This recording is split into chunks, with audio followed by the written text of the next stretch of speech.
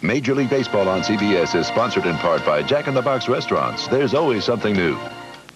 Rescue 911 won't be seen tonight, but stay where you are, because we got another real-life drama coming up. Game 3 of the World Series. From the network of the 1992 Olympic Winter Games, next, CBS Sports presents the World Series, Game 3. Well, these pictures tell 1,000 stories. The faces of the men who are fighting the final battles of October.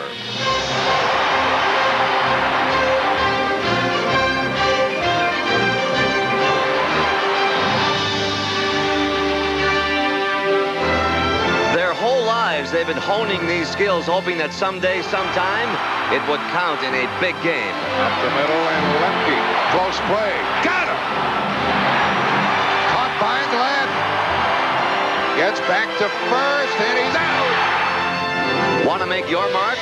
Go ahead. Make it in the World Series. Pretty well hit. This ball is going to go. Scott Liss, and he corks one into left field. And it's gone. Minnesota has had its fun, but now the whole scene changes. The show is in Atlanta. And tonight, the ringmaster would like to make it the greatest show on earth.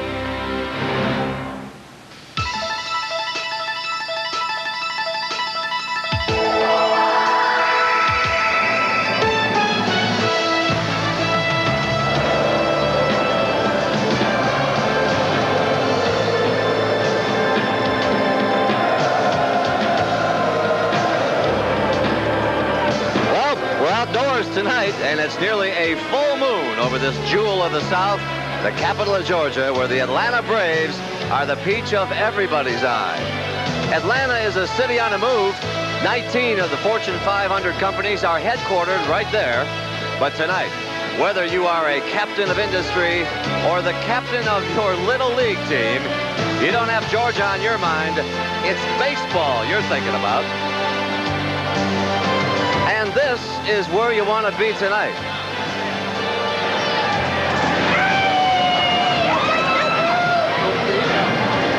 Atlanta-Fulton County Stadium. And if you're anywhere near this place, this is what you're going to see and hear.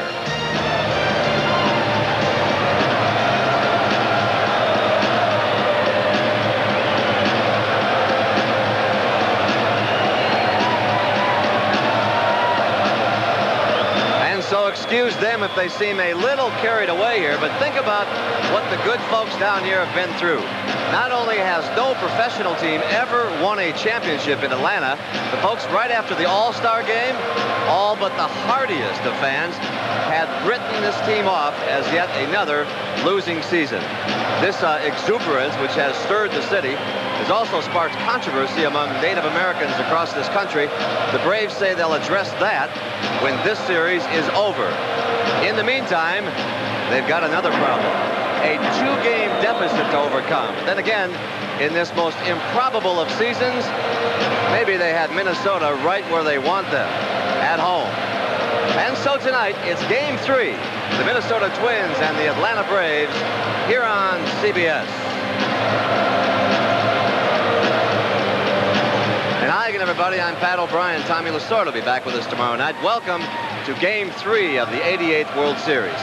The Minnesota Twins are halfway to the 4 victories they need, but bear in mind some of those historical precedents that make baseball such a wonderful sport to follow.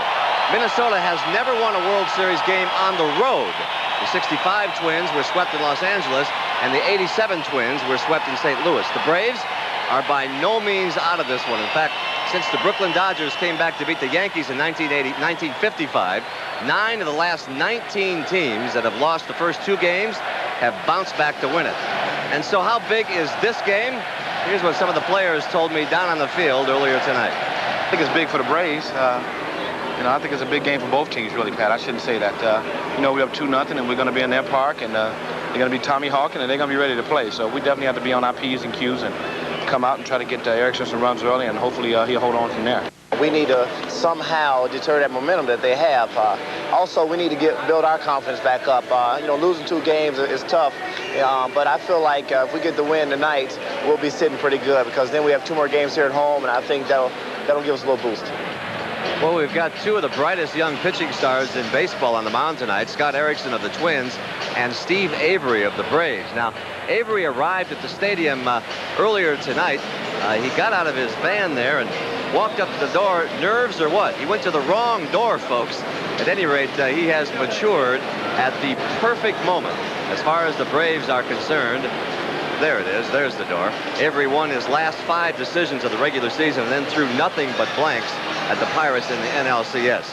His opponent, Scott Erickson, is one of the 2 20-game winners in the American League this year.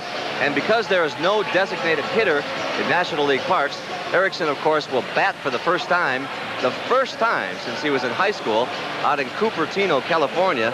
And a while ago, he almost hit one out of this ballpark and told me he'd like to, in fact, do that. Some other lineup changes. The Twins will miss their regular DH, Chili Davis.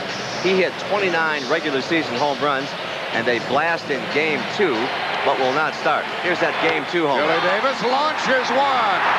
2-0, Minnesota.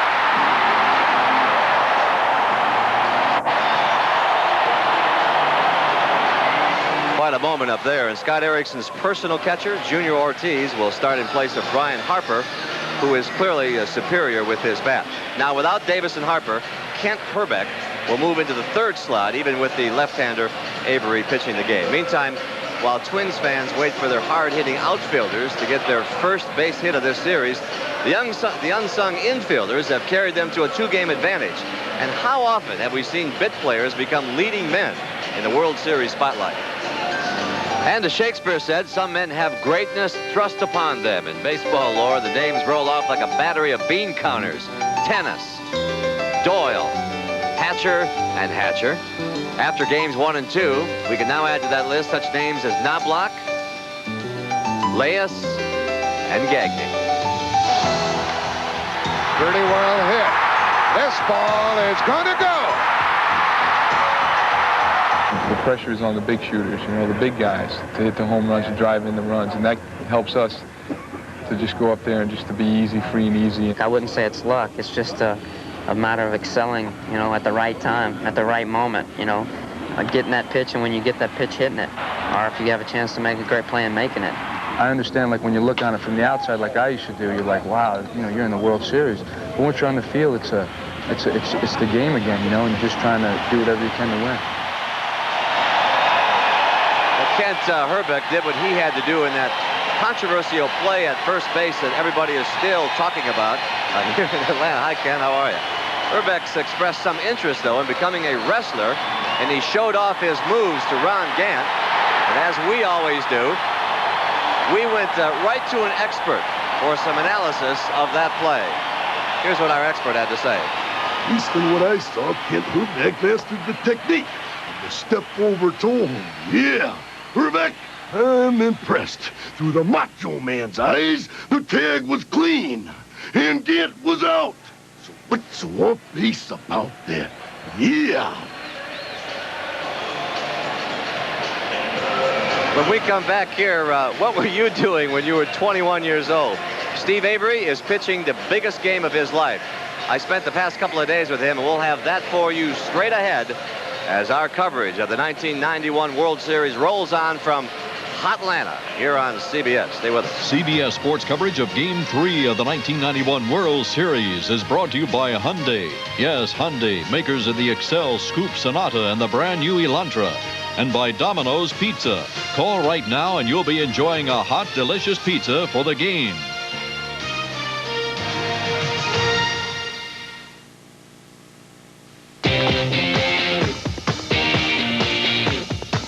It's not just a new car, it's a new way of doing business. The new Elantra, a sedan so well built and worry-free, we can introduce it with 2 years service and maintenance free.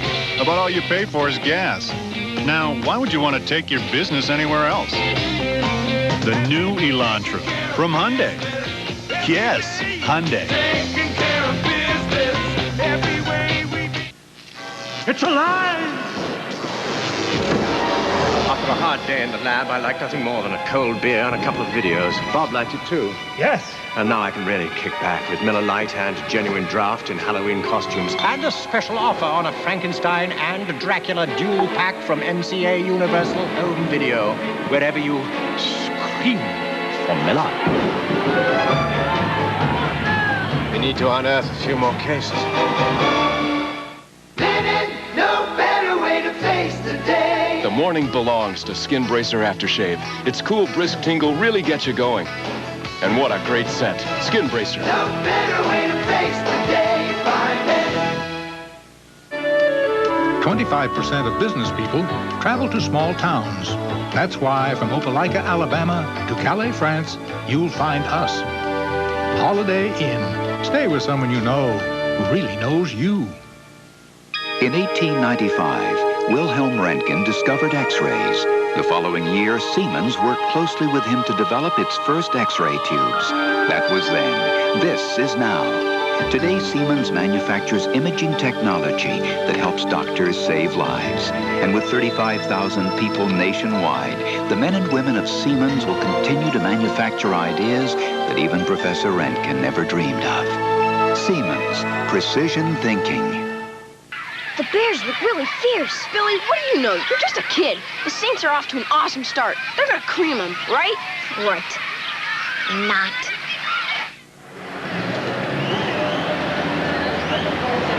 Well, football fans tear down the goalposts, and zealous Braves fans tore the bat off a Henry Aaron statue. Look at that. They patched it up temporarily today and had some welders out there, and it looks to me that they did a pretty good job of it. As we look at a picture of the bat there, did a nice job, I think, on that bat. As Jim Cott joins us, and we welcome him up to the setup here, we might wonder, was that, if not a bad luck omen, at the very least a metaphor for the Braves' lack of hitting in the first two games, Kitty? Well, you know, the Braves hitters are getting beat up on because they haven't been getting big hits, but let's take a look at some of the pitching these guys have had to face. I mean, we're talking about 5 of the best pitchers in baseball. They've averaged 17 wins a start this year, 17 wins this year, 7 innings a start, and a low ERA. Bear in mind, there's about 250 pitchers that have started games in the big leagues this year.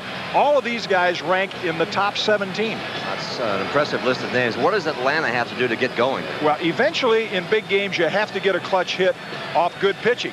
So far, Minnesota's been able to do it. Atlanta has not. But you know what?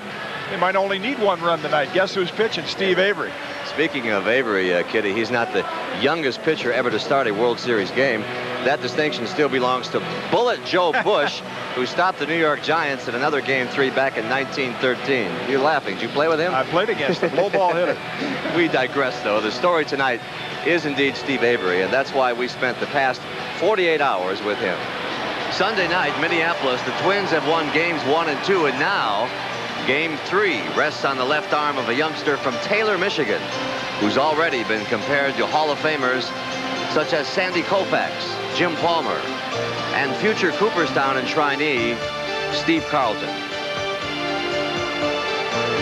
Those guys won 300 games, and most of them are in the Hall of Fame, and you know, it's nice to hear all that, but I've done it for 1 year. Those guys did it for a whole career, and you know, I still have a lot to prove to myself and everyone else, I believe. A couple years ago when you were 19, what did you think you'd be doing when you were 21? Well, I was in high school. I thought I'd be in college right now, but you know, I probably thought I'd still be in the minor leagues, just trying to get up here, and things have moved quicker than I believe I thought. Like every other kid in America, Steve Avery had baseball high on his list of priorities, and that's where it remains. Day before the game, there he was in a World Series clubhouse. You nervous? Huh? Nervous about tomorrow?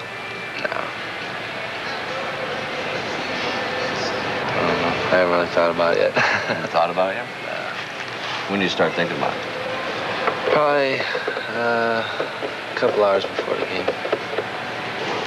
As if he doesn't have enough on his mind putting the Braves back into the World Series, Avery still has to buy tickets for family and friends. Mr. Avery. How you doing? How you doing? Good. You okay? Got any advice for him? Huh? Got any advice for him? Yeah, do a little harder. Guys want to meet Steve Avery? How y'all doing? Hey, hello. Pleased to meet you. You're doing a great job. Thank you. I appreciate it. Steve, Carl Robbins. Would you autograph my... Sure.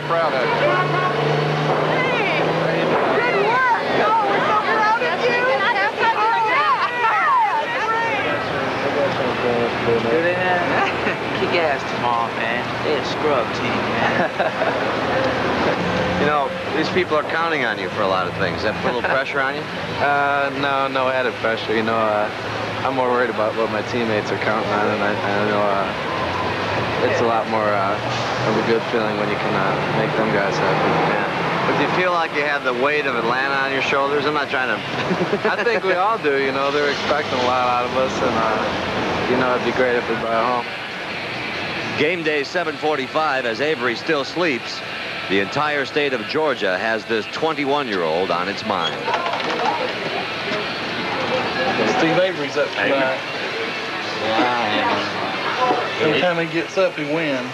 They won't get no more than 2 hits off of him, probably. They probably want to get that. No runs. It's going to be long innings for us, but short for them because he strikes them out real quick. Yeah, some good scouts there, some good old boys. Speaking of scouts, these teams have been scouting one another for quite some time. Let's take a look at the blueprint of how Kevin Tapani tried to pitch David Justice game 2 on Sunday night. The sequence of pitches started with a changeup low and away, another changeup. You'll see they consistently keep the ball away from Justice.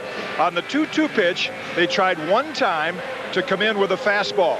Pitch coming up right now, pitch 5. And then the final pitch of the at-bat, a fly ball to left field, was a changeup again outside. That's the way you blueprint the pitch. The actual at-bat with 2 on, 2 out Sunday night. Here's the first one. A changeup, knee high outside corner. Now on the second pitch, watch David Justice's front shoulder and his front foot. They pull away from the plate, off the ball. What does Minnesota try to do? Keep the ball away from him. Tapani with another changeup. That misses. Now they continue to stay out there with one more changeup on the third pitch. That's wide for a ball. Here to me is the key pitch in the at-bat. Watch the break of the pitch and the swing. Down and away, swings over it. 2-2. Change of strategy. Fastball inside, misses. Full count. Another changeup away. Not in a perfect spot, but far enough away. Justice can't get the fat of the bat on it. Harmless fly ball to left. Tapani and Harper escape the jam. I like that. That was good. Justice is 1 for 8 with men in scoring positions in the postseason. Thank you, Kitty C, during the game. All right. The protests continue here in Atlanta and across the country regarding the chopping, the chanting, and the war paint that have become such a big part of the whole Atlanta Braves scene. You will see during the game that these protests have done little, if anything, to put a stop to this. But what the American Indian movement has done is to raise consciousness and put this issue on the agenda of the Braves and Major League Baseball, both of whom have pledged to give this matter a hard look after the World Series. Back in a moment.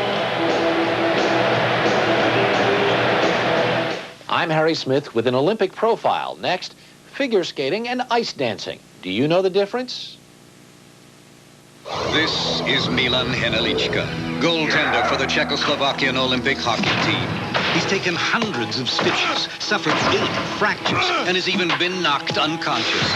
Yet he once went 11 consecutive periods without being scored on. But if you think it's tough to get something by him, wait till you see the guys at the ticket window if you don't have your Visa card. Because once again, the Olympics don't take American Express. Visa, it's everywhere you want to be. In both pairs, figure skating and ice dancing, couples express a feeling of harmony to music. But figure skating, with its required jumps and lifts, is far more athletic. In ice dancing, no overhead lifts are permitted, only graceful dancing and creative flair. Visa, sponsor of this Olympic profile and the Winter Olympics on CBS. Peanuts, wafers, chocolate, sparkling. Now that we have the best candy bar, bar none, we need the best name, bar none. Bar none. Bar none. Bar none. Bar none. Bar none, the candy bar that named itself from Hershey's. Sparky's Big Game Wisdom. Only make an issue about the crucial calls. Be sure to call Domino's Pizza for 30-minute delivery guarantee. Good call. Call now and get a Domino's Pizza delivered for the game. Nobody knows like Domino's.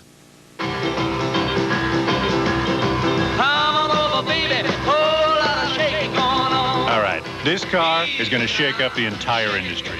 The new Elantra. A sedan so well built and tested, it comes with 2 years service and maintenance free. But all you pay for is gas, which makes the idea of owning anything else seem, well, a little bit shaky, huh? The new Elantra from Hyundai.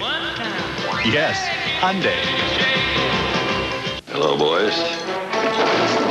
He's back with a new generation of Dylans. I don't want to lose you. But vigilantes are running wild, and Dylan's got to bring them in. How you want to take it? Straight on. James Arness stars in the world premiere movie. Got any preference? Prefer you didn't miss. Gunsmoke 3 to the Last Man, Sunday.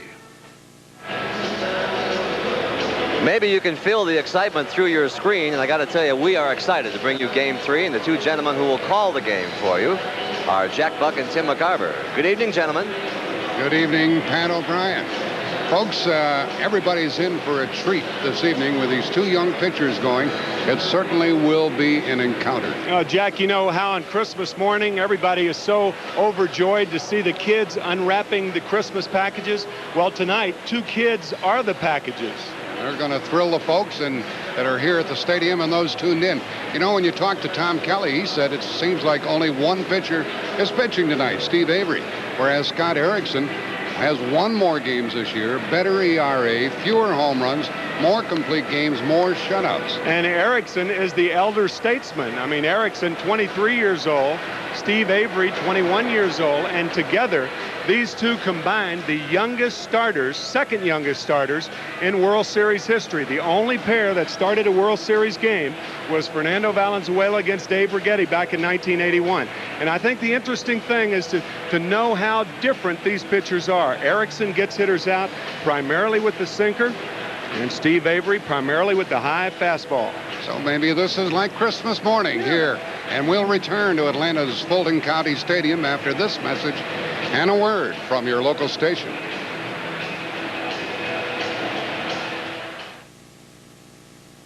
U.S. champion Tanya Harding, world champion Christy Yamaguchi, America's two reigning queens of the ice in their first showdown of the season, Olympic Winterfest, Saturday.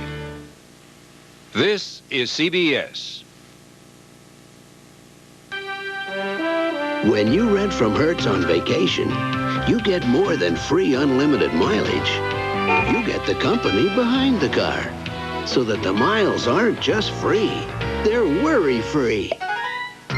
All over America, Hertz treats you right with dependable service at low rates you'll like. Now, with all those free miles ahead of you, wouldn't you feel better with Hertz behind you? Hertz, we're America's wheels.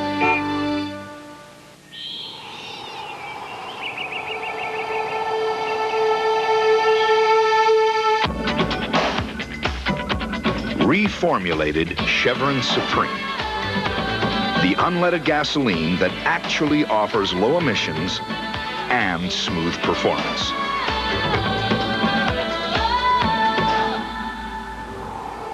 Reformulated Chevron Supreme. The best of both worlds. On June 23rd, BMW introduced the completely redesigned 325i sports sedan.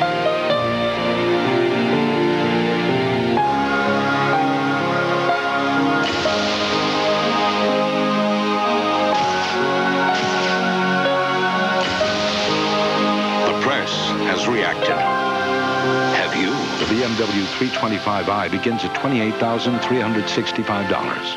Channel 2's playoff post-game show tonight after the game. There have been many great moments here at Atlanta's Fulton County Stadium.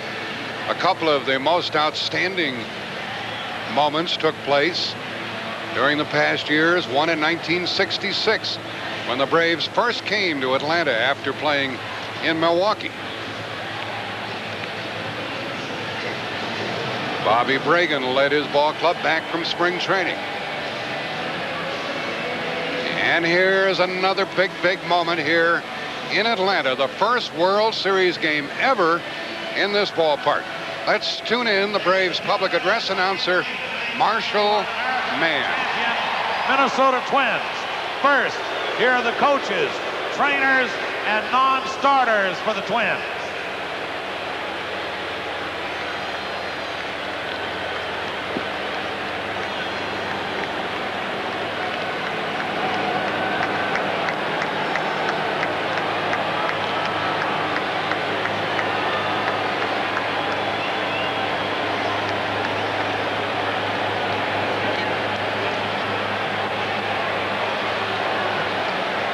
And now the wins Tom Kelly.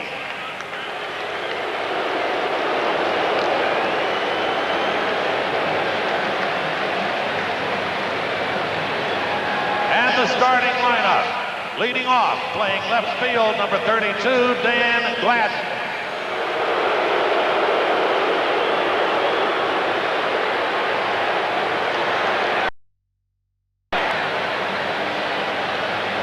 Batting second, playing second base, number 11, Chuck Knobloch.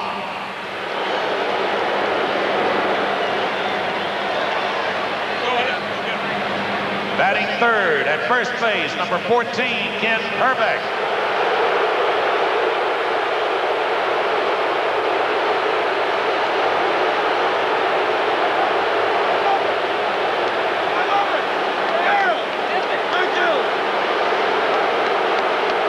Batting fourth, playing center field, number 34, Kirby Puckett.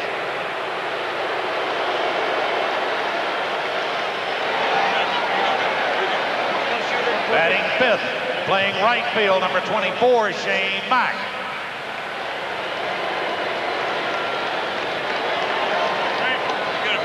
Go, big boy.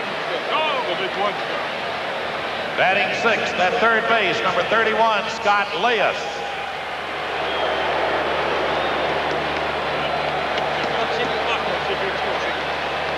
The shortstop, batting seventh, number 7, Greg Gagne.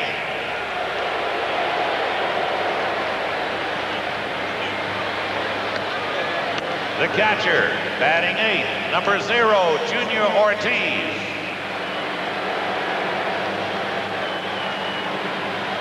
And the pitcher, batting ninth, warming up in the bullpen, number 19, Scott Erickson.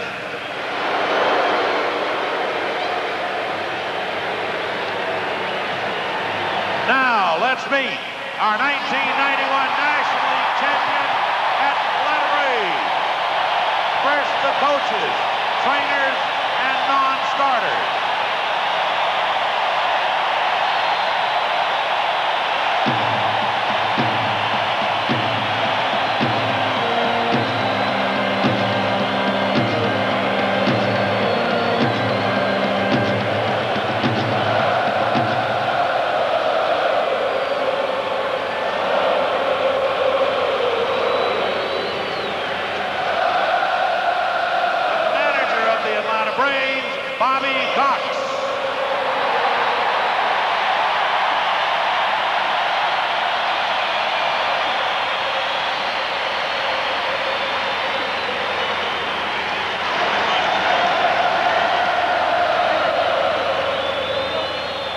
Starting lineup for the Braves.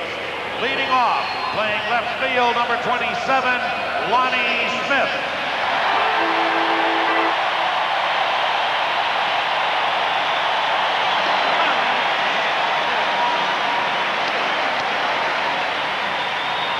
Batting second at third base, number 9, Terry Pendleton.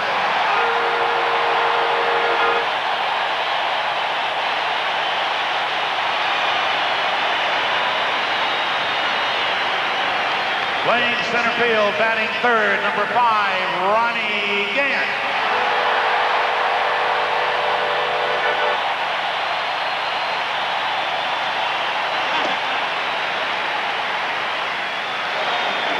Batting fourth, playing right field, number 23, David Justice.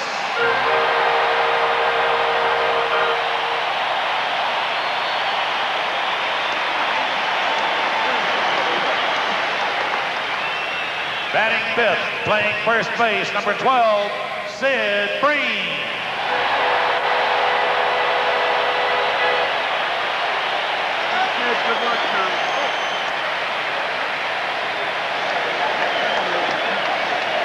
The catcher, batting sixth, number 10, Greg Olson.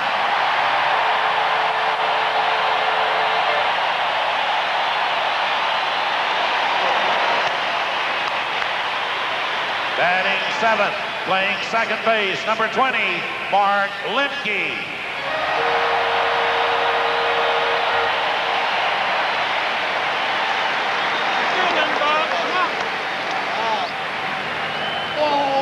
shortstop, batting 8, number 2, Rafael Belliard.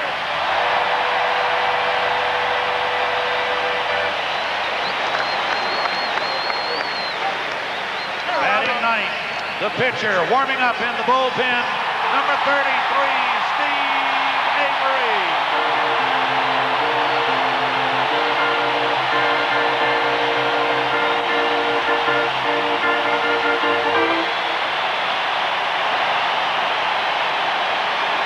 Ladies and gentlemen, please rise for the presentation of the colors by the Georgia Air National Guard.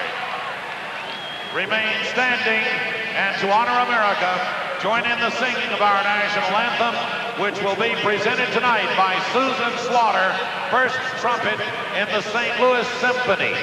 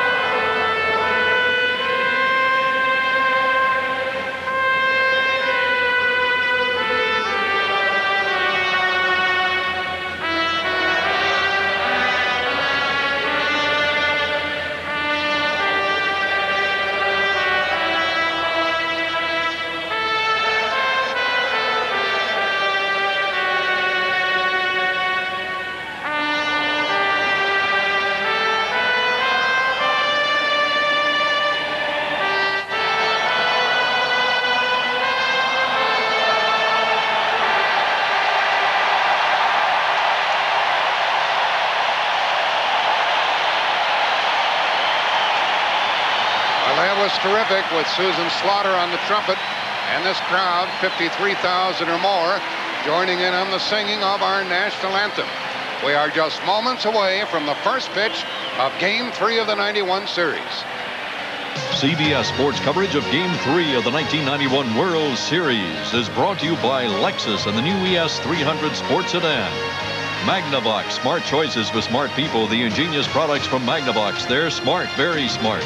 And by Budweiser, with that clean, crisp, cold taste. Nothing beats a Bud. It's not Waterford Crystal or a Hasselblad lens. It's a headlamp. And if you think that's impressive, wait till you see what's attached.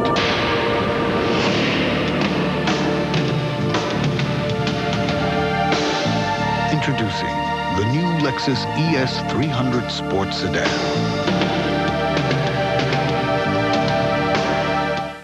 The Allstate agent who helps insure your car can give you a hand with a plan for life insurance. Your Allstate agent wants to be your agent for life. Allstate Life. Financial strength you can count on. The IBM Laser Printer 10 prints graphics 45% faster than the leading laser printer. Which printer would you rather use in a crunch? The new IBM laser printers put you pages ahead.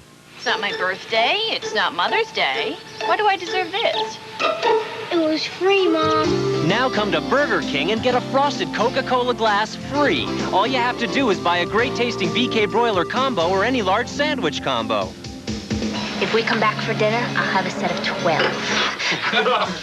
Those are from my Aunt Rose. I know.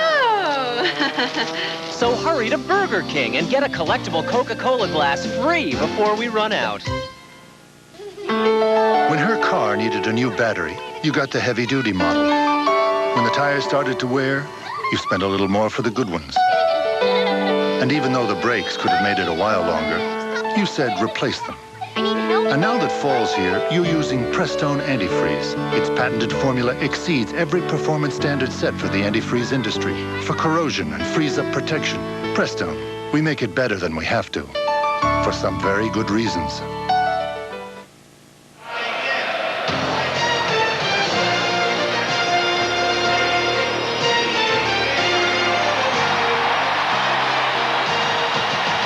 The Atlanta Braves take the field, and they are really under the gun here this evening.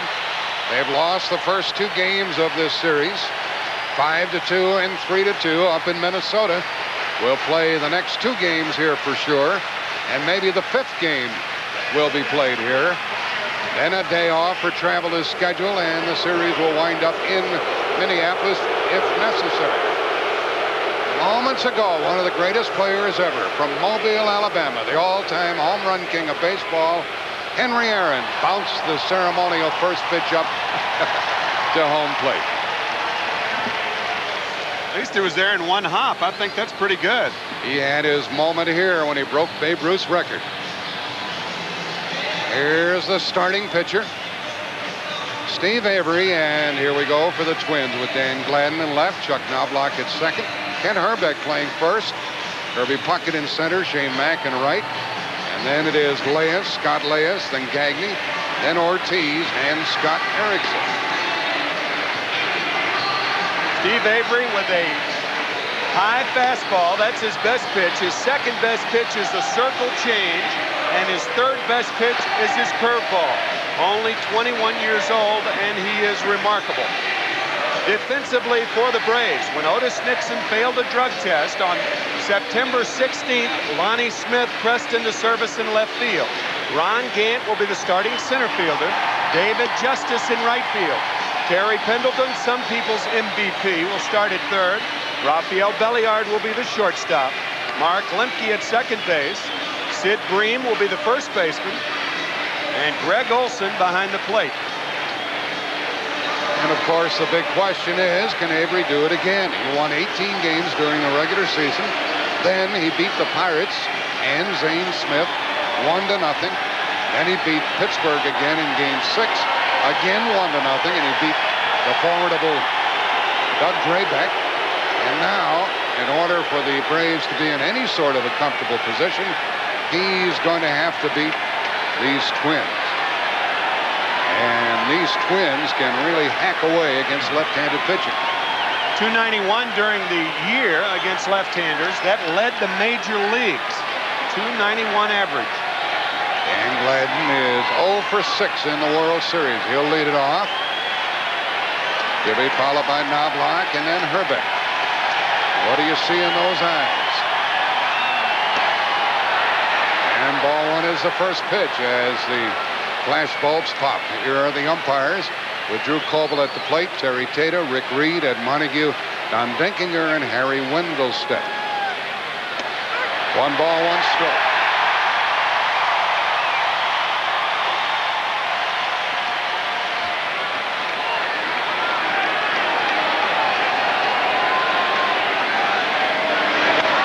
Gladden hits it into right center, and Gant's on the move, and the ball gets between them.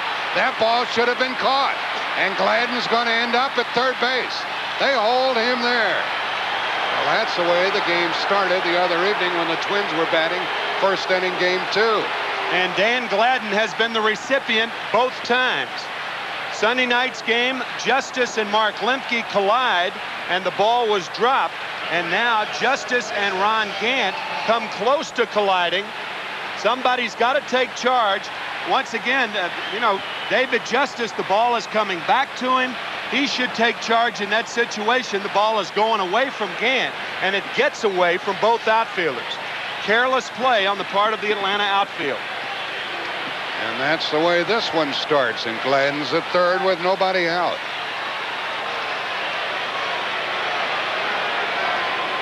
And we still await a ruling on that one. I imagine it's a 3-base hit. Here's ball 1 to Chuck Knobloch, who's 3 out of 6 in the first 2 games played.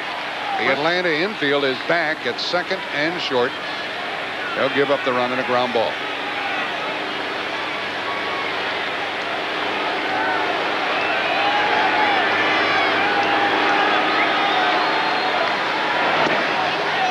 And now ball 2 to Knobloch. When a right-handed batter hits the ball to right field, The ball is tailing back to the right fielder. The ball you see is going away from Gant. That's Justice's ball. It was Justice's ball the other night. However, that will probably be scored a triple, and is.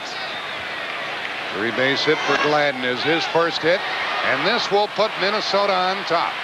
Knobloch sacrifice fly, and the throw by Justice has no chance, and it is 1-0 in favor of the visiting Twins. And some people thought that Steve Avery just might shut these Twins down altogether.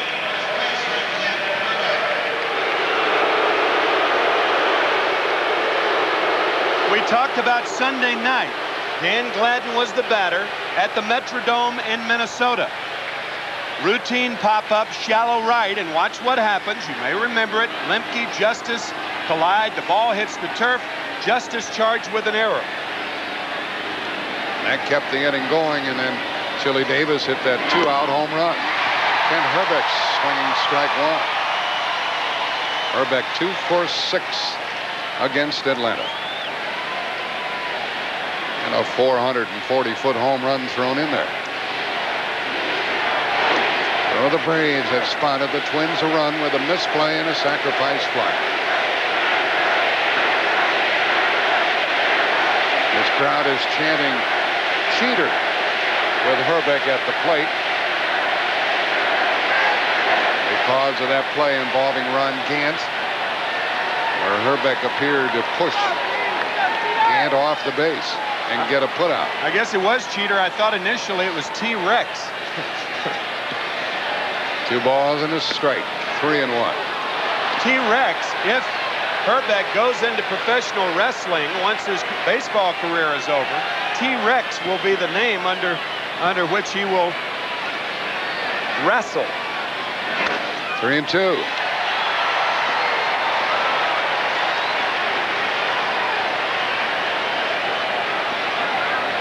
Talked about Steve Avery and that blistering fastball, and here, even with the count 3-1, the powerful Herbeck can't catch up with it.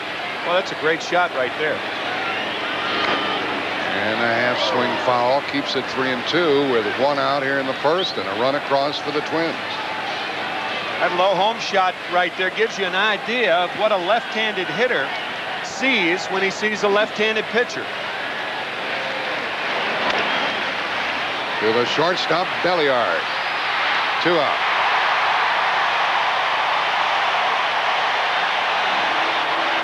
Well, this should have been a routine inning. All right, all you left-handed hitters out in the audience. 94-mile-an-hour fastball, and Herbeck takes the outside fastball to shortstop.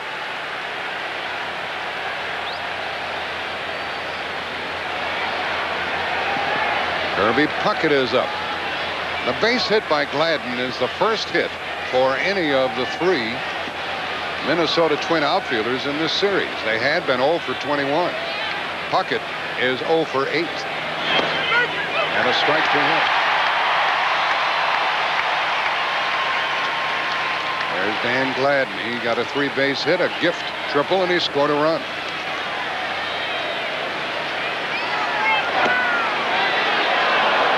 Crowd groans on that call. 1-1. It should have been a routine 1-2-3 inning. Strike. And it doesn't appear that Puckett was pleased with that call. Baseball, we've said it before, baseball is a game of routine. It's the team that makes the routine play more often than not that eventually wins. Tom Kelly telling us that today before the game. Puckett is down on strikes for Minnesota. 1 run on 1 hit. They've been the first to score in each of the 3 World Series games. So I'm doing my sound check. Hello. And I hear this woman's voice. Crunch that last chord. I'll show you. She grabbed the guitar. And then she started rocking. No, I mean rocking. You're pretty good. Not. Someone that hot deserves something this cold. Suddenly, I remember this was a bud spot. I like your style. Sparky Rocky's Big Game Wisdom. Know your signals. Bunt. Slide. Call Domino's Pizza. 30-minute delivery guaranteed. Nobody knows like Domino's. It's Domino's Bacon Cheeseburger Pizza Feast. Ground beef, crisp bacon, and an extra layer of cheese. A medium's $8.99, two for just $12.99. Nobody knows like Domino's. How you like pizza at home?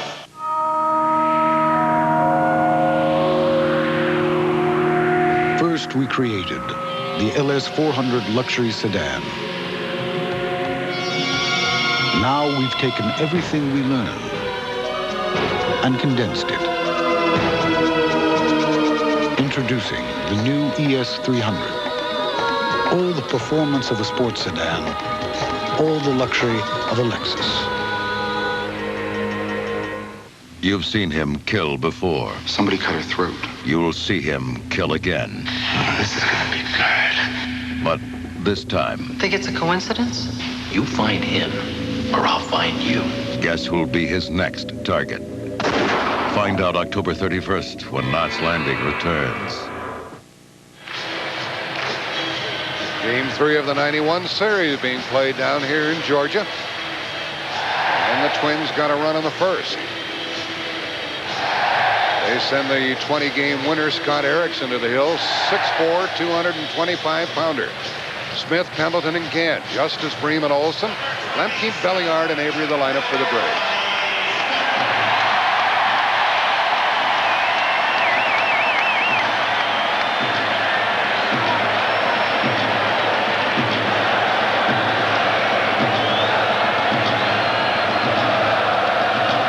Defensively for Minnesota, Gladden, Puckett, and Mack in the outfield. Leas, Gagne, Knobloch, Herbeck in the infield, and Junior Ortiz behind the plate. And ball one to Lonnie Smith, who crowds that plate. There's Knobloch, Herbeck, Ortiz, the personal catcher for Erickson. 1-1. Erickson last year was 8-4. He blossomed to 20-8 this year.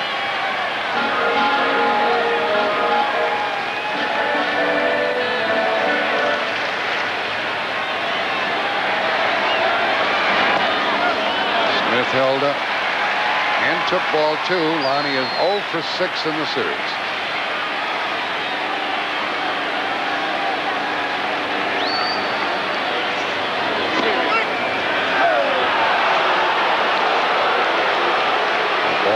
Inside part tied Lonnie Smith up. 2 balls, 2 strikes. Only other American League pitcher you can compare Erickson with, Roger Clemens of the Red Sox. Breaking ball fouled past third. And I don't say that because of the result of his pitches, but by the way he starts his motion with that glove right below the eyes. That's how Clemens starts. Of course, Roger, a high fastball pitcher, and Erickson with that sinker. Devastating sinker. Very heavy and tough to pull. A lot of ground balls tonight off Erickson.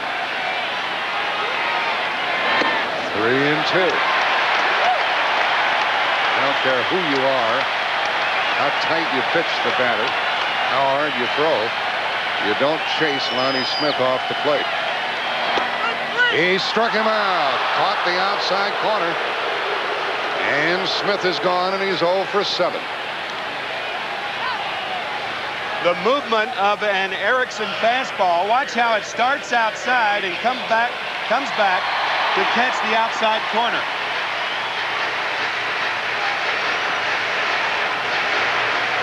And Lonnie knew it. Well, at the plate now is a fellow the Braves certainly have to get going. The Atlanta third baseman, Terry Pendleton. He's 2 for 8 without an RBI in the series. And he was only able to get 5 hits in the 7 games against Pittsburgh. But he led the National League in hitting with 319, so he is due to break out of it. And he hits it hard right at the right fielder, and a good play by Shane Mack. He got a great jump on that ball and made it look easy.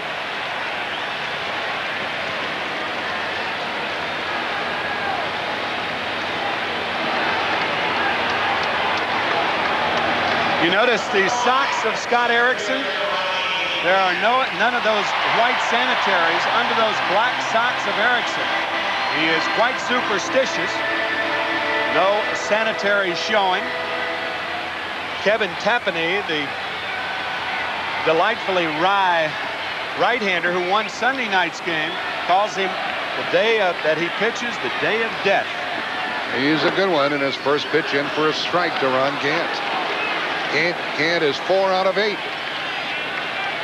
And these Braves playing their first World Series game ever at home in Atlanta. Twins leading 1-0 first inning. Triple by Gladden. Sacrifice fly by Knobloch.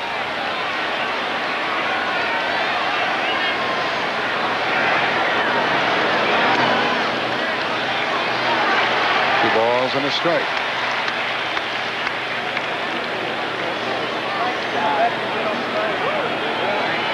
Braves not hitting much aside from their 10-run outburst and then one game against Pittsburgh. They're about 2 runs a game. Deep short. Can Gagne throw him out? Terrific, and the inning is over. Great play by the Minnesota shortstop, and after 1, the Twins lead it 1-0. This is a commercial for this ingenious personal portable CD player from Magnavox, the inventors of CD technology. It gives you incredible stereo sound. I'm sorry, actually, this is a commercial for this intelligent Magnavox 13-inch TV that has a built-in VCR that you can... I'm sorry, this is really a commercial for this brilliant Magnavox 52-inch TV with 100-watt Dolby surround sound. And I'm sorry, this is really a commercial for this clever little 8mm EasyCam that weighs less than 2 pounds and can... I'm sorry, wrong again. This is supposed to be a commercial for this Magnavox 386 notebook computer. Hang on, I haven't finished. I'm sorry, you have. The ingenious products from Magnavox. They're smart, very smart. Peanuts, wafers, chocolate, barkley. Now that we have the best candy bar, bar none, we need the best name, bar none. Bar none. Bar none. Bar none. Bar none. Bar none, the candy bar that named itself from Hershey's. Come on, Taffy. Let's go find Daddy. I like the Look who's coming. With a Coke for Daddy. Hi, Jenny. Hi, Daddy. Ice cold, too. Thank you, Daddy. Jennifer.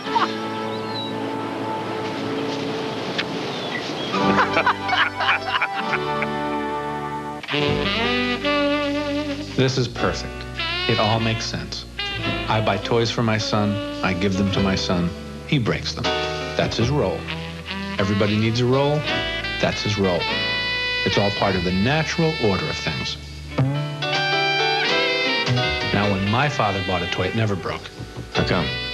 He never let me touch it. Relax. You're among friends. Levi's 100% cotton Dockers. The Bears look really fierce. Billy, what do you know? You're just a kid. The Saints are off to an awesome start. They're gonna cream them, right? Right. Not.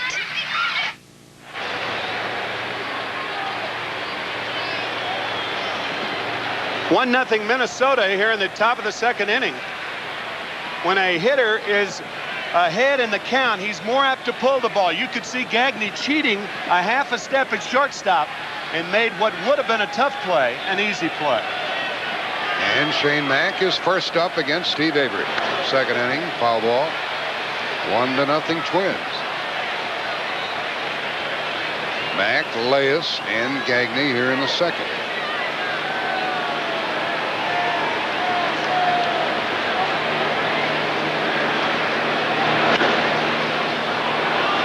Shane Mack is 0 for 7. He's up there hacking. Good play by that youngster down in the left field corner.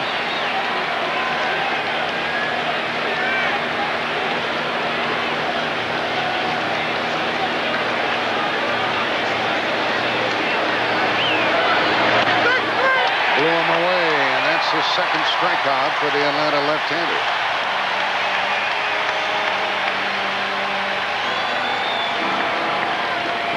Shows you that pop that Steve Avery has inside. Both Kirby Puckett and Shane Mack called out on the inside fastball. When Tom Kelly, the manager of the Twins, talks, his speech is laced with irony. He said, I don't know why we even showed up tonight to bat against a fella like this. I don't think we'll score. We're just going to go through the motions. And everybody's already chalked it up for Avery and the Braves tonight. And look who's ahead. The Twins 1-0 in the second with Scott Leyes at the plate. 1-1. Leyes 2 for 5 in series play, including that game-winning home run Sunday night.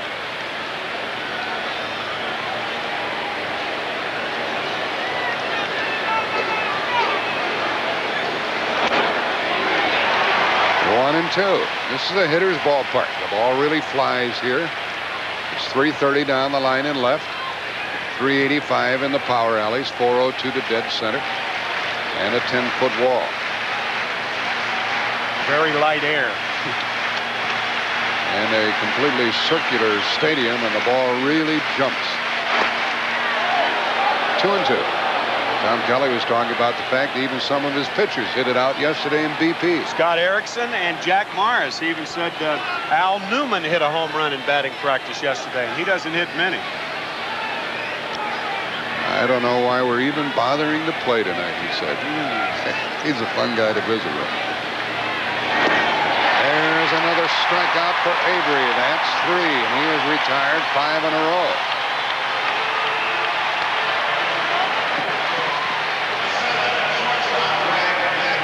Three straight strikeouts for Avery. And that's that changeup low and away. He'll throw it any time. And Leyes reaching and missing. You're right about that, Tim. 3 and 2 doesn't matter to him. No. If he feels like throwing it, he does. Here's Greg Gagne. He's 2 for 6. There's a strike.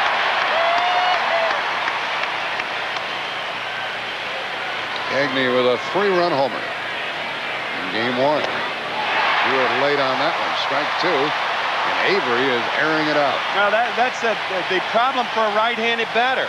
You're behind the fastball and in front of the changeup. He's got you going 2 ways.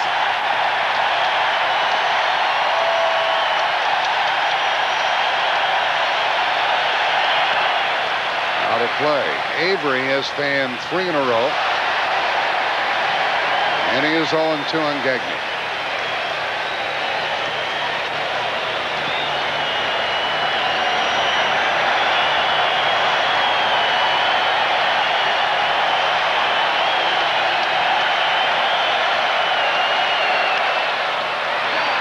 Out of room in foul territory, and it's called for by Olson.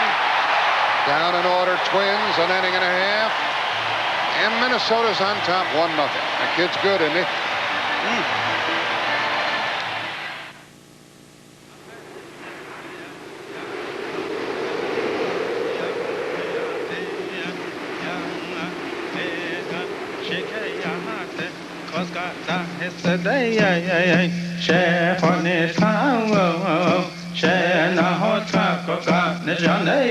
Just how realistic is the audio system in the Lexus LS 400?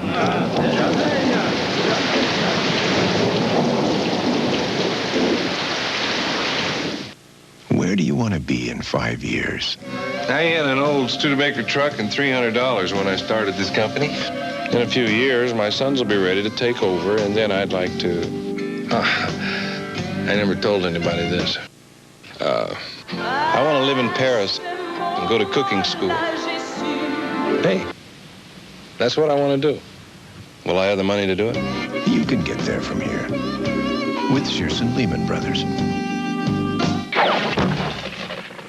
Any knucklehead can score. Who said that? You did. Oh, yeah. As I was saying, Any knucklehead can score. but rebounding takes brains. And wit. And good looks. And charm. And a nice haircut. And a warm heart. And big shoes. And a kind disposition. And a beautiful smile. And a certain savoir-faire. Don't you agree? Most certainly. And a catchy slogan. And a nice logo. Power. Suspense. Drama. Baseball is many things, but in the end, Baseball is nothing without you. So we're asking you to plan ahead by choosing a designated driver who won't drink during the game. That way everybody has a good time and you get home safely. And that matters to us because we can't do it without you. The preceding message was furnished by Major League Baseball. Twins lead it 1-0 with a tainted run in the first. There's Steve Avery in the middle there. John Smoltz is going to be the hurler for the Atlanta Braves tomorrow evening. And earlier this evening, Tom Glavine warmed up, and it's been announced by his manager, Bobby Cox, that he will work Game 5, if there is Game 5. And then if it goes 7, then it will be Avery on Saturday night and Smoltz on Sunday night. Meanwhile, these Twins are staying with a 3-man rotation. Morris, Tapani, and Erickson to Justice and a strike.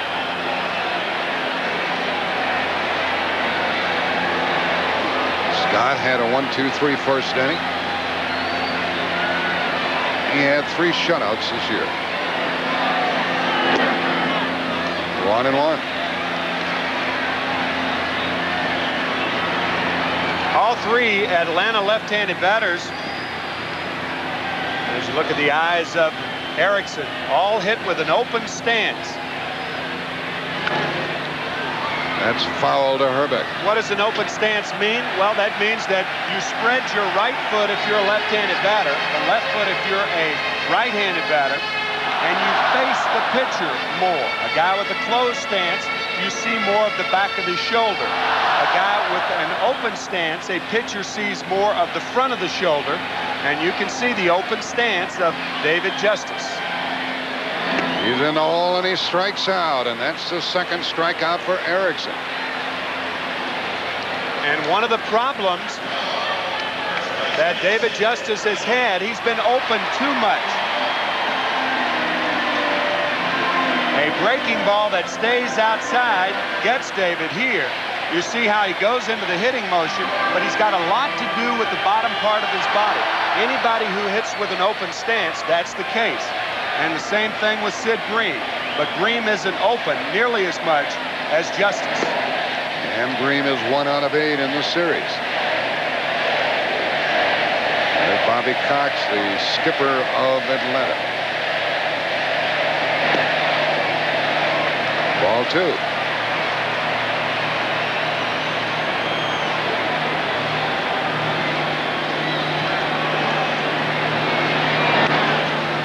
Foul past third base.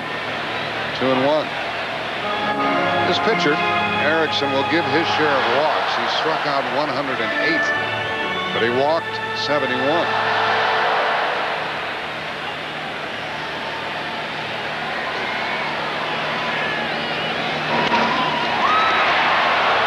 Right at Herbeck, and 5 in a row retired by the visiting hurler.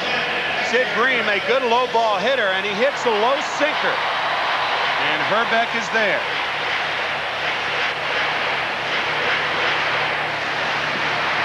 Trying to become the first base runner of the night for the Braves is Greg Olson.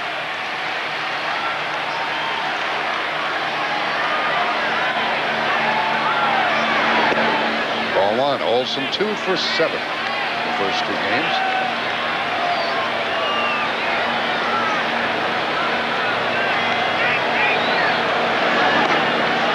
Ball 2. Erickson did not have a good second half of the campaign. 12-4 in the first half, 8-5 in the second half with an earned run average over 5. Arm problems in the middle of the season. As a matter of fact, he was supposed to have started the All-Star game. Instead, teammate Jack Morris started the All-Star game. Erickson was on the disabled list with a bad right elbow.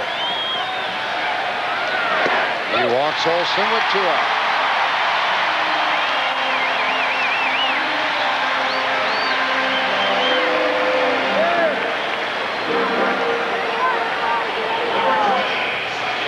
Olson at first, 2 gone, will be held by Herbeck. Pat Corrales coaching there. When you get down to the tail end of the Atlanta batting order, These players, Lemke and then Belliard, are in there primarily for defense. Well, they don't pack much of a wallop. And there's a strike. Especially against right-handed pitching, because, of course, Belliard is a right-handed batter, and Lemke hit .219 this year from the left side, over .250 from the right side. So against right-handers, their bottom part of the order is indeed weak. Hit that ball twice. Foul, strike two.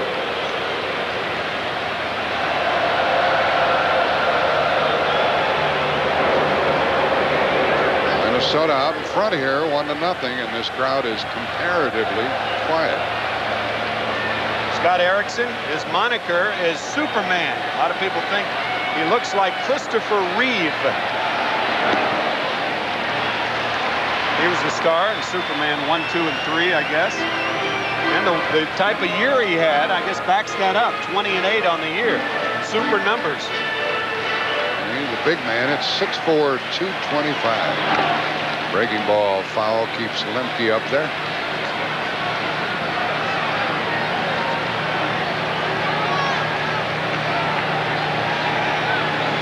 You folks at home think he looks like Christopher Reeve? Well, a little bit. Yeah.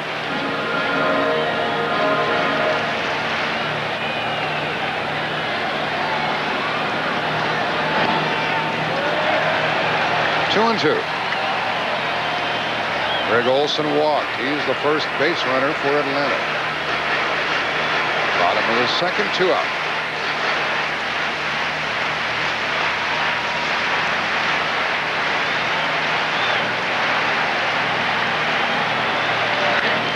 Base hit by Lemke. Shane Mack gets it back. Olson stops at second.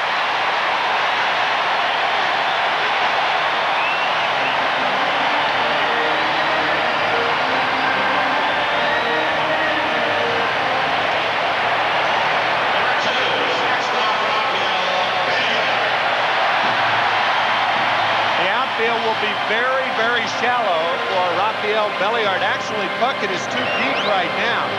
The one thing that Belliard cannot do is drive in a lot of runs. And over 400 at-bats, he drove in only 27 this year. And he is 1 for 3 in the World Series. Had 4 hits against Pittsburgh. Kirby Puckett in center field, entirely too deep. Rafael Belliard would have to hit a ball twice to hit it that far in the air.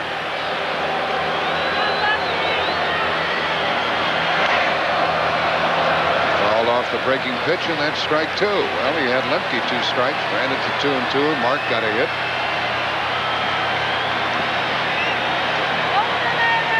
Kirby normally plays deep. A lot of outfielders do, but with a guy like Belliard, there will not be a play at the plate on a base hit to center field. He's too deep. Olson, not a fast runner at second. Oh, way out of the strike zone. He got a piece of it, and it's still 0-2.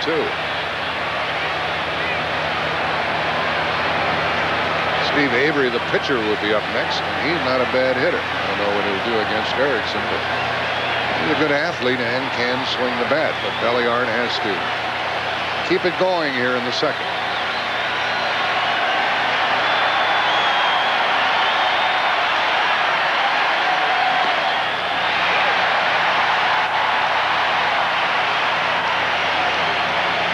One ball, 2 strikes.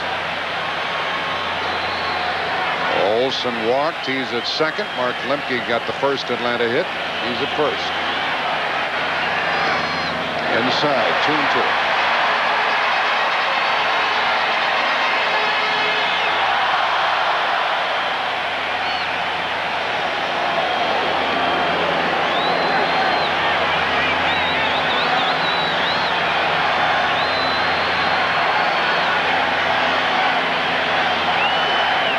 Breaking ball, base hit.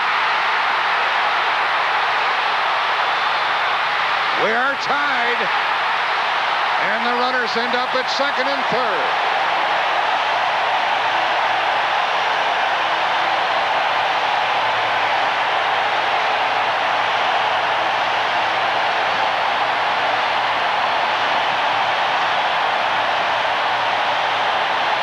What did I say about the bottom of the order for Atlanta? They came through.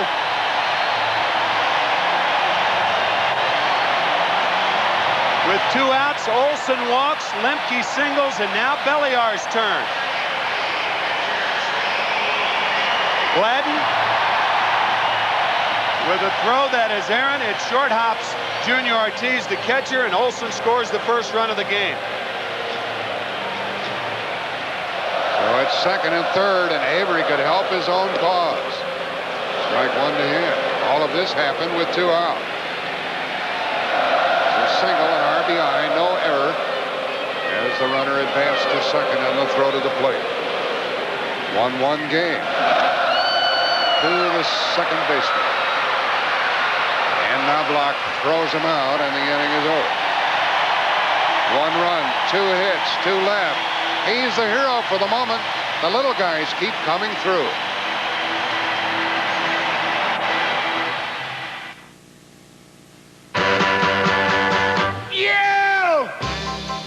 You made me love you. I didn't want to do it. I didn't want to do it. You made me want you. And all the time you knew it. I guess you always knew it. You know you love the luscious taste of McDonald's Big Mac. Add fries and a Coke for a deal that's irresistible. The Big Mac Extra Value Meal at McDonald's today. You know you made me love you. Oh, oh.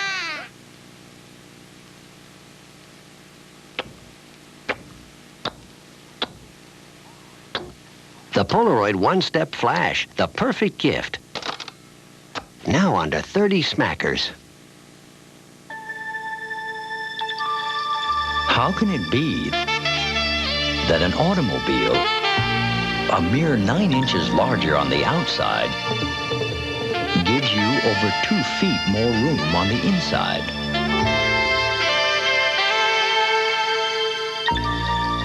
Maybe it's the new math. The all-new 1992 Toyota Camry. We just couldn't leave well enough alone. Have trouble getting started in the morning? Maybe you should try something different from the usual fare. Something fun as well as good for you. You should try CBS This Morning. Hi, this is Mark McEwen with the weather. Boy, it's real cold here, and until just now, it was really dark, too. Hey, it's dark again. CBS This Morning. Breakfast for your head. CBS Sports coverage of Game 3 of the 1991 World Series is brought to you by Toyota and their quality line of 1992 cars and trucks. Toyota, I love what you do for me. Bic Men's Shavers, there's a Bic for every beard. And by Bud Dry brewed so it drinks light yet satisfies completely. Let's check on the fondest World Series memory of Furman Bisher of the Atlanta Constitution. The one that sticks with me the most is 1947. Bill Bivens had a no-hit game going. I forget what game it was in the series. 2 men out in the 9th inning, and the first no-hitter in the history of the World Series. And he never got the last out. Cookie Lavigata hit a double off the right field wall, scored 2 runs, and he not only lost his no-hitter, he lost the game, and he never pitched another regular season major league game in his life. That was Furman Bisher with that memory. Turns out that neither Jim Bevins or Cookie Lavighetto played another major league game after that. Hop fly to the shortstop, Belliard. 1 gone as Ortiz jumped on the first one, and that's 7 in a row retired by the Atlanta pitcher. Furman Bisher has been a long-time writer down here in Atlanta.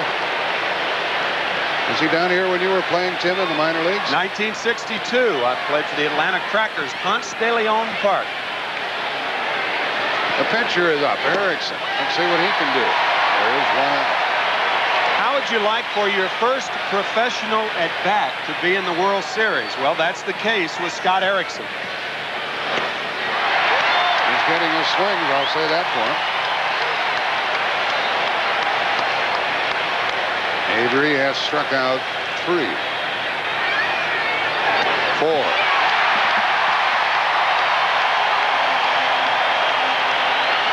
We asked asked Scott Erickson about hitting.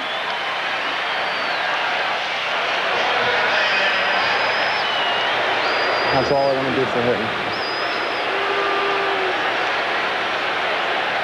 A little problem with that. We'll get you Scott Erickson's words. As Steve Avery waits for Dan Gladden to come to the plate, he'll give Erickson a little extra time on the bench. Gladden having difficulty getting the donut, that lead weight off his bat. Here's what Scott Erickson said about his hitting. You can try not to get hit by the ball, and hopefully there'll be runners on. I'll have to bunt. That's all I want to do for hitting. Try not to get hit by the ball. Simple approach. He didn't. He struck out. The fourth strikeout victim for Avery, who was retired 8 in a row and deals with Gladden, who tripled and scored in the first.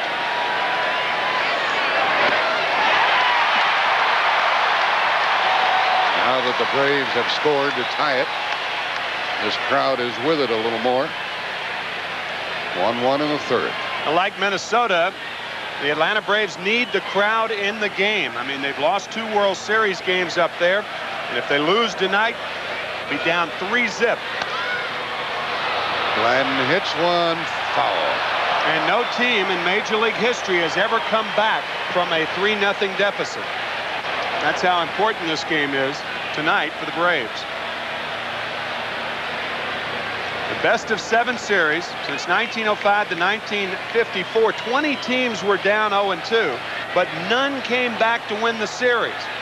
The twist on that is since 1955, 9 teams that were down 0-2 have come back out of 19. 19 teams were down 0-2, and 9 came back.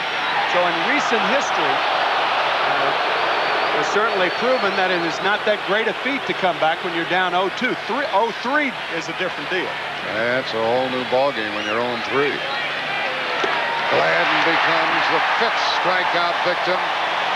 9 in a row retired by Avery. Will return to Atlanta-Fulton County Stadium after this message and a word from your local station. Last Friday, he became the Palace Hotel's new big mistake head of security. Lock your doors. Let's recap. Stop it! Now the real fun Money, Sex, Power starts. What's this? Stud box. What's in it? A lot of tiny little guys in Speedos. It's the love-hate relationship, mostly hate, everyone's talking about. What are you doing? Palace Car, Friday. She's coming back to CBS. The Carol Burnett Show premieres Friday, November 1st. This is CBS.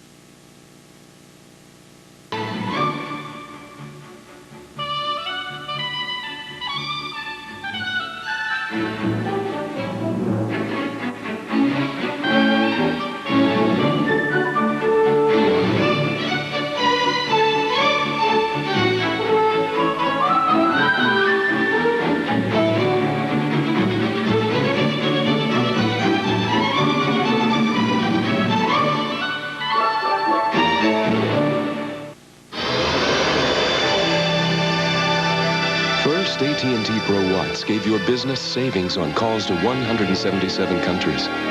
Now we're giving you even more. An extra 10% off on direct dial calls to the country that means the most to your business. You can pick anyone. Introducing our favorite nation option. It's designed for the world, however your business sees it. Call now to sign up. The total number of cheese puffs that you've eaten during championship wrestling and church picnics would add up to one profound puff. But you still wouldn't have a taste as big as these little Gino's pizza rolls. A tremendous taste of zesty pizza and a hot little bite-sized snack. A taste so big, it makes cheese puffs seem a little flat.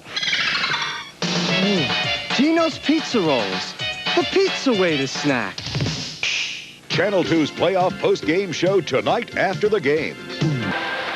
Tied at 1, go to the bottom of the third. The Minnesota Twins have only played 1 series in a month on natural grass.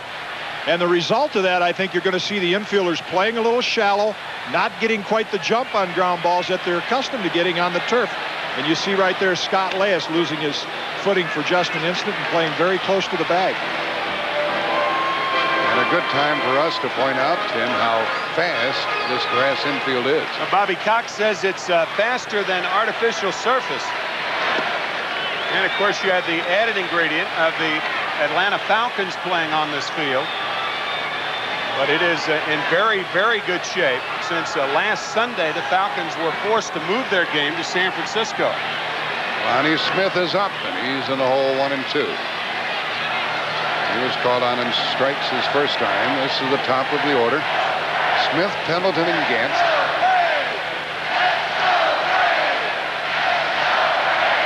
2-2. Two-out walk cost Erickson in the second. Base hit by Lemke, base hit by Belliard.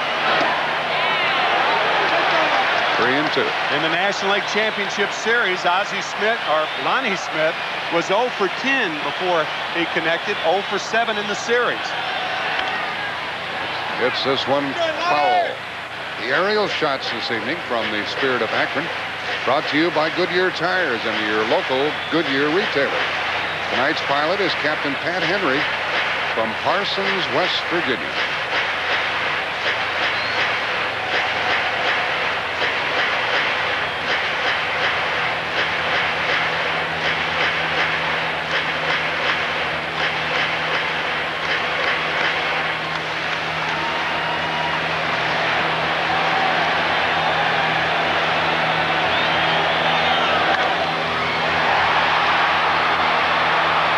Chasing it in the corner is Mack.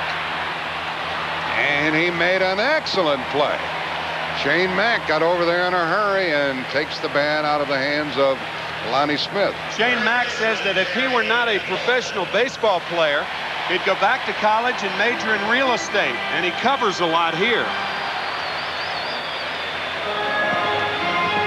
He challenged that ball and caught it for the first out here in the home third.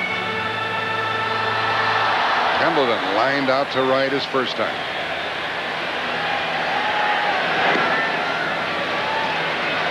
Barry Pendleton spraining his left knee the other night on that slide in the 8th inning up at the Metrodome. He will have that knee operated on. He's had treatment. So he will be slow of foot this evening and throughout the rest of the series. And an easy play for Knobloch, and there are two gone. Is that the Rookie of the Year in the American League? Take another look at the injury. If you'll remember the other night in the 8th inning with Kevin Tapani covering first, the slide of Pendleton, and then he topples over first base after getting his left foot caught in first base and sprained his left knee, and he'll have it operated on when the year's over. Earlier, he had injured his arch, and so he was far from top speed. Ron Gant is up with 2 out.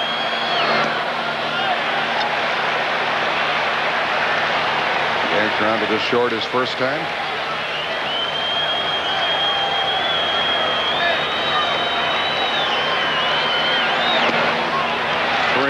And he's probably swinging. I would be. But the Braves have not hit a home run in this series. Only extra base hits, 3 doubles. He didn't want it. 3-1.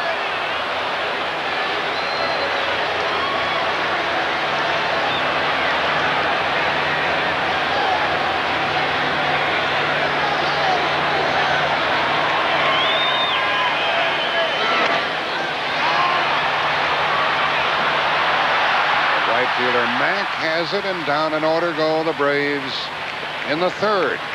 We played 3, and we're tied 1 apiece.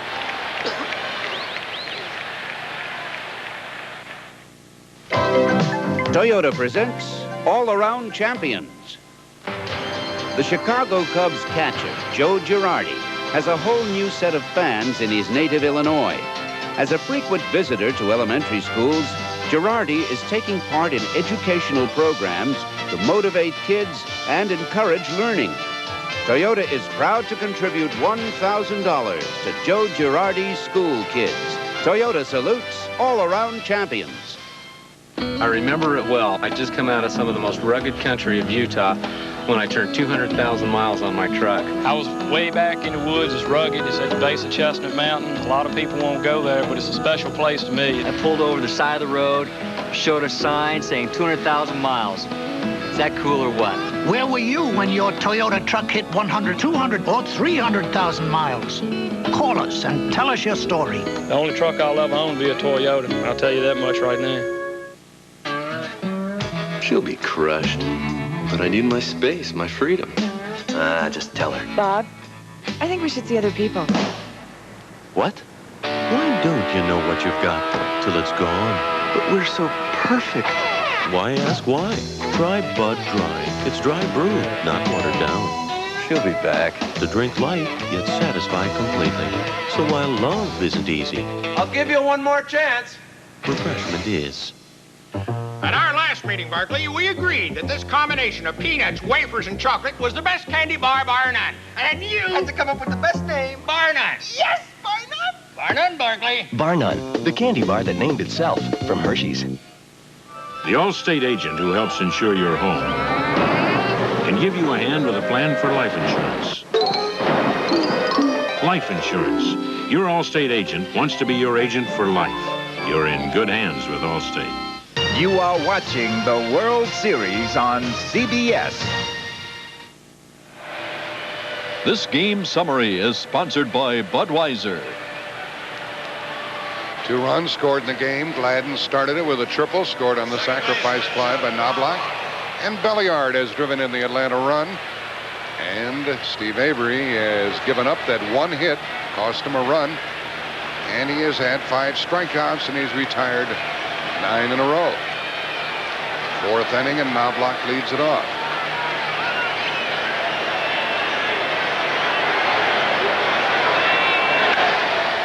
Pendleton has it.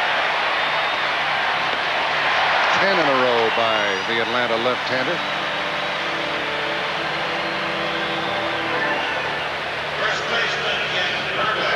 Avery coming into this game with 16 1/3 consecutive innings without giving up a run. That's in postseason. Some fancy company that he was chasing. They don't like Kent Herbeck down here. They're having some good-natured fun with him. He skies it into center for Ron Gant. 2 out. Here is a look at the leaders in consecutive scoreless innings in postseason play. Christy Matheson with 3 shutouts, 27. That's in one postseason. And then it goes down to Steve Avery. That includes the World Series and League Championship Series. He's in good company there. He has retired 11 in a row as he deals with Kirby Puckett. And a strike. The record for consecutive scoreless innings over a period of years held by Whitey Ford, 33. And whose record did he break? Babe Ruth's. A looper in the right, and Justice caught it. That was some play. 12 in a row retired by Steve Avery. We're still tied. It's going to be a good week to keep in touch. Remember the day at the ballpark when I hit the ball and ran and slid in the mud and I was thick mud? You had a crush on my brother? She reminds me so much of you. This is AT&T Reunion Week, and it's just 11 cents a minute for an out-of-state call. Anywhere in the U.S. from 5 to 11 p.m. So what are you waiting for? Hey, all right. Just 11 cents a minute to reach anyone, anywhere, all week.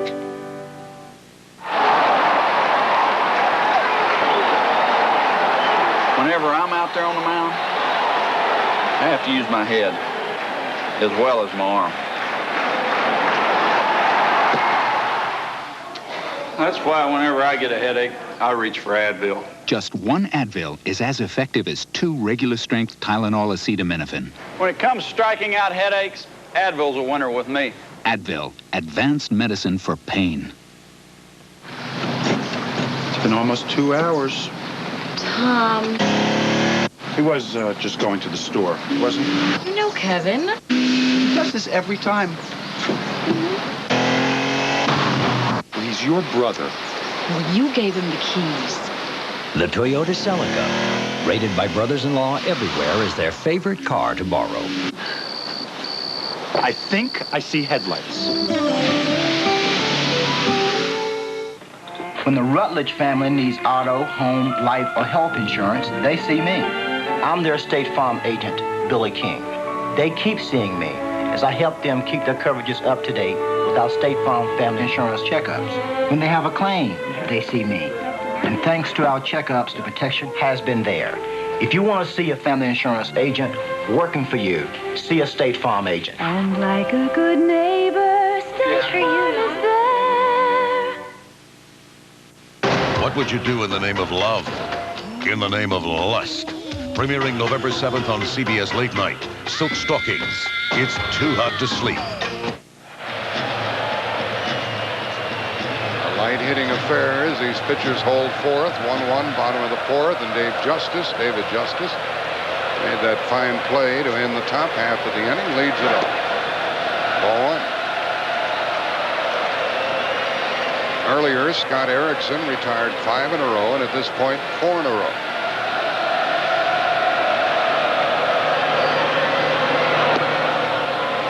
Ball 2 to Justice, who fanned his first out.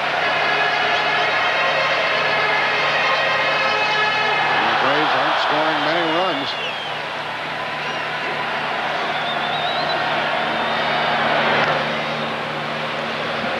It'll be Justice, Bream, and Olson here in the fourth inning.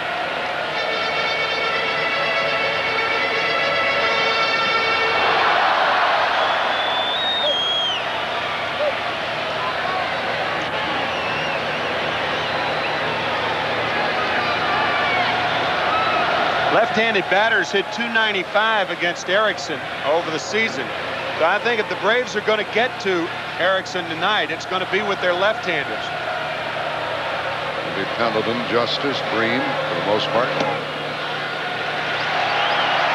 I think one of the reasons for that, to be effective, Scott has to be down in the strike zone. And often left-handed hitters are better low ball hitters.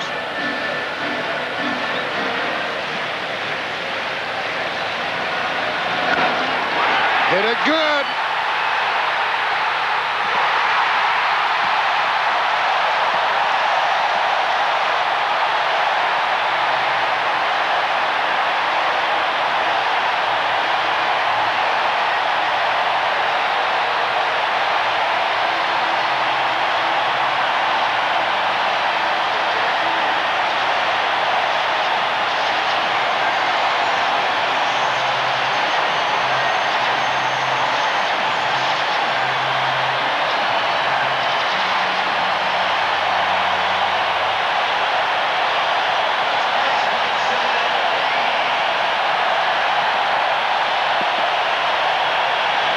Ready to pitch to Bream. And a foul. This crowd didn't quiet down until Justice came out and took a bow. It's his first run batted in this series. And it puts Atlanta on top 2-1 in the fourth. And brings the crowd to life. See, now Erickson and Ortiz are changing their pattern. They threw the curveball straight change. When you get behind power hitters and have to come in with a fastball, the chances of him putting the good part of the bat on the ball go dramatically up. And that's what Justice did. Hit it good.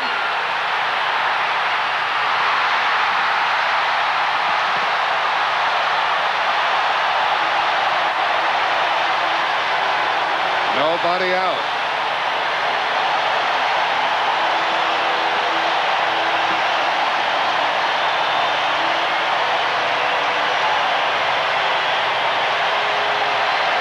See, that's what we're talking about left-handed batters.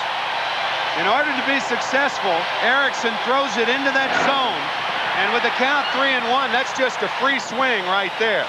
That ball a tracer to right field. It cleared the fence about 1.5 feet. And then Sid Bream, that ball laying back into the zone, a real mistake to Bream. And he doubles off the wall. So the left-handers back to back. And Olson is up. Ball 1 to him. Let's tune in.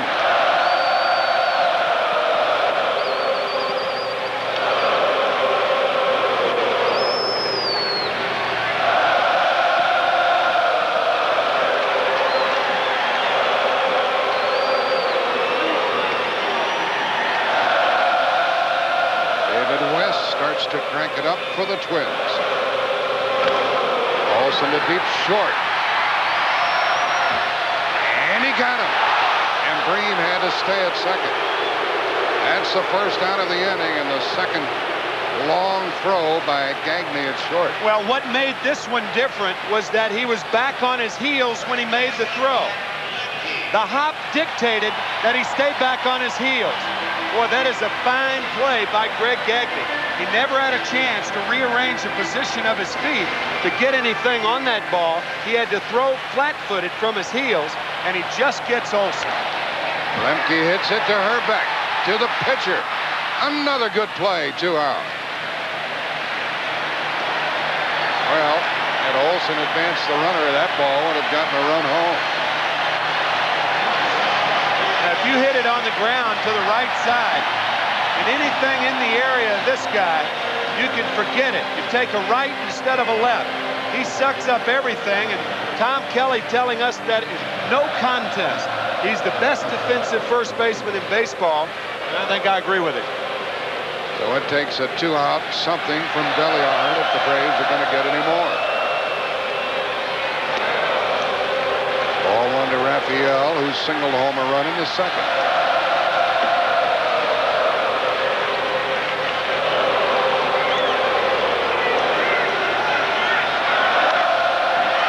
To the second baseman, Knobloch, and that ends the inning. 3 good plays by the Twins on defense. Home run and a double, and 1 left for Atlanta. They've left 3. But after 4, Atlanta's on top, 2-1.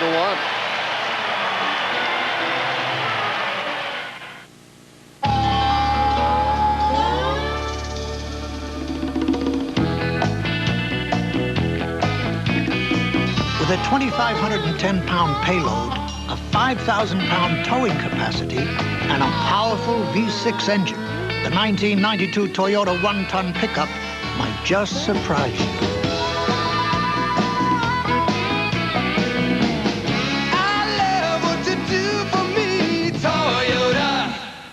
Introducing the Goodyear Buy 3, Get the 4th Tire free sale. Buy 3 Goodyear all-season radials, and you'll get the 4th tire free. Come on in before they all disappear. 58% of business travelers change their plans at least once. No problem. Call 1-800-HOLIDAY. Holiday Inn. Stay with someone you know who really knows you.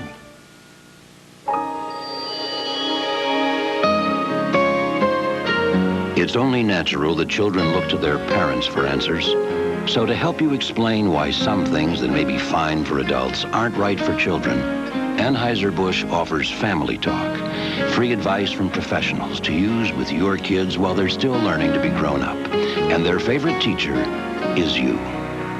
Let's stop underage drinking before it starts.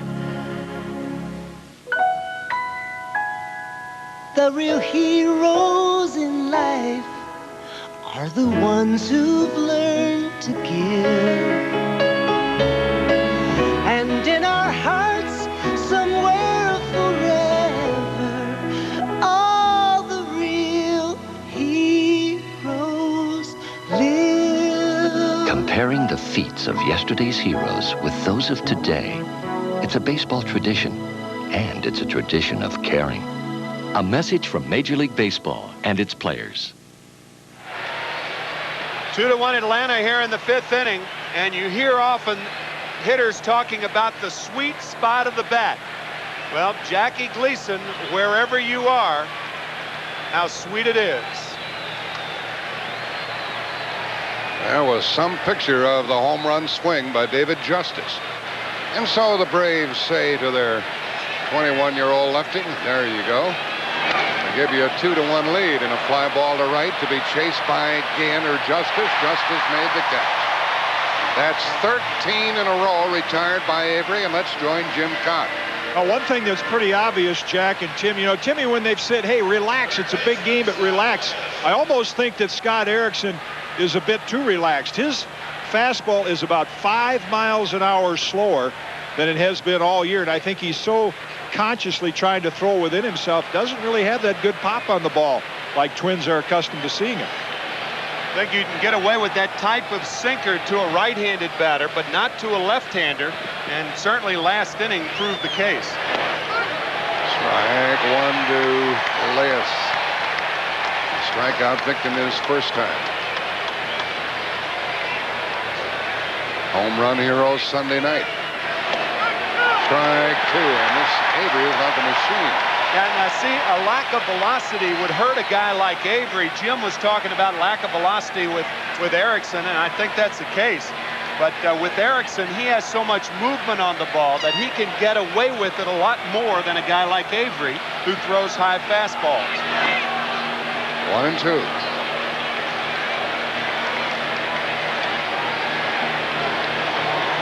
The only runner the Twins have had was on that tainted triple by Gladden to start the game.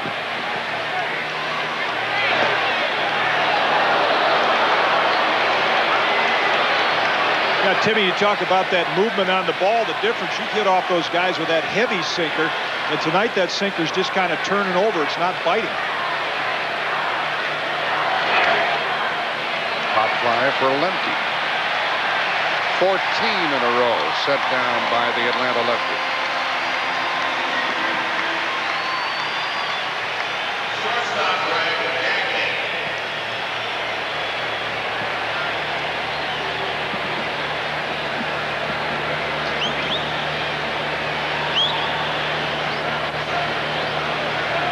Avery winning 1-0 and 1-0.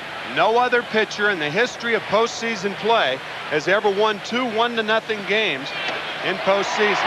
And the irony of that is 2 days before that, Zane Smith became a member in the 1-0 club.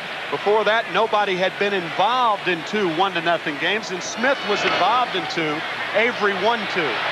Belliard gets him. That's 15 in a row retired by the Atlanta left-hander. And the Braves lead 2-1.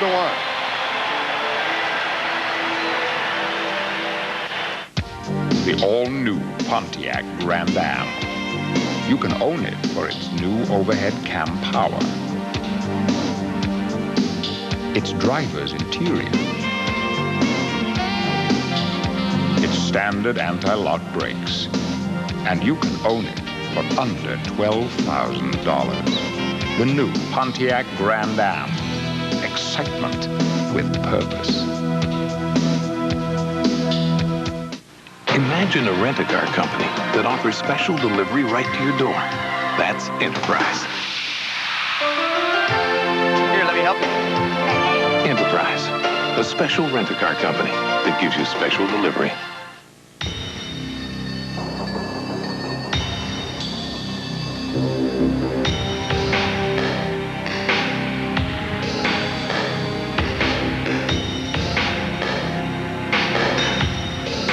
They say the revolution is over.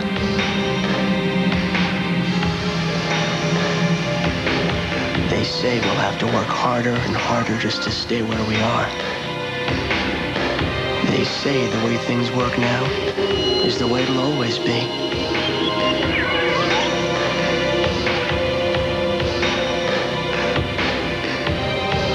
But I say they're wrong.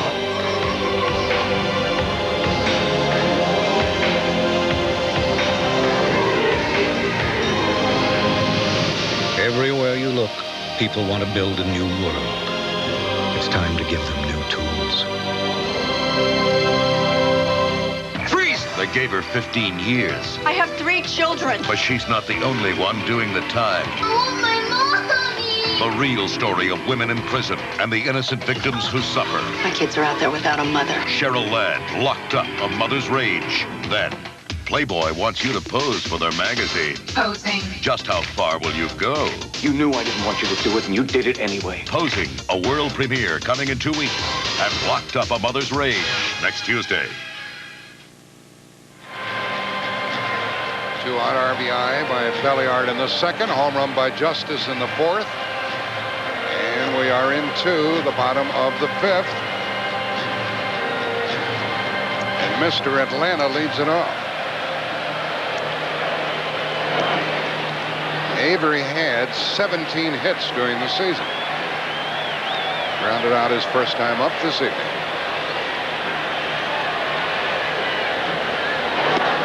There have been 4 Atlanta hits tonight, plus a walk given up by Scott Erickson. And walked across the plate.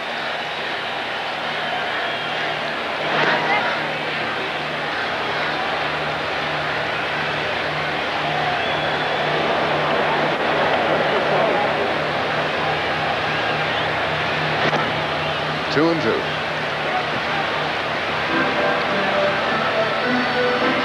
Steve Avery working to Dan Gladden in the first inning, and he hits a ball to right center. A ball misplayed by Justice and Gant. Were it not for that, it'd be a perfect game right now, and a 2-0 lead. But the Twins will have 4 more cracks at this fella. Mentioned his hitting ability. This year he had a 4-hit game and a 3-hit game. And he stays alive. First pitcher in the National League to have a 4-hit game and a 3-hit game since 1970 when Mike Torres did it. If you're wondering about pitchers hitting in the World Series.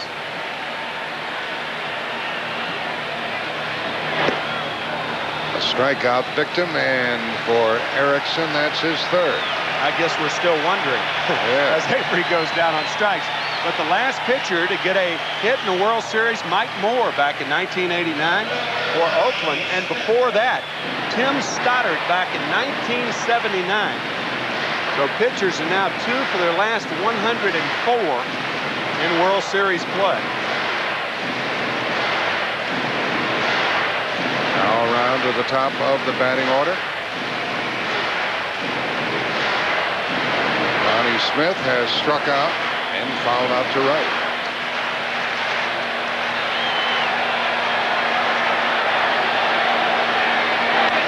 Foul ball. They are not using the designated hitter here in the National League ballpark. If we go back to Minnesota, they'll again use the DH.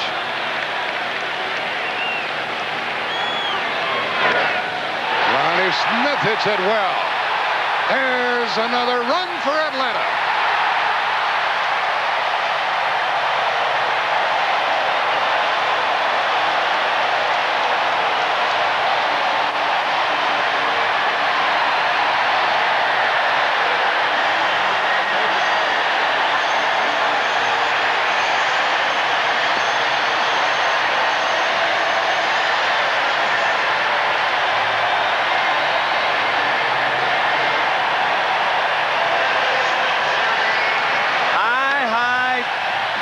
Changeup or breaking ball, but a real mistake from Erickson.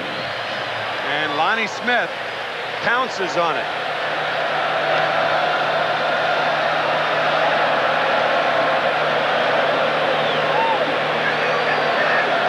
High changeup. First postseason home run in Lonnie Smith's career. And this is his 48th game in postseason play. And his 4th World Series with 4 different clubs. 2 balls and a strike to Pendleton. 3-1 Atlanta. Lonnie Smith. It's the 2nd home run of the night. During the season, Erickson allowed only 13 home runs. And only 5 to right-handed batters. He does not appear to be sharp tonight. Pendleton walks. A 1-out walk is the second issued by the Minnesota hurler.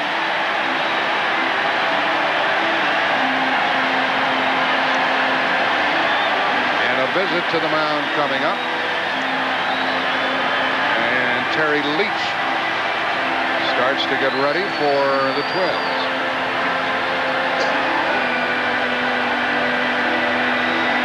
Such comes out there to chat with his young hurler. Dave Justice with a home run in the 4th inning, and in this inning, Lonnie Smith. A high changeup.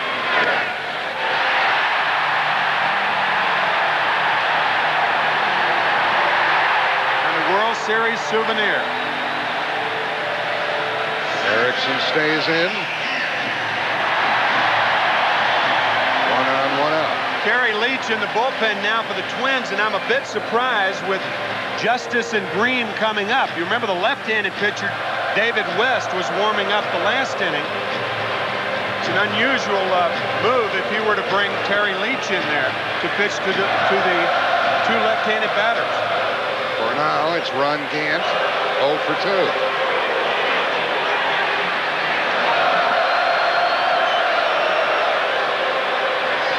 They've got the ooh-oohs down here again.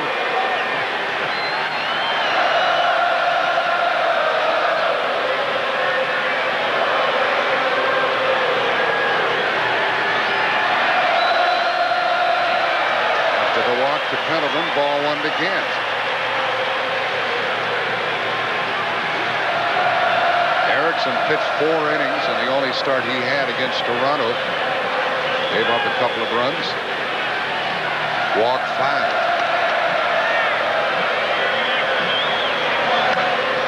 That ball popped up by Gant for an apparent second out as Knobloch has it.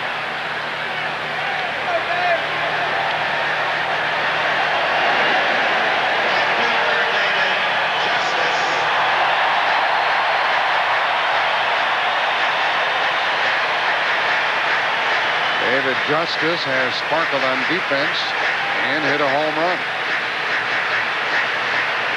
Home run in the 4th, snapped the 1-1 tie.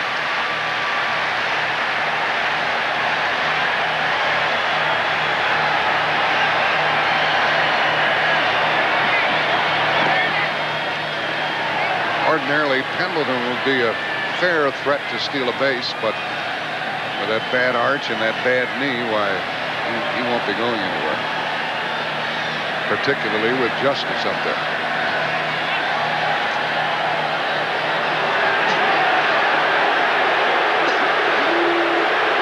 And they're booing Herbeck. They think he should knock him off the base.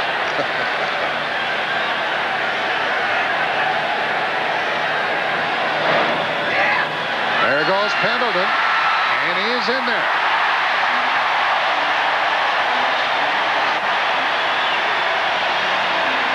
Talking to Tom Kelly before the game tonight, he said that nobody can teach instincts.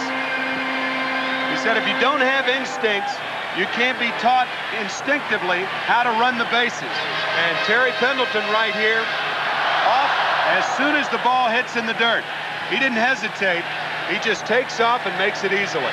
Fine base running by Pendleton. So that's a wild pitch. And now 2 balls and a strike to David Justice.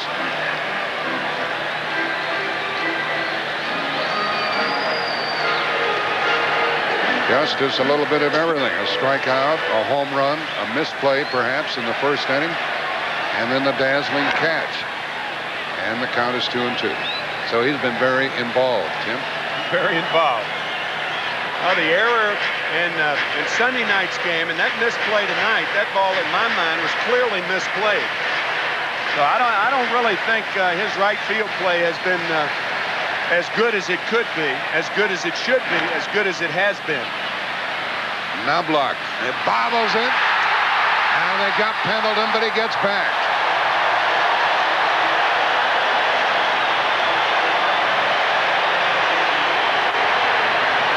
And that'll be the first error of the game.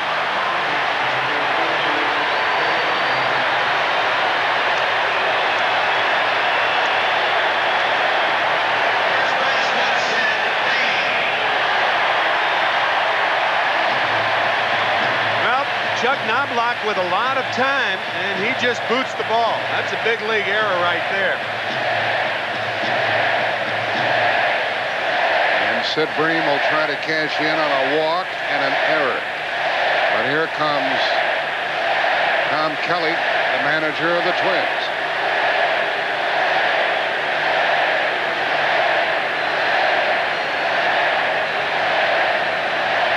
Left-hander David West is back up. Tom Kelly has to make a move, and one would think that he'll go to West to try to pitch to Sid Green for the one out. We'll see. That's right. He wants the left-hander David West. With this blindfold on, tell me what you smell. I can't smell anything. Did you put it up there yet? It's stuffed up so far into my nose, I just can't blow it out. I just want to be able to breathe. Would you try Dristan 12-hour nasal spray? With this blindfold on again, tell me what you smell now. I can smell an orange, but that wasn't there that last time. What do you feel now? I can breathe all the way up through my nose. It cleared me up. Boom. Dristan nasal spray just works incredibly fast. Dristan, the face of relief today. Power Stick Antiperspirant. It excels with 50% more odor and wetness fighters per stroke for 24-hour control that ordinary deodorant sticks just can't beat. Power Stick for 24-hour control. The temperature never drops below Xerex. That's important to remember at a time like this, when it's very dark and very cold. Ah, you did remember Xerex Antifreeze. The temperature never drops below Xerex. Look, the neighbors just bought a new car, and we drive that old wreck. They went to Cancun. We went to your brother's in Poughkeepsie. This Halloween, find monster game pieces in Pepsi products and Doritos brand tortilla chips. The right match can win you thousands of prizes, up to $1 million. Chili hands in the sink. The bad ingredients. Look for specially marked packages. It could change your life for good. You never take out the garbage. Play Pepsi Doritos Monster Match for monster money. Frank! I'm Paula Zahn. Who can you trust with your money? Find out how to avoid the costly trap of a bad investment tomorrow on CBS This Morning. It's breakfast for your head. Remember the first time you were left home alone? Just don't burn down the house, okay? An all-new Brooklyn Bridge, Friday.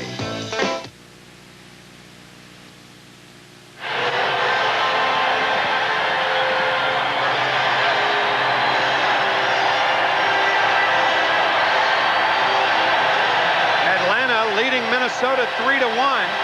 Scott Erickson is out of there. The last time he started, David West, the left-hander, came in Toronto, and he's in there tonight. You may remember the American League Championship Series in Game 3, bottom of the 5th inning. The count 1-2 on Joe Carter, and a gutsy move by Tom Kelly, bringing in West, and he struck out Carter with the slider. Now West throws ball one to Sid Green. 2 on, 2 out. A home run by Lonnie Smith, then a walk, then an error. And ball 2 to Green.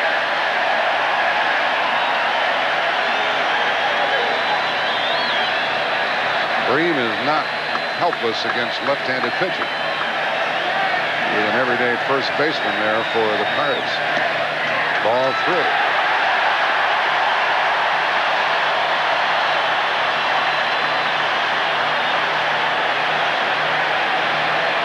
3-1 Atlanta, home half of the 5th, 2 on, 2 out.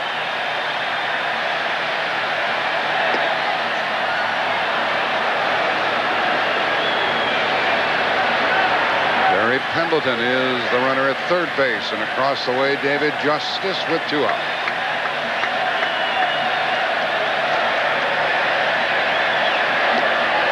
That loads him up.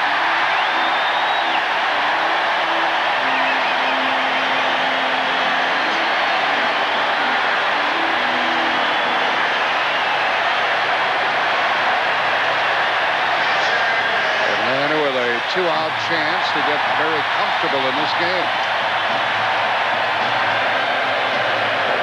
Greg Olson has walked and scored and grounded out. Matter of fact, the home run by David Justice, the first lead that the Braves have had in this series.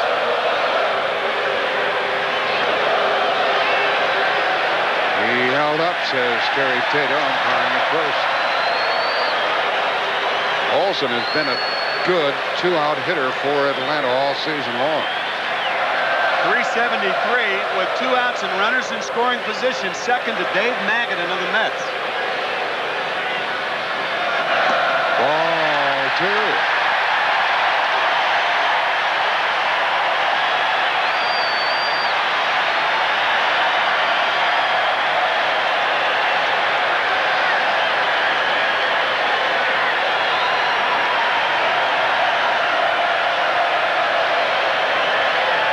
case you're wondering, folks, on 2-0, he's swinging. At the knees with a borderline call.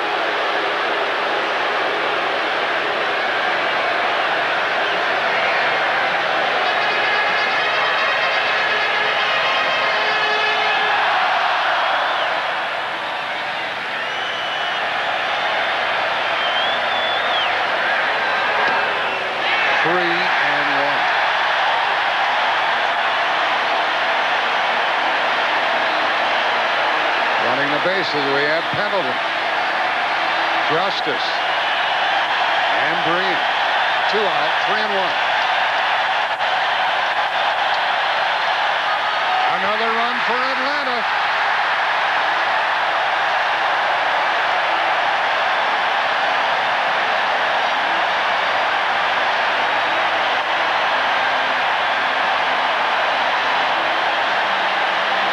Ball 4 brings home a run and brings out Tom Kelly. And we're going to get our third Minnesota pitcher. It'll be Terry Leach. I don't want this evening to end. I know. But I think your mom does. Hey, I'm an adult.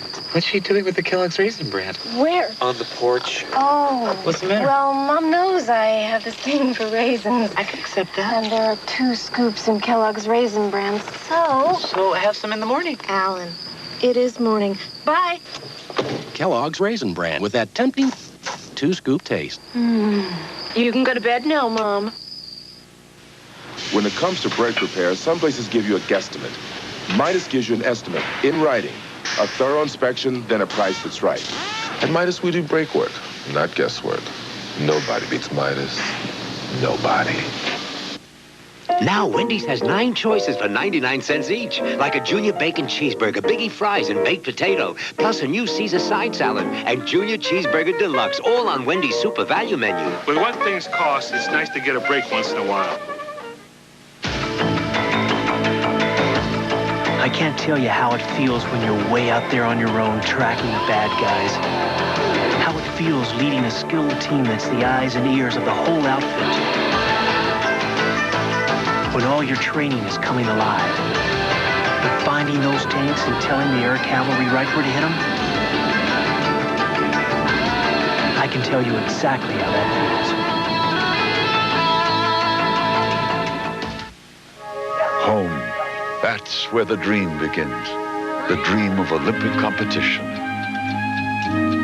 Because for every young athlete who wakes up early to practice, there's a mom and dad who wake up even earlier to get them there. So when you watch the 1992 Olympic Winter Games on CBS, remember, that's not just America's team out there. That's somebody's kid.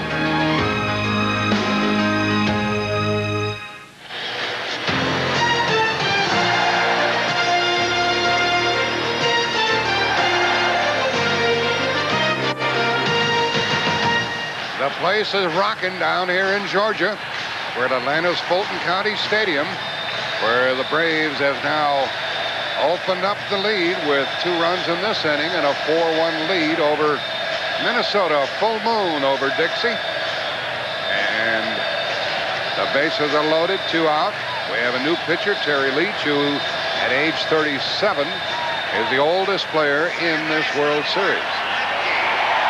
Terry throws a sinker. There is no way for him to throw any kind of breaking ball that goes down with his delivery. And speaking of deliveries, what a terrific delivery by Steve Avery. But you will see the submarining fashion of Terry Leach. He throws from down under. To Lemke, who is 1 for 2. And Leach gets ahead with the bases loaded and 2 out.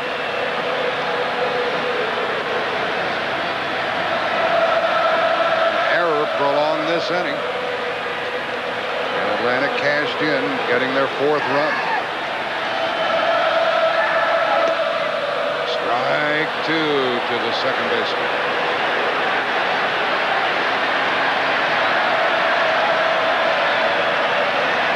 Lemke helped Atlanta score a run in the second with a base knock.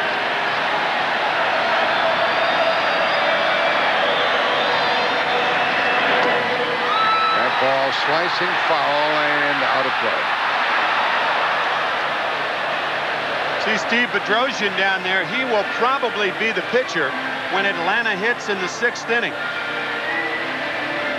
Terry Leach is scheduled up second, and this is the error that Jack was talking about. With 2 outs, a very easy play for Chuck, and in trying to make the transfer, he just bobbled the ball. That prolonged the inning, and the Braves have scored at least 1 because of that error. That ends the inning. 2 runs, 1 hit, 1 error. 3 left. Atlanta is stranded 6. We'll return to Atlanta's Fulton County Stadium after this message and a word from your local station.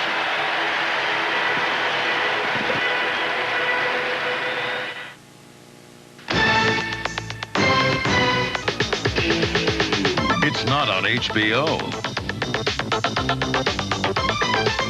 It's not on the Disney Channel.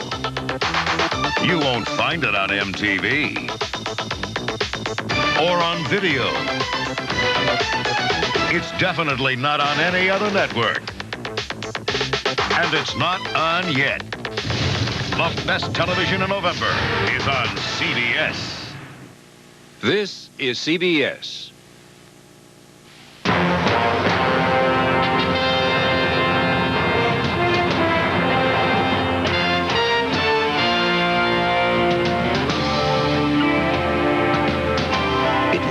The greatest empire mankind has ever seen.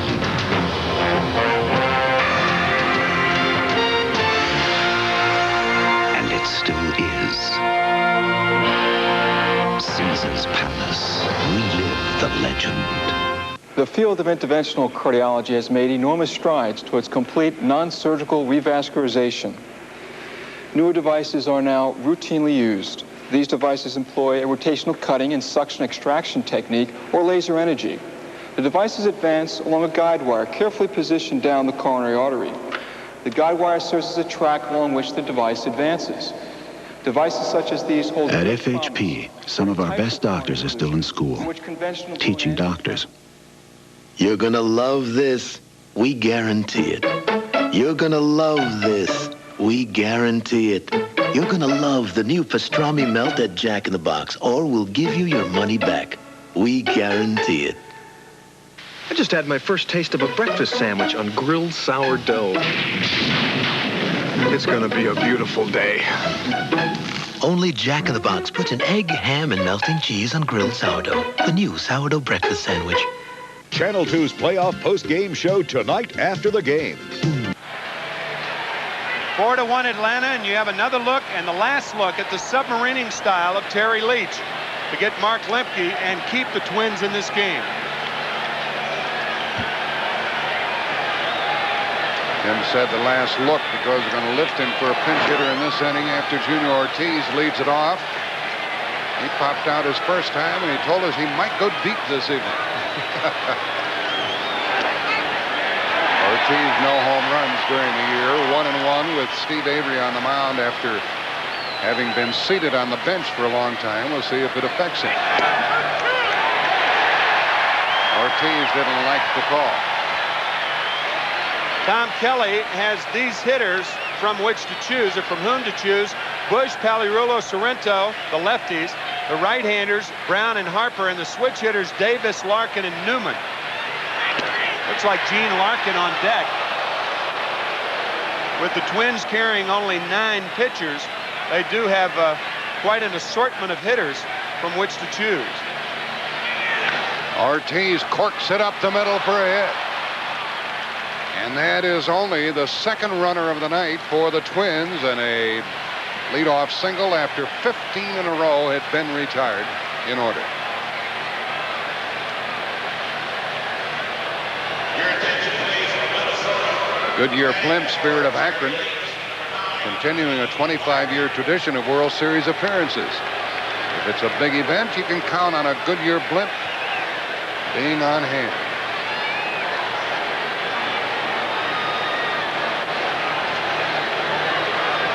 And we do have a pinch hitter. It is Gene Larkin. Batting for Leach. All 4 Atlanta runs charged to the starter, Scott Erickson.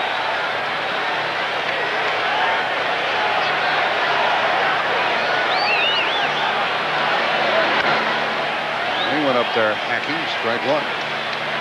They're playing behind Ortiz at first.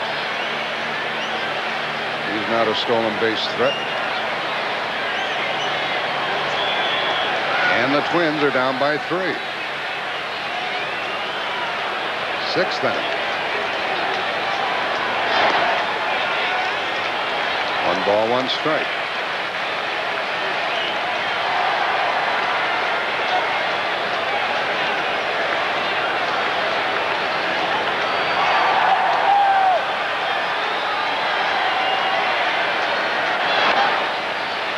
Now Avery ahead on the count. See Tom Kelly sprinkle a lot of at-bats with his middle men, his middle hitters. Guys like Gene Larkin, 255 at-bats this year, a 286 hitter. And he keeps all 25 guys on his roster ready for situations like this. Keeps them ready and happy. Larkin hits it foul back here and stays up with a 1-2 count.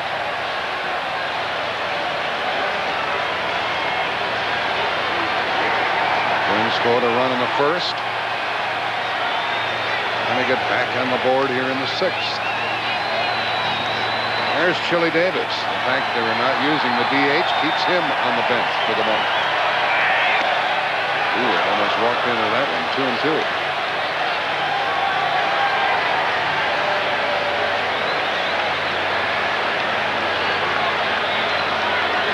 Can this fellow continue to do it?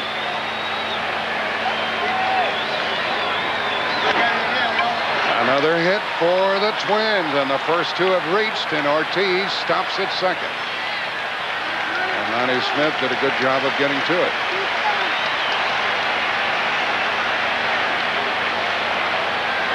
Fine hitting by Gene Larkin, a changeup and in a good spot. And as Jack said, Lonnie Smith hurrying over to get in front of this ball and hold Ortiz to second base.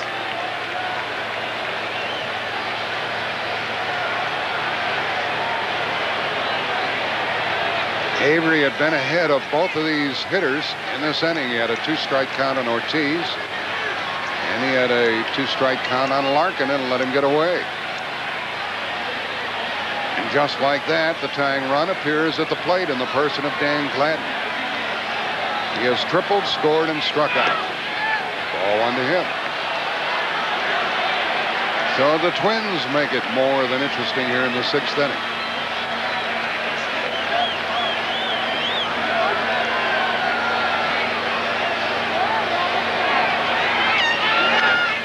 A well-hit ball by Gladden, and Lonnie Smith tracks it to the track and makes the catch.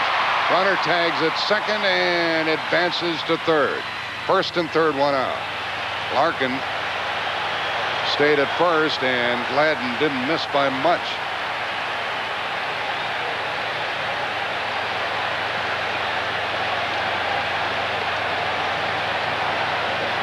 Good base running by Junior Ortiz. 1 more bite of cereal this morning, and Dan Gladden may have had a home run to tie this game up. Ortiz at third base. And Gene Larkin at first. Ortiz sliding head first into third base, but look at his alignment. He's looking at the ball, and in the process runs outside the line. As we all know, the closest between 2 points is a straight line, but you couldn't prove it by the way Junior was running from second to third. Now the batter, Knobloch. He pops it up. Green calls for it. Foul ball, 2 out. That was a big put out. Let's hear from Jim Cott at this moment. Yeah, Jack and Tim, I thought what was unusual on that play, Junior Ortiz moved up, and everyone might say, why didn't Gene Larkin? Larkin can hit, but he cannot run very well. He's got a bad knee. That's why you're going to see him be very, very cautious on the bases. And when you're trailing by 3 runs, Kitty, you have to be very cautious, and I think Larkin was closer to second base and really didn't have a chance to get back and tag up. Now it's Herbeck, 2 on, 2 out. He hits it to center field again at the track. And Atlanta still leads by 3. There's Mike Avery. He's rooting for his brother and rooting for the Braves. And it's 4-1 Atlanta, bottom of the 6th. Good time, good time, good time.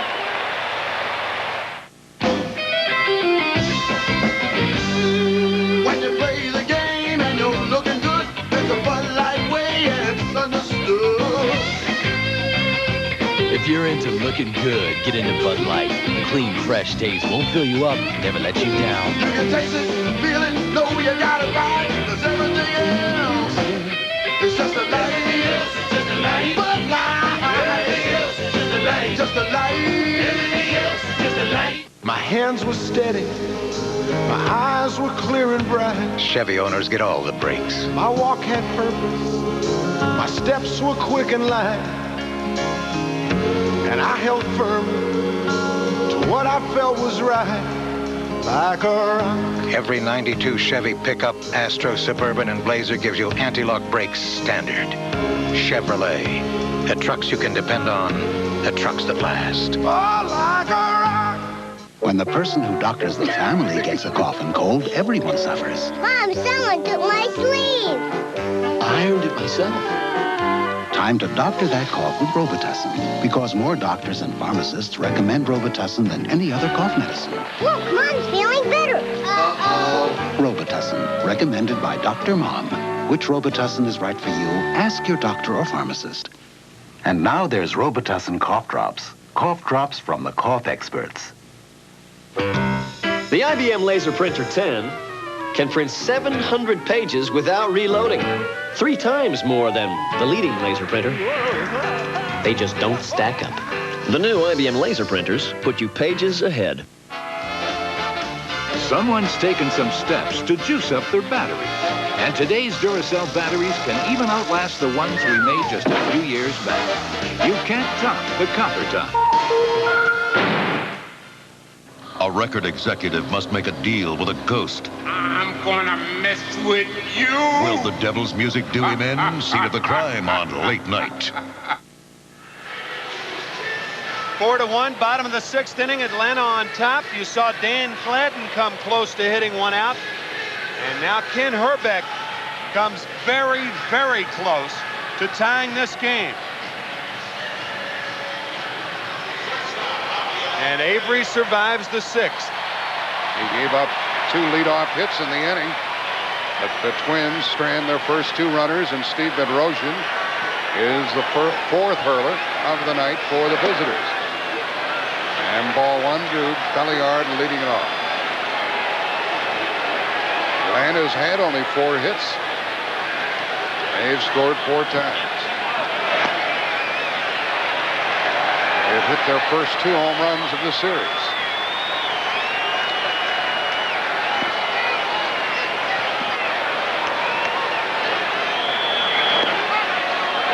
Two balls and a strike to Belliard.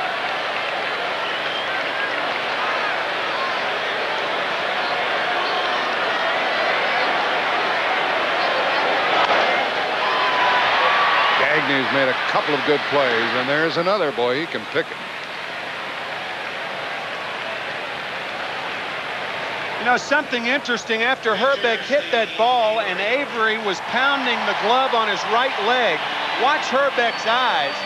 This is after Avery had said something, and it could have been that Herbeck thought he was talking to him, but you could see him flashing those eyes to Avery.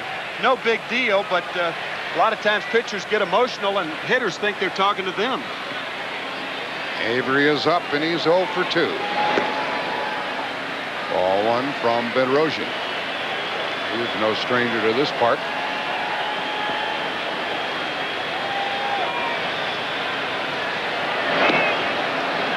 Ball 3-2.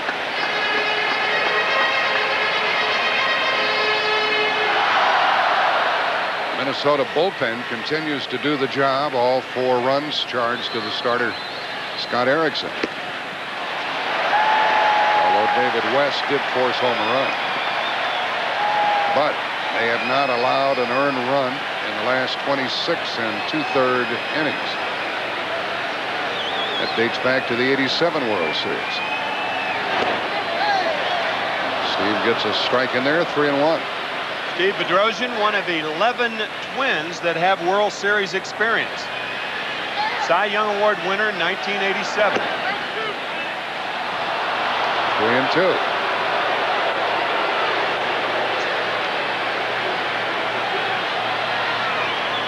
Lonnie Smith on deck. And Avery goes down swinging. 2 out. Back in the 5th inning with 1 out and nobody on. 2-1 Atlanta. Lonnie Smith corked one.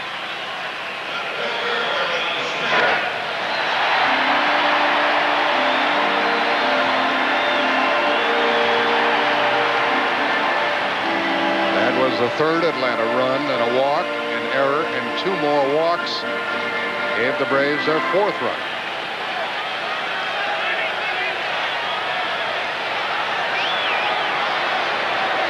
One for 3 this evening to Smith. Ball 1.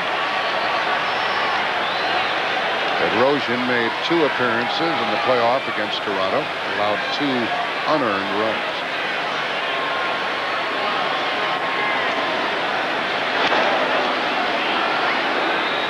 Ball and a strike.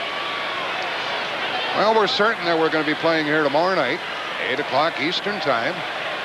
And the Twins will be pitching Jack Morris again, and John Smoltz will oppose him. First series appearance for Smoltz. And the Braves announced this evening that if we have Game 5, Tommy Glavine will come back and pitch against Tapani. Where's the ball? There it is. You're out. And Bedrosian has a 1-2-3 inning. We have played 6. Atlanta leads it 4-1.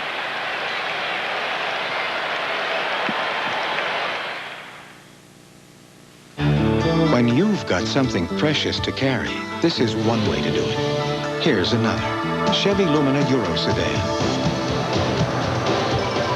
Engineered with 4-wheel independent suspension and standard anti-lock brakes. It's one way to help make sure your precious cargo is delivered safely. The cars more people depend on. Chevy Lumina. Family Circle's Domestic Family Car of the Year for the 2nd straight year. The Allstate agent who helps insure your home can give you a hand with a plan for life insurance. Your Allstate agent wants to be your agent for life. Allstate Life. Financial strength you can count on. Tonight on the Adventure Channel, join explorer Marceau Soulamer as he unlocks the mystery of the Great Barrier Reef. Still going. Nothing outlasts the Energizer. They keep going and going. You came. I was alone. I should have known you were temptation.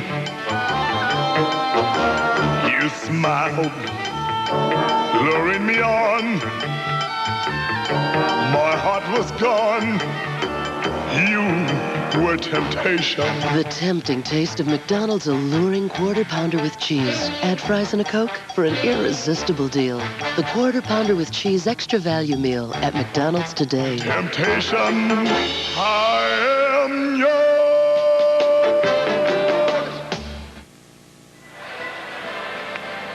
CBS Sports coverage of Game 3 of the 1991 World Series is brought to you by Chevrolet, the heartbeat of America, the cars more people depend on. McDonald's, getting more for your money. That's McDonald's today. And by the people at Nike, who encourage you to just do it. We go into the old stretch inning. 4-1 Atlanta on top. We have a new left fielder as the Braves try to bolster their defense with Keith Mitchell taking over for Lonnie Smith. I'd like to mention again the reason for the letters on the sleeve of the Atlanta uniform, as Kirby Puckett leads it off. That's a salute to John Mullen, a tribute to the late John Mullen, who died this year, vice president of the Braves. Hit by Puckett, and that one's carrying a long way, and Mitchell can't do anything about that one. And that makes it 4-2 as Puckett gets his first hit of this World Series.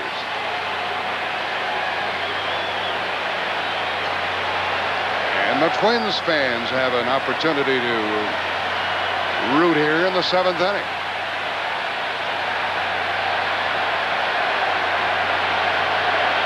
Earlier, Lonnie Smith's first hit of the World Series was a home run.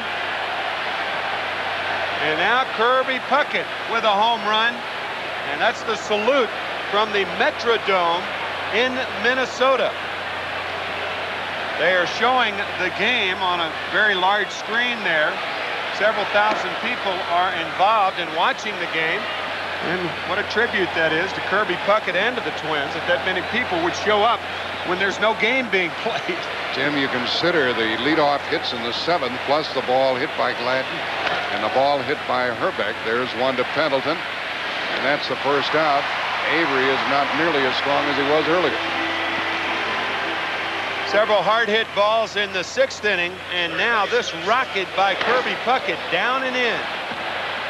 A tracer to left. It's now 4-2 Atlanta. Talked about the sweet spot again. How sweet it is. I bet that felt good to Kirby. That makes the score 4-2. That ball shot over the wall and left. We've had 3 home runs tonight. Avery misses to Scott Leyes with 1 out here in the 7th.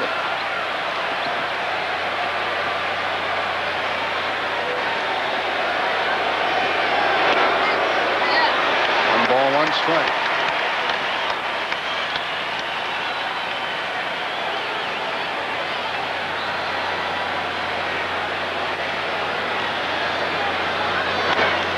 Into right field for Justice. 2 out. Let's go down to Jim Cott. Well, Jack and Timmy, all those years you caught lefty, Steve Carlton, I wonder how much of the back of his uniform you saw, because what's impressive about Avery's delivery, he makes an extra little coil turn away from the hitter, more so than most pitchers. I think that's where he generates a little more power and a little better snap on that breaking ball. Yeah, Kitty, we talked about hitters how they have to keep their front shoulder closed. It's the same thing with pitchers, and Avery does it very well. Now the batter is Gagne with 2 out.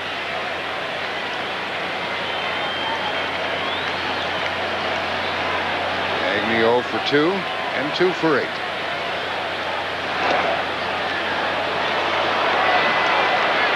Yeah, I think, Timmy, you mentioned earlier in the season of Steve Avery working with his dad on his mechanics, and boy, they sure did it right, because you don't see many young pitchers with that perfect and flawless emotion. Absolutely perfect mechanics.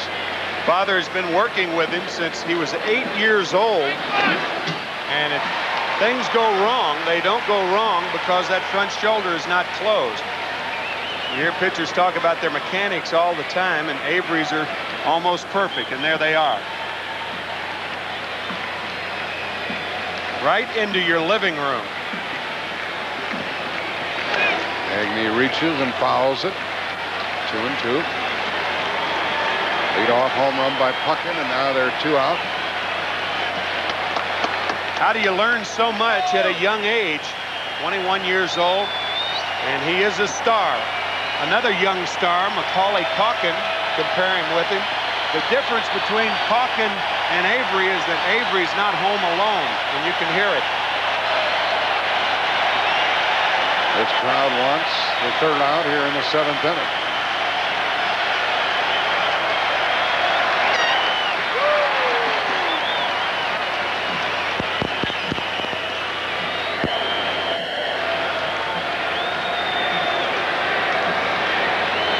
Minnesota now has 4 hits.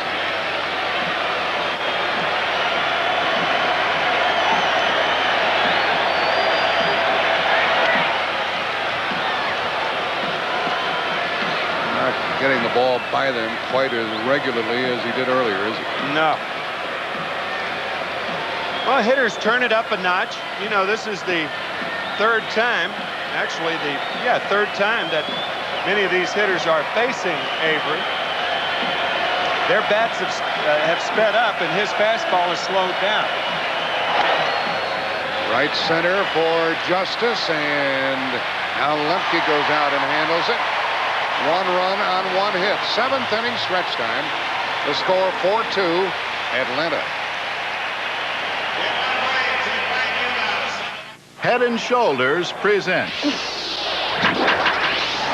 7th inning stretch, brought to you by new Head and Shoulders 2-in-1, making all your first impressions all the more impressive. This player was a 15th round draft selection, but he was the first big leaguer to have 40 home runs and 40 stolen bases the same season. Can you name him? You know, if you pay as much attention to your jump shot as you do trying to impress women. Well, it's just this new shampoo. My hair comes out looking really good. Shampoo. Yeah, it's got a conditioner in it, right in the bottle. Talked about this before. What? Look, all the conditioner in the world doesn't mean a thing the minute your dandruff shows up. Ah, fear not, paranoid one. For the first time ever, the world's leading dandruff shampoo comes complete with full-body conditioners. Introducing Head & Shoulders 2-in-1, making all your first impressions all the more impressive. Jose Canseco of the Oakland A's was the charter member of the 40-40 Club. In addition, he has surpassed the 100 RBI mark 5 times. Like of all the trucks in its class, only Chevy S10 Blazer gives you 4-wheel anti-lock brakes standard, which helps you steer through a curve while braking. Without it, you don't have as much control. And why should that be important to you? Because in the real world, safety doesn't have to be an option. Like a rock, Chevy trucks. standing arrow straight. The trucks you can depend on. The trucks that last. Like a rock.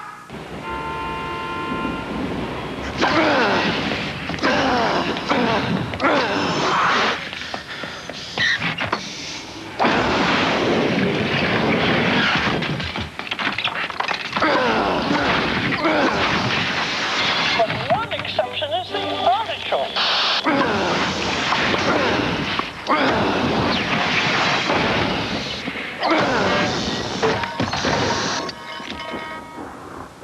The Bears look really fierce. Billy, what do you know? You're just a kid. The Saints are off to an awesome start. They're gonna cream them, right? Right. Not.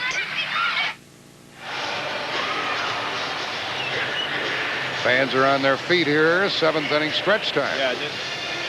Twins scored in the first. Atlanta tied it in the second. Took the lead in the fourth. Added 2 in the fifth.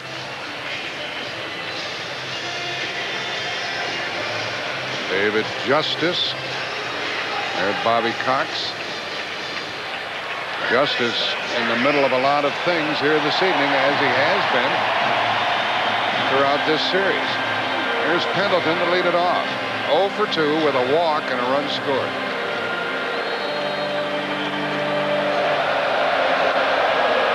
Steve Bedrosian worked the 6th and had a 1-2-3 frame. Gets ahead on the count.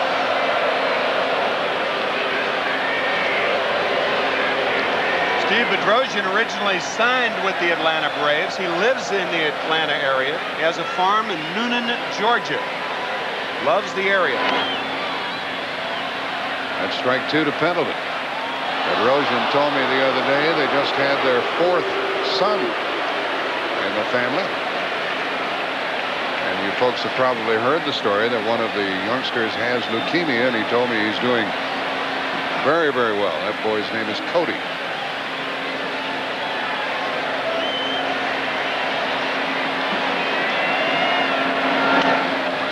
Still strike 2. Pendleton, Gant, and Justice in the Atlanta 7th.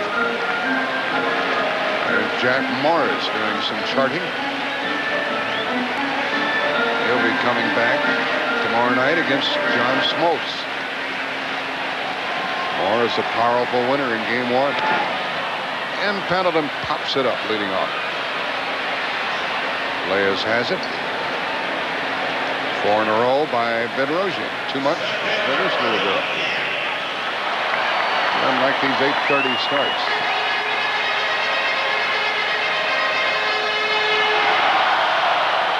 Gant is 0 for 3. 4 out of 11.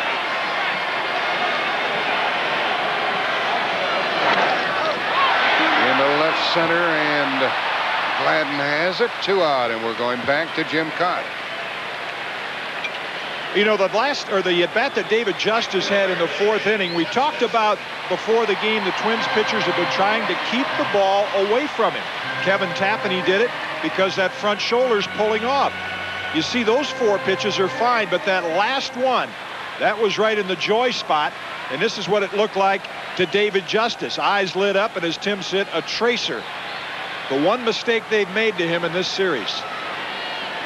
That home run came in the 4th and snapped a 1-1 tie. He bats with 2 out in the 7th. Ball 1. That pitch also came with the count 3-1. When hitters are in an offensive situation instead of a defensive situation, and they can swing from their heels. It's like a defensive lineman who knows the quarterback's going to throw the ball. They don't have to worry about the run. Pin their ears back. Isn't that the saying? Pin their ears back and go after them. Well, that's what hitters do when it's 2-0 and 3-1. Yeah. 1 ball, 1 strike. That's why it is so important and stressed so much by all good pitching coaches to stay ahead in the count. Strike 1, the biggest pitch in any count. 2 balls and a strike, 2 out. 5 in a row retired by Bedrosian.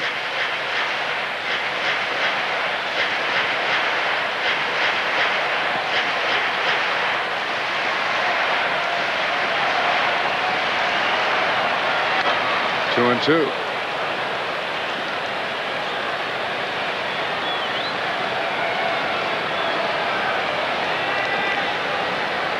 1-0 favor of the Twins after 1, but now the Braves are on top. There's Tom Glavine. He will pitch game 5 if we have game 5. Full count.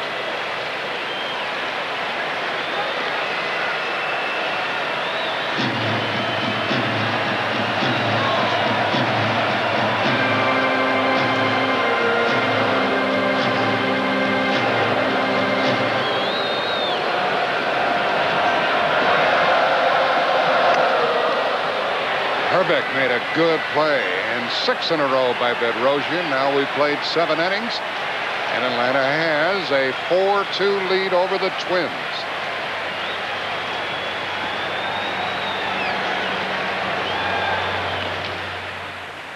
Power.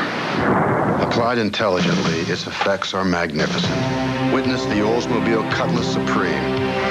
Powered by the world's largest 24-valve V6 engine and an electronic transmission.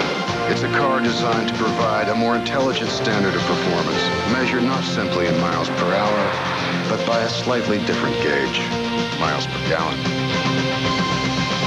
Oldsmobile, the power of intelligent engineering. She doesn't want to go back to work for a while. She likes staying home with the baby. How old's the baby now? She's 2 months old tomorrow. I swear she's a genius. No catchy jingles. Look. No images of snow-capped mountains. She got lucky, I guess. No rock stars. You want another Heineken? Yeah. No sports stars. You know, I've been getting about... None of that is what made Heineken the #1 imported beer in America. So you like being a daddy? I wouldn't trade it for anything. You gotta try it. You sound just like my in-laws.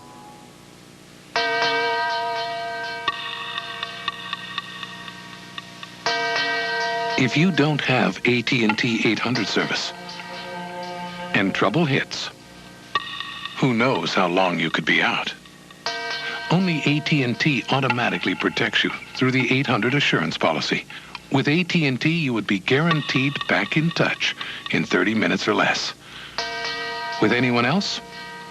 Who knows?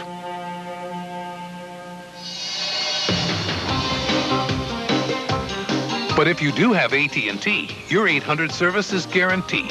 That's not all. Since AT&T connects calls faster and has the fewest blocked calls, more 800 calls get through, so you can make more sales. With all that, why choose any other 800 service? Better service, better results. Another AT&T advantage. Call about our 800 offer. This game summary is sponsored by AT&T. Atlanta's hit their first 2 home runs of the series, Justice and Lonnie Smith. Avery has held the Twins to 4 hits and a couple of runs through 7 innings.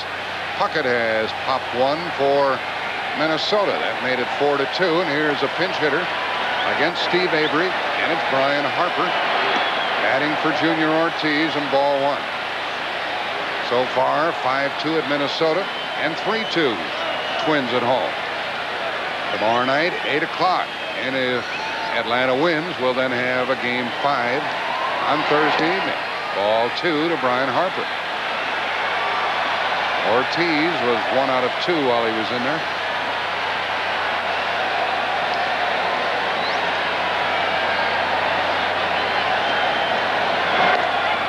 There's a strike down in the Atlanta bullpen. Alejandro Pena cranks it up. Across the way, Carl Willis.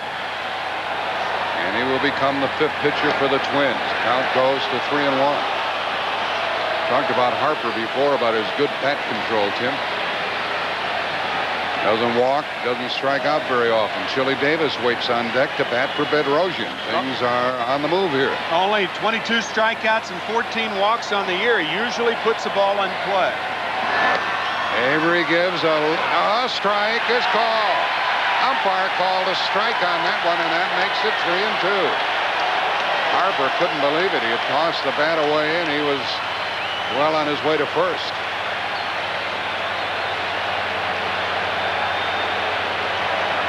Well, you saw Greg Olson in the strike zone, especially with the count 3-1. He reached out of the strike zone to catch it. That ball appeared to be outside or low, and maybe both. That's a big break for Avery right there. Leadoff man in the 8th. Pendleton scoops it, grabs it, throws it, and safe at first. We'll see how they roll that one, and Harper gets down to first base nonetheless.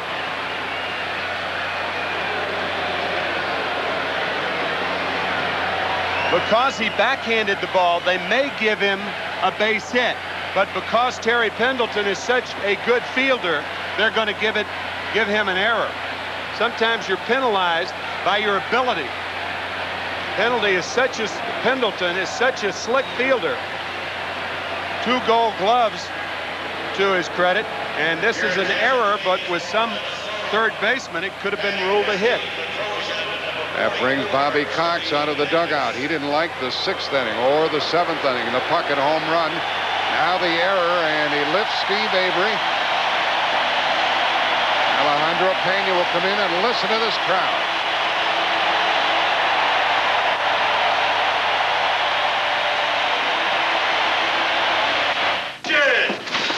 When I'm working out, I could care less what my hair looks like. But when I walk out of here, I want it to look great. And I don't need another workout. That's why I use Pert Plus. Pert Plus combines shampoo with a breakthrough microbead conditioner that's released as you shampoo to condition evenly. For hair this great in just 1 step. So with Pert Plus, I get the look I want, the way I want it. Ready? Showtime. Pert Plus. Great hair that's 1 step ahead.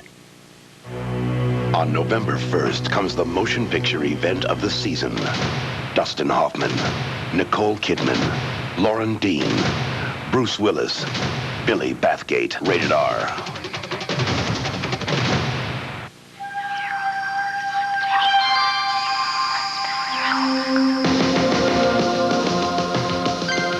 Aspen Cologne for men. A compelling new experience for women.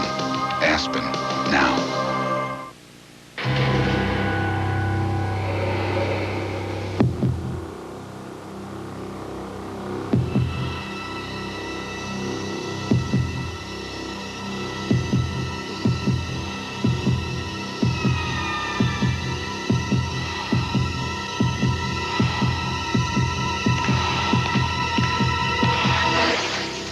Rolaids. Now that spells relief. Now, when life turns up the heat. Personnel, please. 7th floor. There's Degree antiperspirant. Oh, man. Degree gives you extra protection that's body heat activated. Every time your body heat rises, Degree turns on that extra protection. When life turns up the heat, Mr. Gibbs. Yes.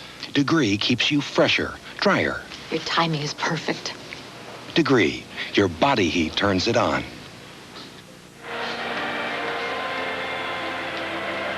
The tying run will be at the plate for the Twins, who trail 4-2 here in the 8th.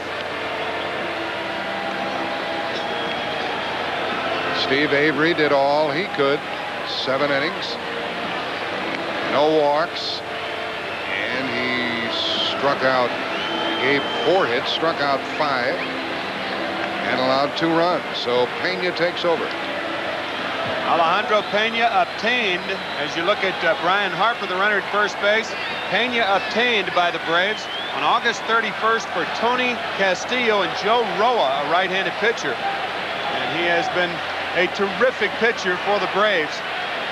11 for 11 in save opportunities during the season, 3 saves during the NLCS, plus a 2-0 record. And Chili Davis, when they faced each other in the National League, was 3 for 10 against Pena. They play behind the runner at first base. That's Harper, nobody out. Top of the 8th inning. Tying run at the plate. Chili Davis homered Sunday night. He takes ball 1. And you'll see some fastballs from Pena. You'd want to throw Chili Davis fastballs anyway. He is a devastating off-speed hitter. You saw him take the Tommy Glavine changeup the other day, deep for a home run. He got a big swing at that one. At the end of tonight's game, Tim McCarver and I will select the Chevrolet Most Valuable Player of the game. Chevrolet will donate $1,000 on the player's behalf to the Special Olympics. How about that? With runners on base, the opposition has 1 hit in the last 30 at-bats against Pena. Into left field, Mitchell back. How far is this going? We are tied. We are tied on a pinch home run by Chili Davis. An error and a home run and a 4-4 game, and no win for Steve Avery tonight.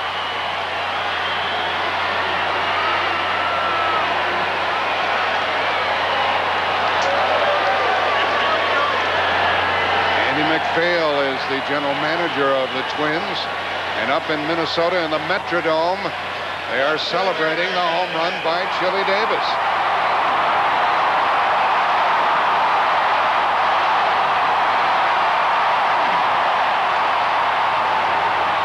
So now the game belongs to Pena, and it's 4-4 here in the 8th, and that was a crushing blow for the Braves, who now face Dan Gladden at the plate. And a big blow, obviously, for the Twins. Chili Davis and Scott Erickson roomed together in Minneapolis. So I guess Chili's saying, Scott, that was for the room. He got him off the hook. Gladden strikes 2 on the foul. An opposite field home run, 29 during the season, 2 here in the World Series. The second 2-run homer for Chili Davis. And still nobody out in the Minnesota 8th.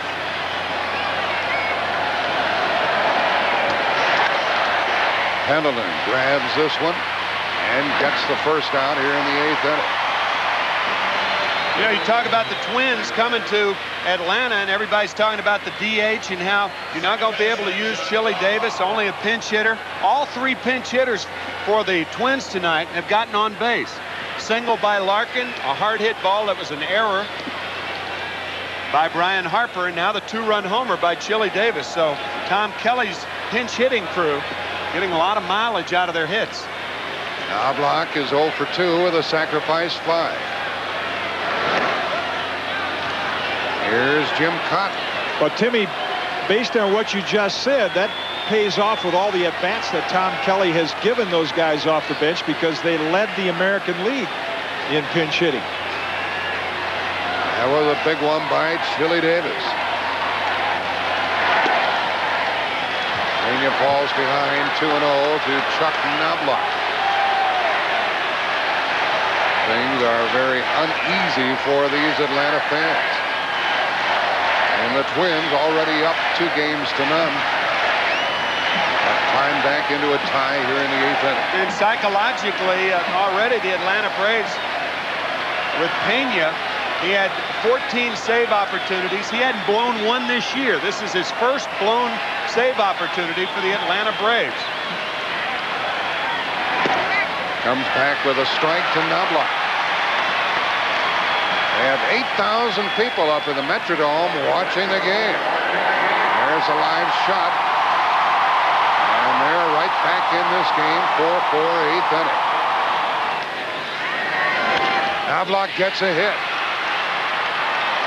A 1-out single by Knobloch, his first of the night. And we're dealing with the big guys in the Minnesota batting order.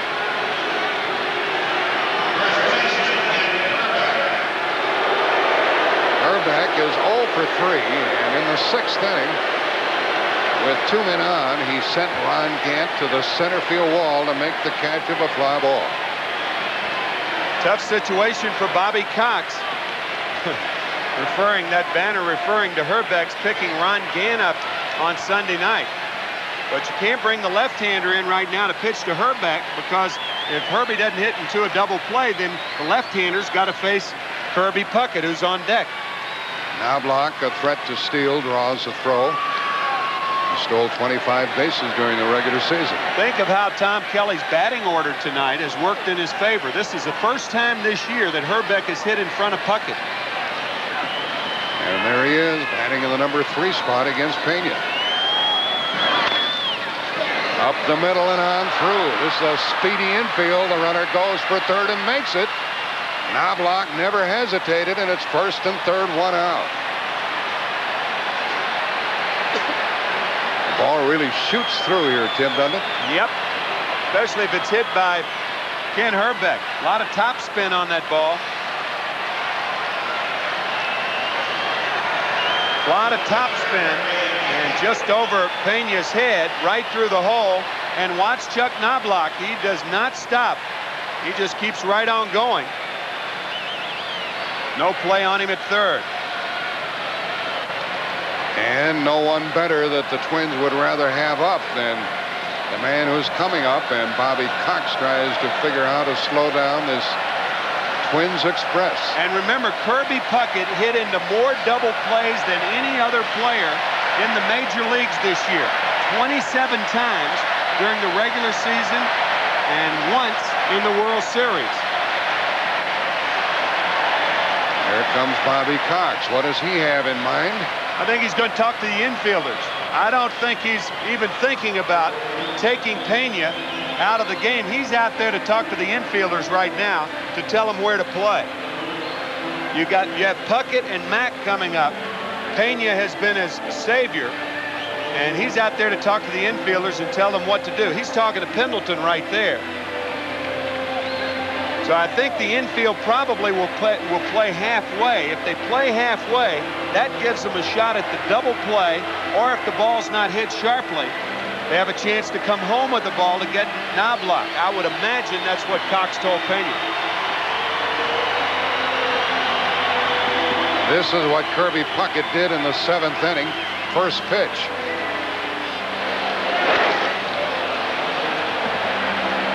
That made the score 4-2. And an error and a home run in the 8th inning here. Home run by Chili Davis, 4-4. After an out, a hit by Knobloch and a hit by Herbeck. And Puckett back up there. Missed, ball 1. If Atlanta loses, they'll be down 3 games to none. To the Twins, who are doing a lot of things right.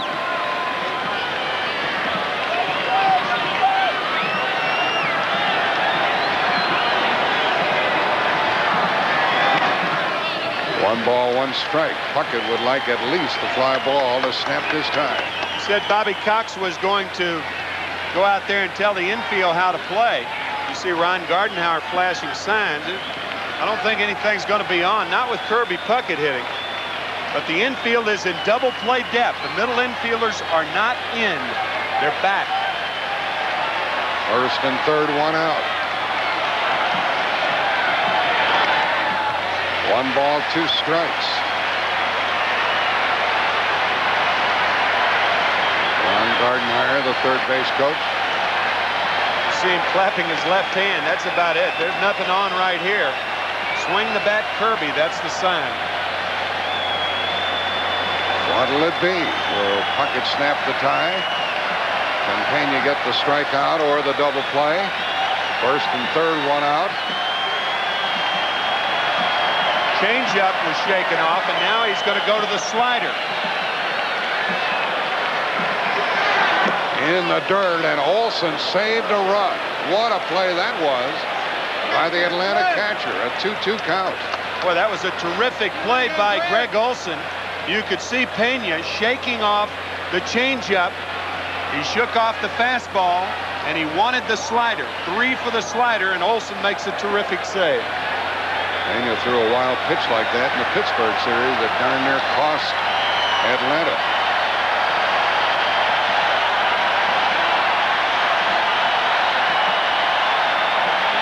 Slider again.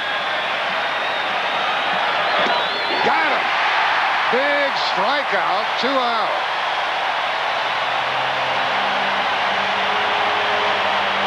He not only got him, he got me too. That was not a slider. That was a fastball. A riding fastball inside to Kirby Puckett. And it gets him a big strikeout, and now Atlanta hoping the momentum goes back to them. On another good hitter coming up for the Twins. First and third, 2 out for Shane Mack.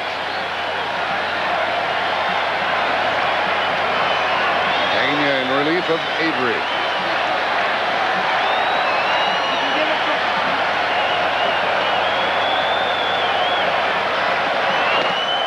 Ball 1.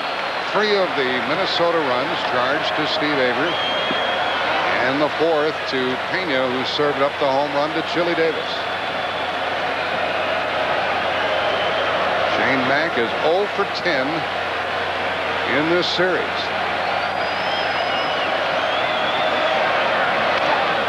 1 ball, 1 strike.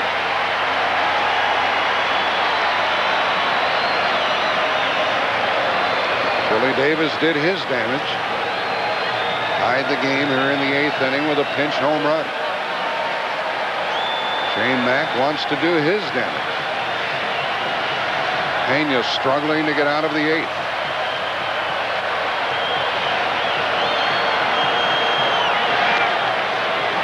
He's behind on the count, 2-1.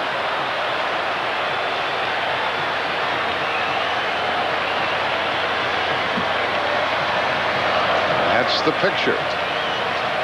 With Knobloch at third and Herbeck at first.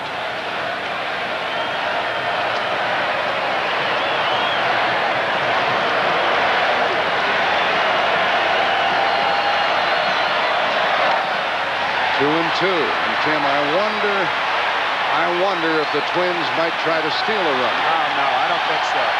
Not with Herbeck on at first base. I mean, you would have to go into the assumption that if that were the case, they would have done it before now. So it's a battle between Pena and Shane Mack.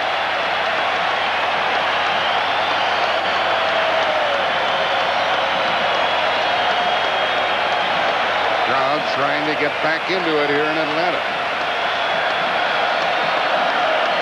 Runner gone. And a foul to the screen. You were right, Jack. They did exactly that. They sent the runner, Ken Herbeck. And then if you're a catcher, you have to decide whether to throw through or not. Count 1 and 2 still to Shane Mack. Looked like the Braves infielders were not going to cover. It did, didn't it? Second baseman and shortstop held their positions. Should they do it again then? 2 on, 2 out, 2 balls, 2 strikes, and it stays the same as Herbeck was going again.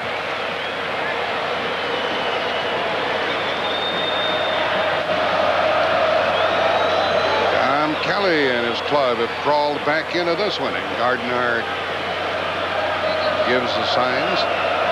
Well, if Herbeck has run twice in a row, it would make sense for Olson to pitch out and have a guy cover and then nail Herbeck at second.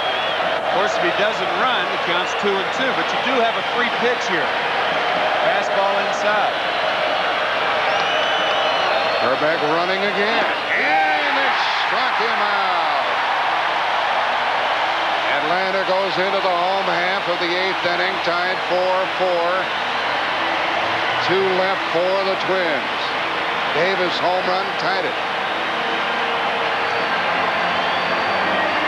Who's got the marketing plan? I do. Sales forecast. Right here. Presentation boards? Murphy's got them. Where's Murphy? This is the final boarding call for Delta Flight 6. Maddie Klein knows careers are riding on Delta flights. Mr. Murphy? Yes.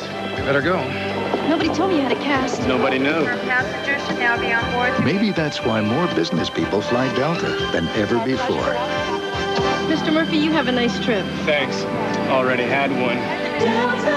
Love to fly and it shows. They go to extremes to prove the engine durability of this Cadillac. Let's move it out. Hold on, Art. Let's dust him. Punishing GM's V8 with the extremes of nature, with raging sand and freezing snow. One more reason why, after 5 years of driving, no luxury car made in America is more reliable than Cadillac. Hey, Tom, how you doing back there? Still going strong.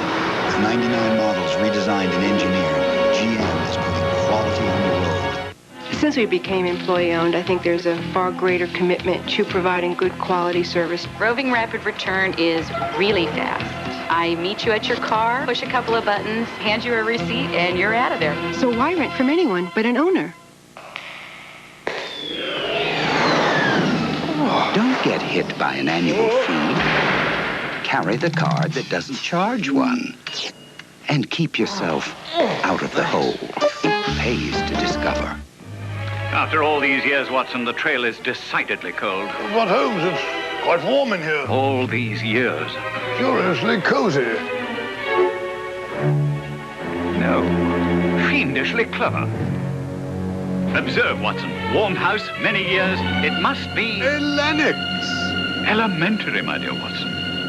For home heating, for cooking, for hot water, use clean, natural gas. America's best energy value. You are watching the World Series on CBS.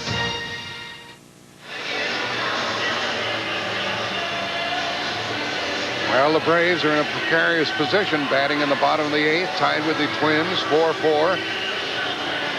The new pitcher for Minnesota, their 5th of the night, is Carl Willis, who was terrific against Toronto in postseason play. The new right fielder, and batting in the number 9 spot is Jarvis Brown. And so the pitcher, Willis, will bat where Shane Mack had been. That's in the number 5 spot. Shane Mack 0 for 4 and 0 for 11 in the series. And the pinch hitter, Brian Harper, is the catcher. So it's a new battery for the Twins, who scored 2 in the top of this 8th inning to tie. And Sid Bream leads it off, and that's ball 1. That is the chant that you may have heard in the National League Championship Series.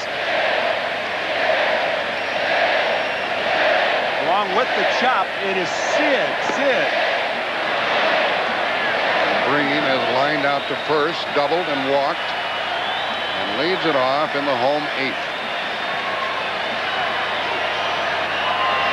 Carl Willis, who used to be in the National League with the Cincinnati club.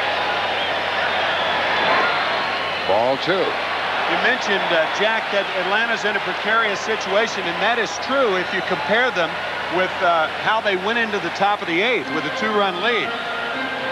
But a home club hitting in a tie ball game in the late innings, a decided advantage. Twins have to have 6 outs to keep them from scoring a run, and Atlanta has 3 unless it goes to extra innings. That's low to Sid Bream. Bream gets a big swing at the ball, but he usually controls the strike zone very well. Good low ball hitter. But he is in an advantageous hitting position right here. 3-1 the count. He pops it into left center field. And Puckett wants it and has it. And here is Jim Cott.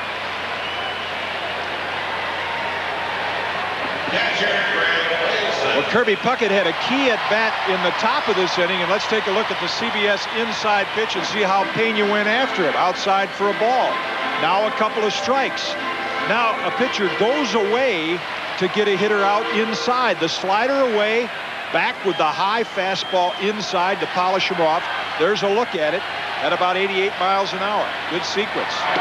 Olson is up. Strike one to him. The key play in that sequence that Jim was talking about, the play by Greg Olson, catching that slider out of the strike zone.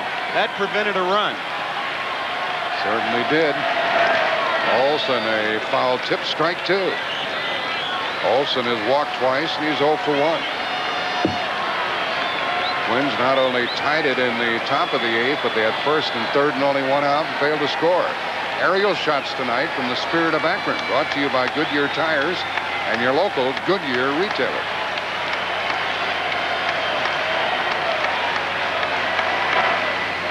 Still 0-2 on Greg Olson.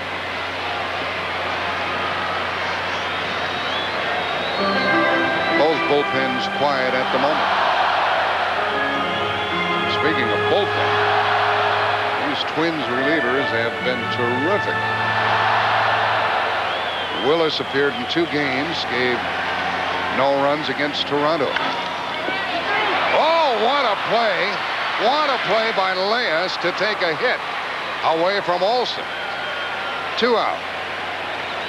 Big time play right there.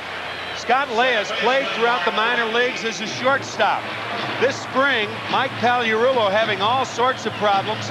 They moved Leas to third base the last 5 games of spring training, and that is a shortstop's move that he just put on that play. Great range, and here it is again. Boy, that is a brilliant play by Scott Leas. That was terrific. Got Olson by plenty for the second out, and Lemke fouls one out of play.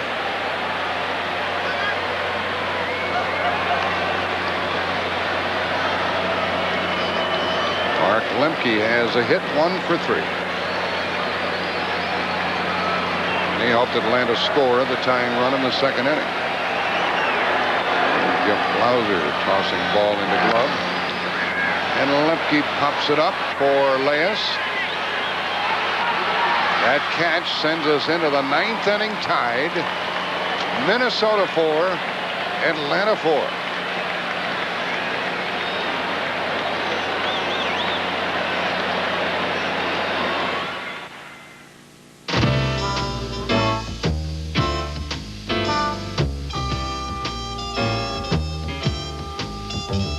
Okay, I've analyzed every horse in the race. All right, let's Track hear it. conditions, Yeah. handicap, weight, post position, who rode what horse when. Okay, so who you betting on? Number 8. Number 8. We got the best stats there or what? Well, 8's always been my lucky number. Oh, yeah, you can't lose that. Right. Relax. You're among friends. Levi's 100% cotton Dockers. Inside your smooth-running engine is a torture chamber. And under these grueling conditions, only one leading motor oil meets the world's toughest requirements for viscosity breakdown. Castrol, the only leading motor oil that provides maximum protection against viscosity and thermal breakdown. So use Castrol. Why make things tougher on your engine? Castrol, engineered for today's smaller cars. Now, get a free officially licensed NFL team hat when you buy a case of Castrol GTX. The Allstate agent who helps insure your car can give you a hand with a plan for life insurance. Life insurance. Your Allstate agent wants to be your agent for life. You're in good hands with Allstate. I'm a big man. Why do so many men stick with Bic? I'm a big man. Because there's a Bic for every beard. Regular, sensitive, metal. Yeah, I'm a big man. I'm a big man. Ready? 122. It was so hot, Extreme heat has grounded flights here at the airport. even planes couldn't fly. Boy, you can fry an egg out there. It's so tasty. But out at the proving Grounds Oldsmobile was making it even hotter for this engine, putting it through every city driver's worst nightmare. Testing like this has made the 3800 in this Olds 98 one of the most trouble-free V6s sold in America. With 99 models redesigned and engineered, GM is putting quality on the road. See Carl Willis on the bench. A pitcher cannot bring his bare hand to his mouth on the mound, but watch what Willis does. That's a strange movement, isn't it, Jim Cott? Yeah, kind of like another North Carolinian, Gaylord Perry. He's got a few of those movements. He has been questioned by Cito Gaston, but never warned by an umpire. Well, maybe it's just a sinus condition. Here we are into the 9th inning of a 4-4 game. And we have a pinch hitter, Mike Pagliarulo, leading it off and batting for Scott Leyes. 4-4 in the 9th. Alejandro Pena, who pitched the 8th, tries to send it tied into the bottom of the 9th. Strike 2 to the pinch hitter. With Gagne to follow, and then Harper. We're at Fulton County Stadium in Atlanta, Georgia. 4-4 game, top of the 9th. Pagliarulo leading it off, 1-2.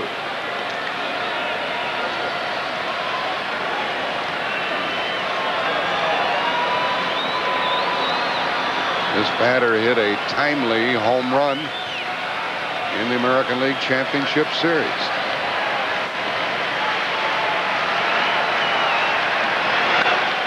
That's going to go out of play. That was in game 3, 10th inning against Mike Timlin with a count 1 ball and no strikes. A 2-2 game, and here's what Pagliarulo did.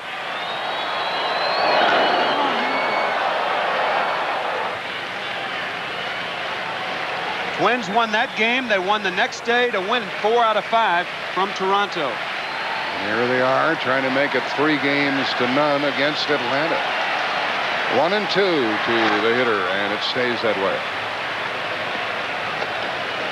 Keep in mind that the Minnesota Twins have never won a World Series road game. They have lost 6 in a row, 3 in 1965 and 3 in 1987.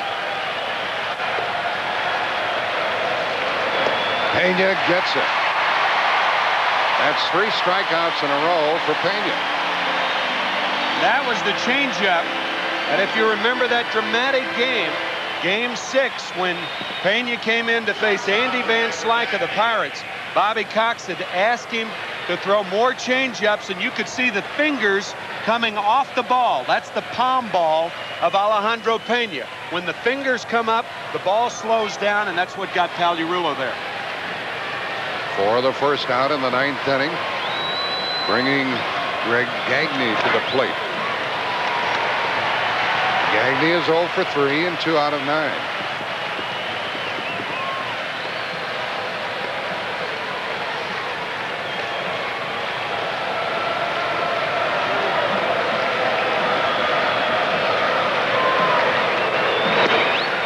One ball, 1 strike. We mentioned the 6 in a row in Minnesota.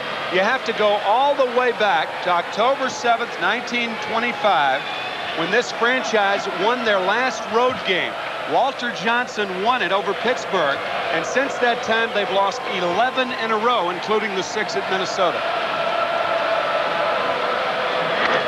Gagne hits it into right. Justice camps under it. 2 out. Minnesota moving from our nation's capital in 1961, so this is the 30th year that the original Senators have been in Minneapolis. Prior to that, the only Minneapolis-Washington connection was Hubert Humphrey. Right. And prior to that Major League franchise, Minnesota used to be in AAA and played at old Nicollet Park. And Willie Mays broke in there. Harper, as the batter, reached on an error and scored on Chili Davis' home run in the 8th. That ball will be chased by Justice. Can't get there. Looking ahead to the bottom of the 9th inning. It's the number 8 hitter due up for Bobby Cox. And then Pena and Keith Mitchell with Lonnie Smith out of the game.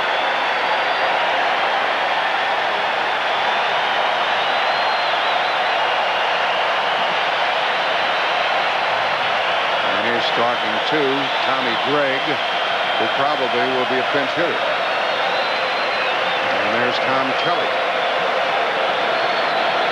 2 out in the 9th.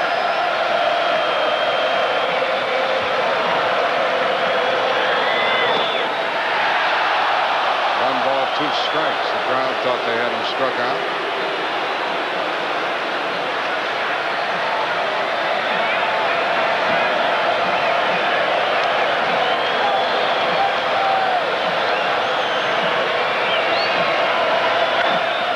Up the middle, and it shoots on through. Fast infield here, and Harper's on base. Boy, he's a good 2-strike hitter.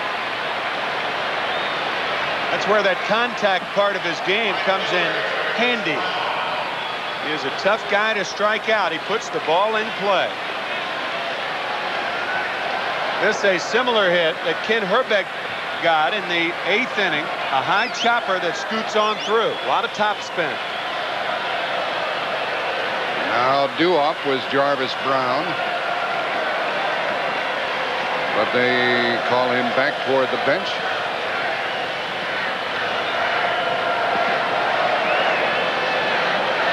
And it's going to be Randy Bush. He will bat for Brown.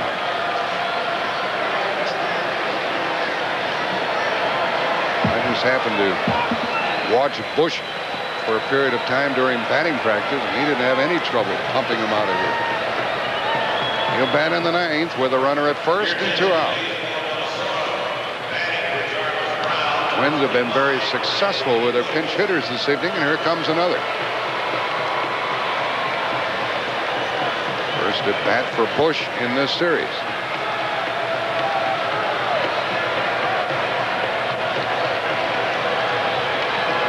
That's the 4th hit in less than 2 innings against Pena.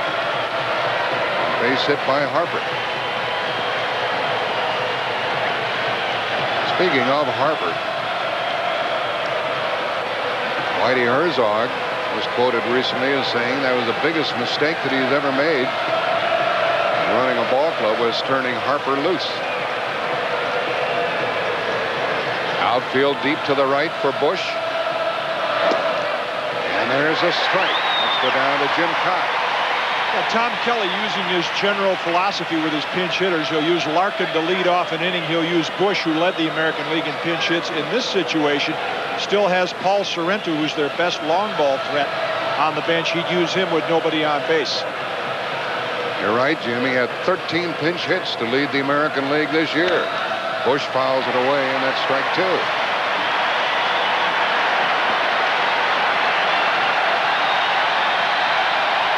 And the crowd wants this visitor's 9th to come to a screeching halt. Man has been out hit 7-5 in this game.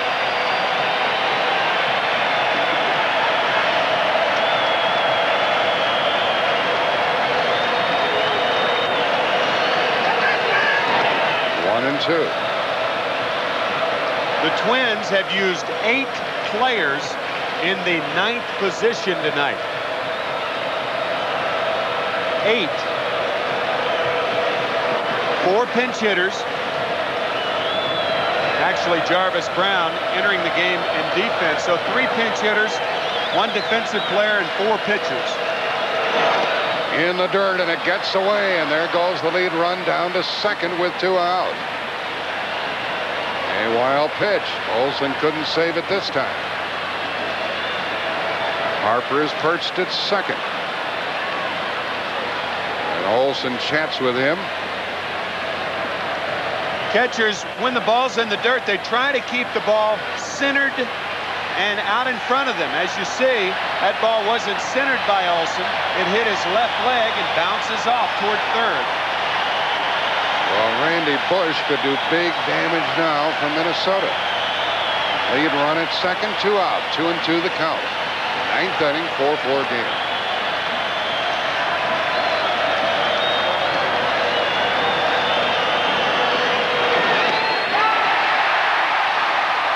Four strikeouts for Pena. 1 left for the Twins. They've left 5. We go to the bottom of the 9th, and we're tied at 4. Dale Earnhardt moves to the inside. Now he's diving into the pit. Let's go down to Bob. Earnhardt's pulling in the pit. I'm going to try to get a word with him. Dale, why are you stopping at the GM dealership? Fast or free guarantee. Fast or free? Yep, my GM dealer does a complete GM oil change and lube in 29 minutes or less, or the next one's free. Whoop, gotta go. And Earnhardt's back in record time. Your GM dealer's serious about putting service back in the service department, so try Mr. Goodwrench Quick Lube Plus for a change. Think a car that gets nearly 100 miles a gallon is just a dream? Think again. A major car maker plans to unveil a new prototype tomorrow. See it on the CBS Evening News. Friday, Disney's Biggest Bash still needs a host. Will it be Eddie Murphy, Steve Martin, Robin Williams, Goldie Hawn, Whoopi Goldberg, Dolly Parton, Carol Burnett, or Tim Allen? Garth Brooks, Angela Lansbury, and Amy Grant star in an evening of fun, music, and magic. The 20th anniversary celebration of Disney World, Friday. Trade you a Paul Molitor for a Tony Gwynn. Okay. What? I'm worth 2 Molitors. No way. This guy's been out in the sun too long. Check out the stats. 329 lifetime batting average and 4 batting titles. I was breaking World Series records when he was still a rookie. Official Major League Baseball cards. The original choice of collectors and fans alike. Make all your favorite players come alive. You want a fair trade? Me for 2 of him and a Jim Abbott. Hey, I resent that. The preceding was furnished by Major League Baseball. Well, are we headed for extra innings? It's the bottom of the 9th. Minnesota's out-hit Atlanta 8-5. And Mike Pagliarulo, pinch hit, takes over at third base. And another pinch hitter, Randy Bush, becomes the third right fielder of the night for the Twins.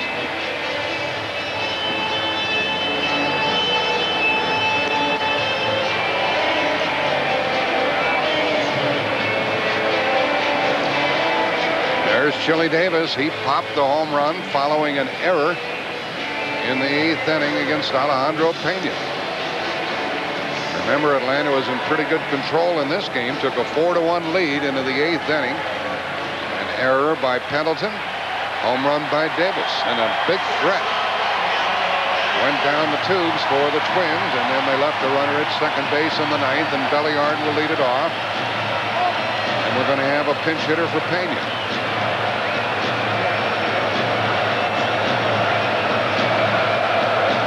Working his second inning for the Twins is Carl Willis. And he misses with the first one to Belliard, who's 1 for 3 with an RBI.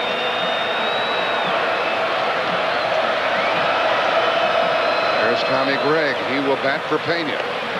There's ball 2. This Belliard can be tough to pitch to, Tim. Small strike zone, and you remember the 2-strike bunt that you had the other night in Minneapolis. And because of that, Pagliarulo in at third base, and even if Belliard gets 2 strikes on him, I would imagine he'll stay in.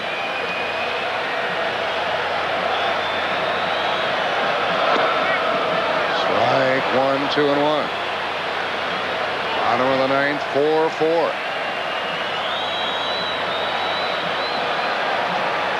Minnesota won game 1, 5-2, then 3-2. That's ball 3.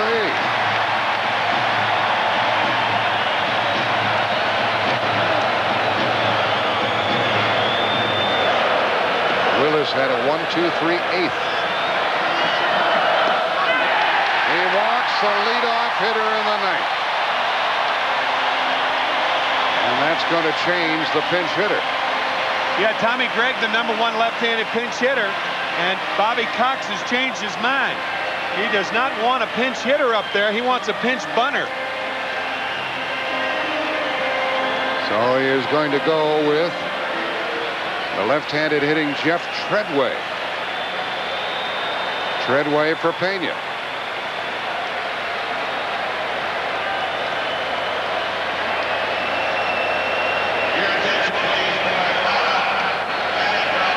This game is tied because of a 2-run homer in the 7th by pinch hitter Chili Davis. Here it is.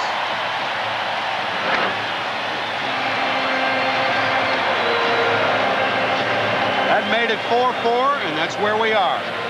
That's not Mickey Mouse. Those are the Atlanta Rally Caps. They call it the Shark. Going for the kill.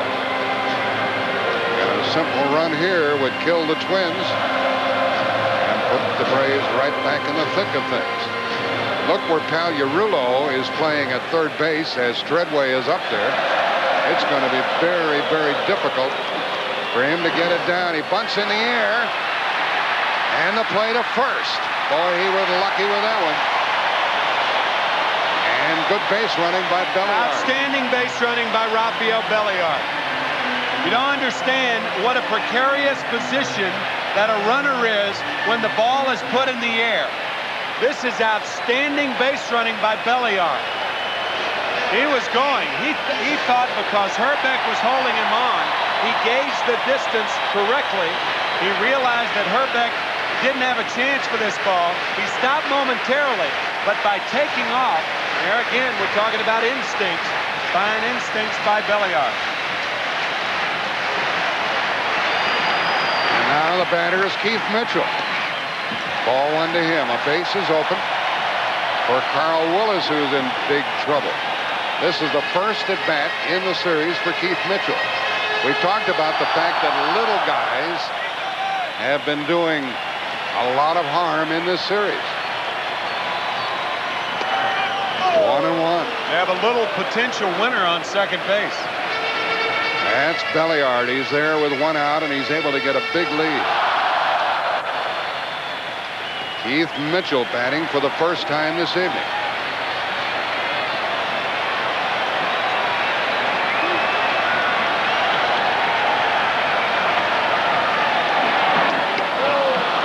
Mitchell's in the hole, 1 and 2. The left-hander Guthrie is warming up. Mark Guthrie for the Twins. And for Tom Kelly.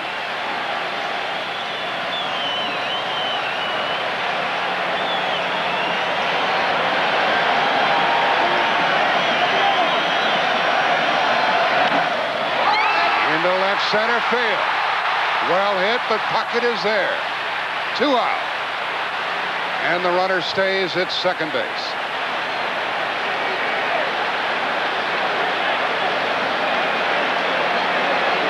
It's not a grievous mistake, but what you want to do on a situation like that, or in a situation like that, is go a third of the way to third. If the outfielder makes the catch, then you have time to go back to second and tag up and go to third. If you go halfway, you're too far to get back. If the ball drops, then you're in a position to score. If you go right back to tag up and the ball drops, you may have a tough time scoring from second base. Belliard is too far off. You see, he's halfway, not a third of the way, and by the time he gets back to second, the throw's already in. Well, who are they going to pitch to? Not Pendleton. They're going to walk Pendleton and pitch to go. He almost threw it away. They're going to walk Pendleton and pitch to Gant with 2 out here in the bottom of the 9th inning.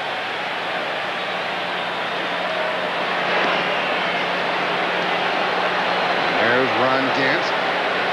Hitless on the night, 0 for 4.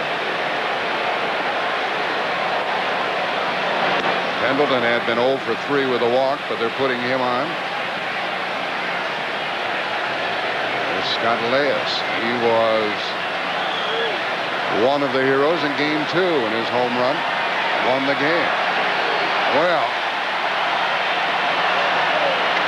Atlanta hasn't had a hit since the 5th inning.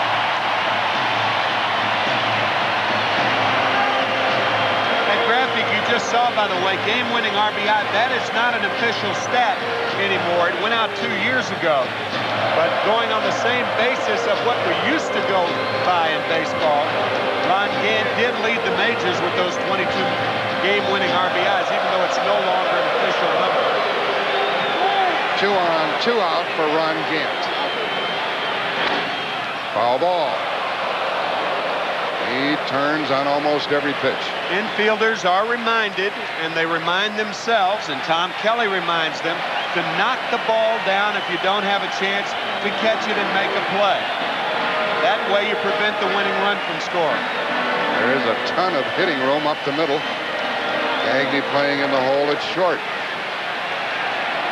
2 on, 2 out. 4-4, bottom of the ninth.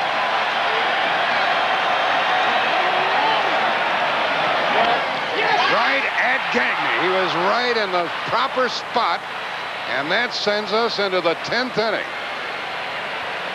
The positioning of Gagne was perfect.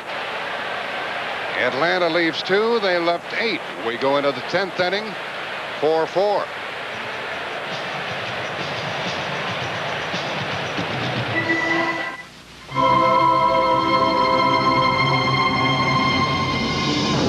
For centuries, mankind has looked to the heavens for the extraordinary.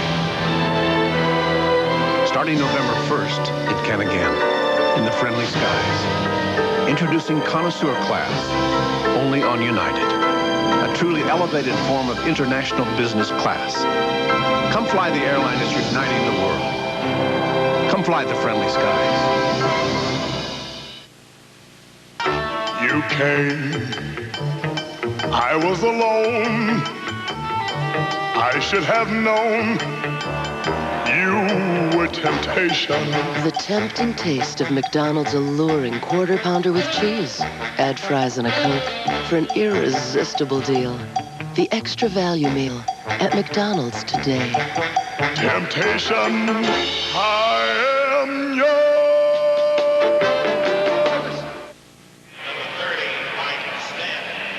Atlanta hasn't had a hit since the 5th inning, and we're tied 4-4 going into the 10th.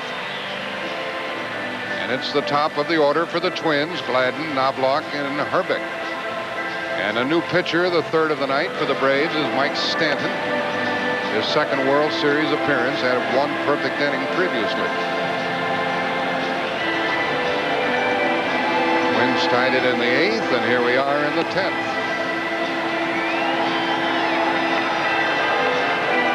Really looked to him like the Braves were in good shape with Avery pitching and a 4-2 lead into the 8th inning. There were until the Chili Davis home run off Pena. This, of course, an extra inning game, and the last extra inning game last year, Game 2 of the World Series in Cincinnati with Joe Oliver batting.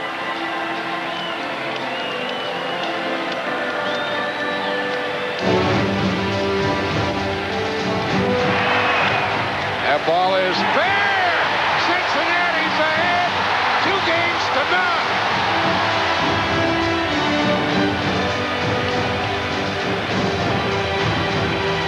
And little Billy Bates crossed the plate on that Joe Oliver hit. Here is the top of the order, represented by Dan Gladden. Had a triple in the 1st, scored a run, a tainted base hit. He's 1 for 4. Darn near hit 1 out in the 6th inning. Stanton's first pitch in the strike.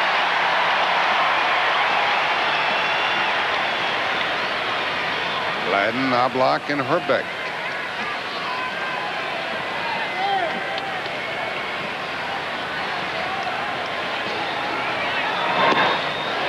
That one missed. Stanton, one of the many left-handed pitchers on this Atlanta staff.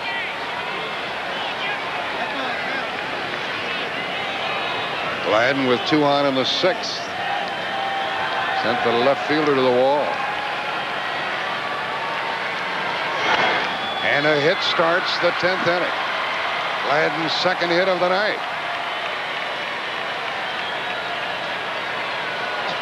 And we'll see how the Twins play it with Knobloch. If they bunt, they'll have Herbeck and Puckett coming up. They've got a lot of ways to go. They can steal Gladden. Of course, you have the left-hander Mike Stanton out there who has a good move to first base. You have Chuck Knobloch, who's a good bunter. You can bunt the straight sacrifice and take your chances with Ken Herbeck. Stanton is very, very difficult on left-handed batters, but you do have Puckett in the hole. So with all of those options, what's Ron Gardenhire, the 3rd base coach, going to do? Getting his signs from Tom Kelly. Leadoff base hit is the 9th of the night for the Twins. Knobloch has a sacrifice fly, and he's 1 for 3. There's Gladden. He's a good base runner. And Sid Bream is holding against the runner and looking for the bunt. There's a strike as Knobloch showed it but didn't bunt. You saw Chuck Knobloch tying the all-time record for rookies in postseason play with 11 hits.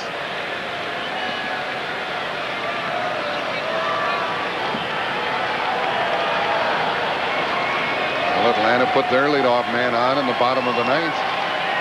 Didn't get him around. Now the 10th starts with a base hit.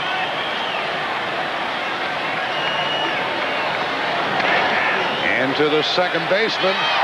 Safe at second, out at first. Lemke says, well, he doesn't argue very vehemently about that. There's Gladden with his speed getting past Lemke. No, I don't think he tagged him. I think it was a good call. Here's Gladden, and watch how quickly Gladden gets down to second base.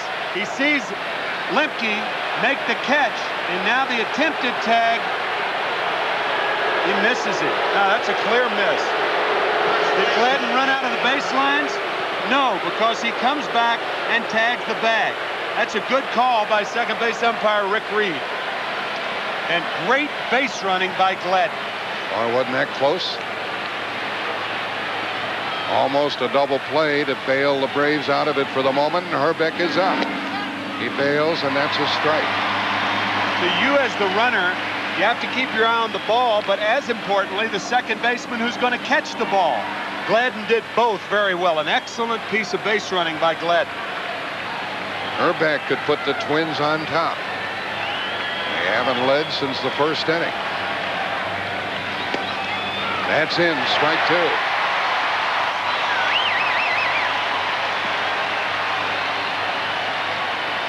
Herbeck batting in the number 3 spot this evening. If they get Herbeck out, they're going to walk Puckett because remember, Carl Willis is batting 5th. He's the pitcher. So this is a big, big out right here. Runner at second, 1 gone, 10th inning.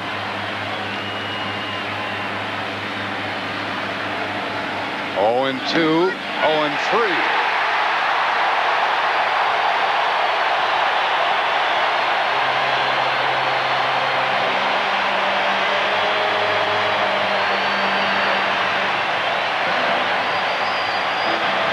Ball on the inside part right there. It looked like Herbeck was looking for the slider. He got the heater, and now clearly they will walk Kirby Puckett. They're going to put him on. He will join Gladden on base. And this will be the first walk given to the Twins tonight to go with their 9 base hits.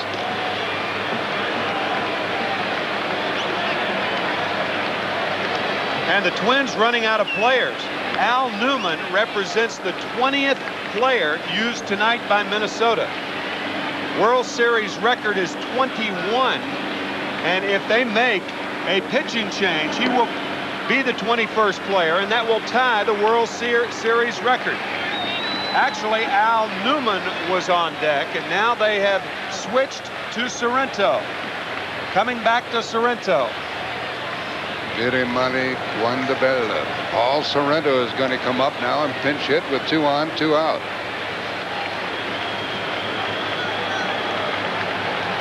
Against Stanton. So Tom Kelly sent Al Newman up there, and now he goes with Paul Sorrento. A good fastball hitter. As a matter of fact, the Twins had an option of putting either Pedro Munoz or Paul Sorrento on the postseason roster. They opted for Sorrento because he handles the fastballs very well. We'll see. Gladden on at second base. He started the inning with a base hit. There he is. And then they walk Puckett. And there are 2 out. And Sorrento could be the Twins' hero here in the 10th. Strike to him. 4-4 the score. There are the runners. Twins need a 2-out hit.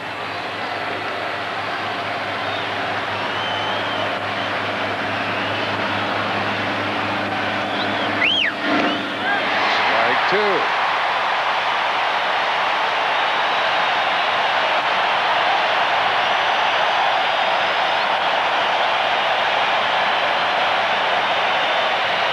Minnesota has left 5.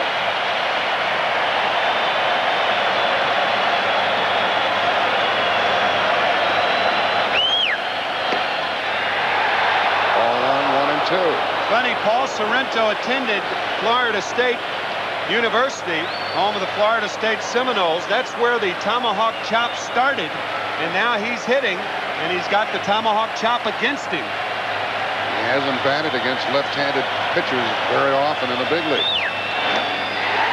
And down he goes. Second strikeout in the inning for Stanton. The Twins have left 7. And Atlanta comes to bat in the bottom of the 10th inning.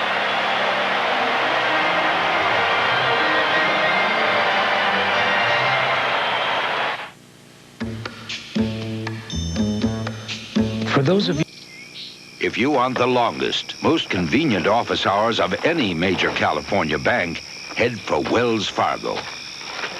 Our doors are open 9 to 6 every weekday and open from 9 a.m. on Saturdays.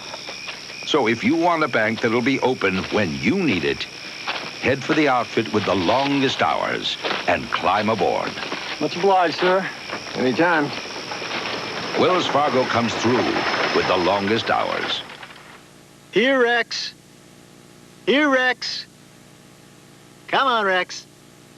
Rexy. Rexomania. Rex-a-dog. Come on, Rex. Yo, Rex. Rex. If his name's not Rex, then he's not Rex. And if the name on the box is not Kodak, then it's not Kodak Film. We don't make film for anyone else. Rex. No, you're just a kid. The Saints are off to an awesome start. They're gonna cream him, right? Right. Not.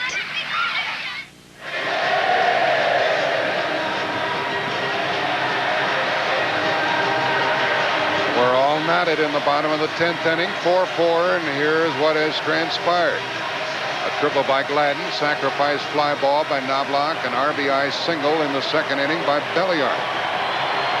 Justice home run snapped the tie. Home run by Lonnie Smith. Bases loaded walk made it 4-1 going into the 8th inning. An error and then a home run. Or first of all, Puckett's home run made it 4-2. Then in the 8th inning, the error and the home run by the pinch hitter, Chili Davis. And there's been no scoring since. The new pitcher is Mark Guthrie. I think when you talk about the game being knotted, I think that is quite appropriate because there are a few knots and a few stomachs in this ballpark. Mark Guthrie, the 21st player used by the Twins. Remember, they only have 25 men on the roster. So the only players left for Minnesota, Aguilera, Newman, and then 2 starters, Tapani and Morris. Mark Guthrie facing Justice and Green, and Guthrie has a tendency to hang breaking balls. So look for him to start Justice off with a fastball. And he swings and hits it fair into left field. And now it goes foul, and Gladden couldn't stay with it. Boy, that ball really moved. It was fair by about 30 feet, and then just blew away from Danny Gladden. That was strange. He looked like he had control of it. Watch how he slows down, controls speed, and then the ball just takes off for some reason. He missed it by 2 feet. Yeah. That was really strange. David with new life. Justice has reached on an error and hit a home run. 1 out of 4, and now he's backed up 0-2.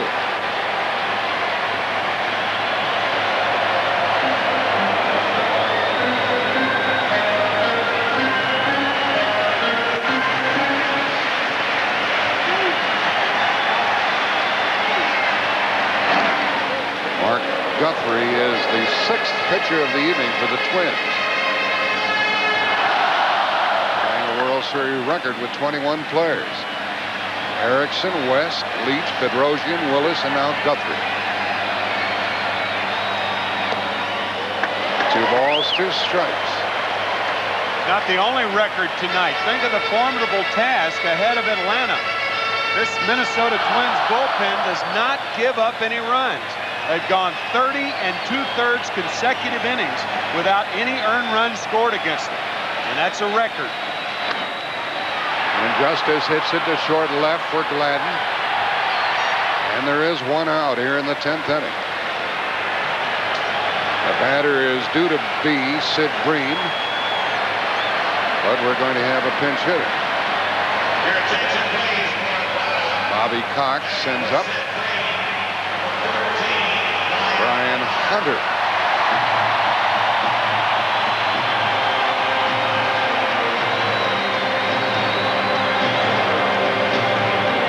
Well, here's a fellow who hit a dozen home runs during the year and hit a big one in the clincher against Pittsburgh.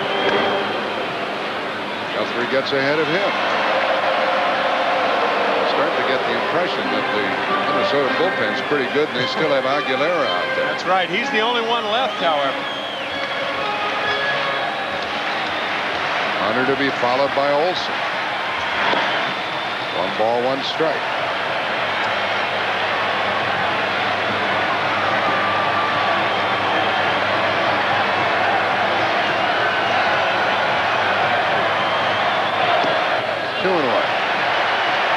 Atlanta put their leadoff man on base in the 9th. Moved him down to 2nd. Couldn't score. Half swing. This is going to be close if it stays fair, but nothing doing. Foul ball 2-2. Well, 2 balls, 2 strikes. That ball did a dog leg left in a hurry. This copyrighted telecast is presented by authority of Major League Baseball. It may not be reproduced or retransmitted in any form without the express written consent of Major League Baseball.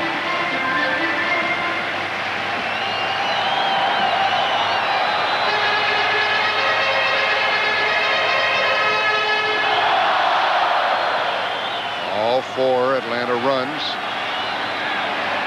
Charge to the starter, Scott Erickson, but his mates have taken him off the hook.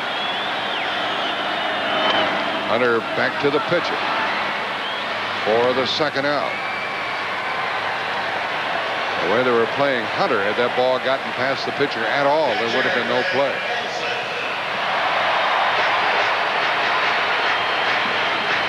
Harper goes out with a reminder about how to pitch to Greg Olson.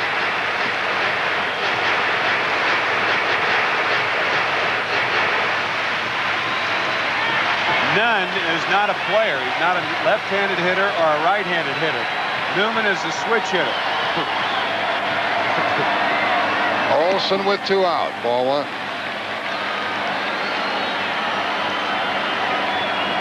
Olson hit 6 home runs during the regular season.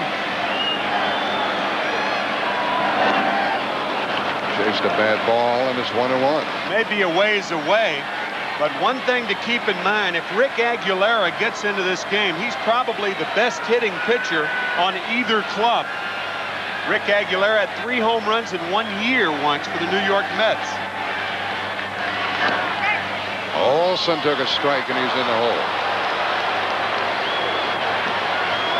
Minnesota pitchers don't pitch around anybody, do they? Well, coming after Olson with 2 out. 2-2.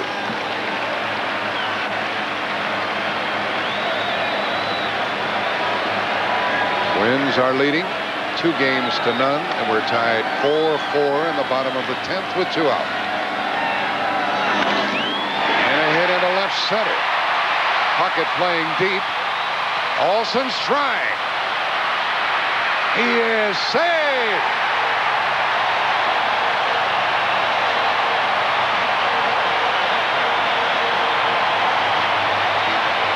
See, that stuff about outfielders playing deep, it has to be modified.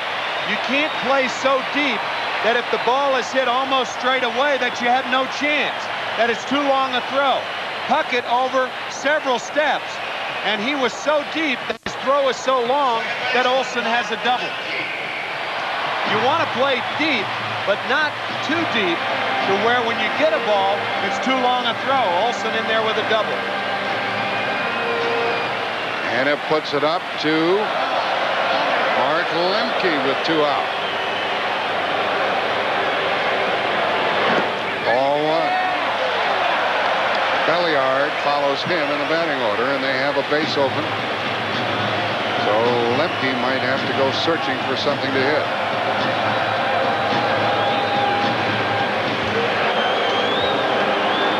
I think it boils down to you want to pitch to Lemke or Belliard. Winning run at second, 2 out. And Guthrie missed with a breaking pitch, ball 2. They do have a base open. Yeah, I would opt. This is a dangerous situation, though, Jack. You don't take any chances trying to pitch around hitters in game-winning situations. If he gets a hit, the game's over.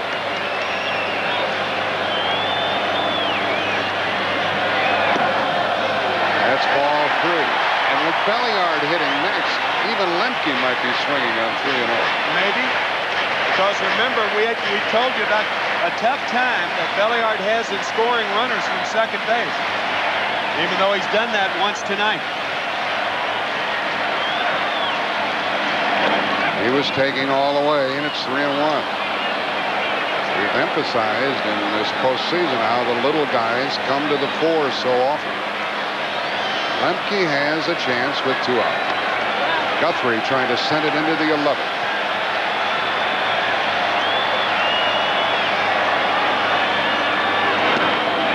And it's going to be up to Belliard. But they're going to call him back.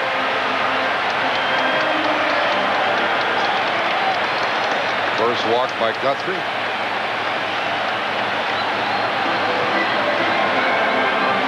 Seven walks given to Atlanta tonight.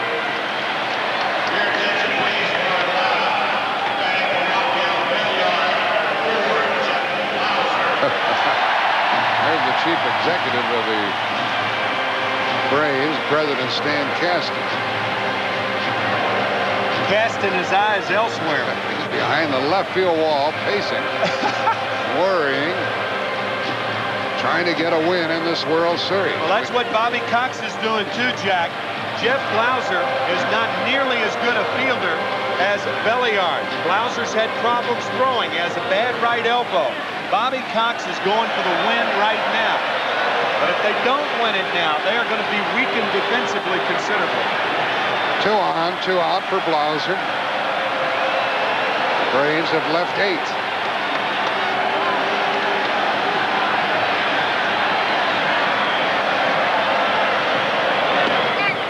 And Guthrie gets ahead on the count. Blauser is 0 for 2 with a bat. There's Olson on at second. He's the winning run. Harper goes out to talk with Guthrie.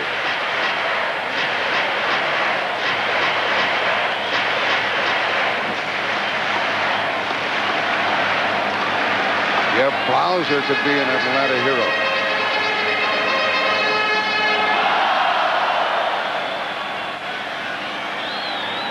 It takes a hit. 2 on, 2 out, 4-4, bottom of the 10th.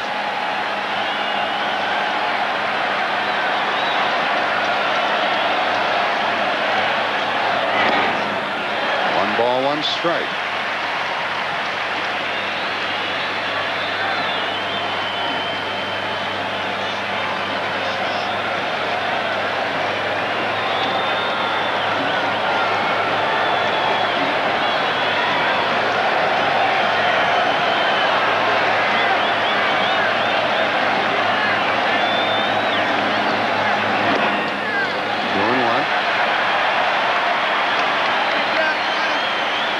The pitcher due up next, Stanton. Guthrie has a base open, albeit third base.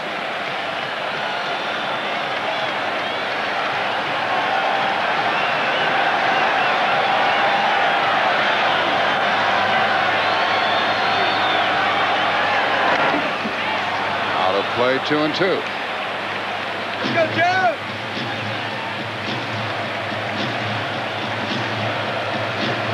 Olson's double with 2 outs and nobody on. You see Kirby Puckett playing deep to prevent the double, and because he was deep, he caused the double. Now 2 on, 2 out, 2 balls, 2 strikes.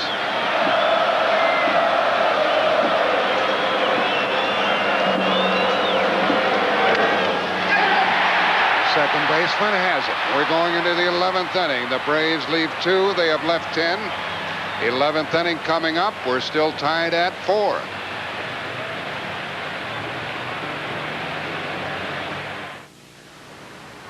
I don't know how you expect to sell this stuff. It's too plain. There's no excitement. You're gonna need some flash here. You know, fancy commercials with big rock stars, catchy jingles, stuff like that. Now hang on, I like this. It's not plain, it's simple. Honest. Hey, an honest cereal called? Kellogg's Corn Flakes. Kellogg's Corn Flakes. Taste them again for the first time. Some people perspire. We sweat. The only protection for us? New Ara XX Sports Scent. It's the only leading sports solid that doesn't leave a white flaky mess. New Ara XX Sports Scent helps keep us extra dry. We've added the leading cough suppressant to the proven cold relief of Alka-Seltzer Plus to relieve your cold and cough at the same time. New Alka-Seltzer Plus cold and cough medicine in the purple box. 2 kinds of relief from only 1 medicine. You don't have to be a rocket scientist to figure out why people like Wendy's Super Value Menu best. We've got 9 delicious choices, just 99 cents each. Like our new Caesar side salad and Junior Cheeseburger Deluxe. Look, our Big Baked Potato is a meal by itself. And our Junior Bacon Cheeseburger comes with 2 strips of bacon. Sometimes I wonder why other places don't offer as much. I guess you have to be a rocket scientist to figure that out. Now get 9 delicious choices for 99 cents each on the Super Value Menu at Wendy's.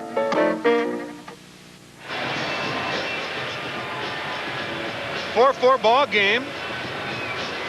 This has been the longest World Series game since October the 11th, 1977, when the Yankees played the Dodgers. You may remember the Yankees won the World Championship that year, and in that series they had a 12-inning game versus the Dodgers. What, you may ask, is the longest World Series game ever? Well, back on October 9th, 1916, Babe Ruth, 21 years old, was the winning pitcher for the Boston Red Sox in the longest World Series game, and that game 14 innings versus the Brooklyn Dodgers.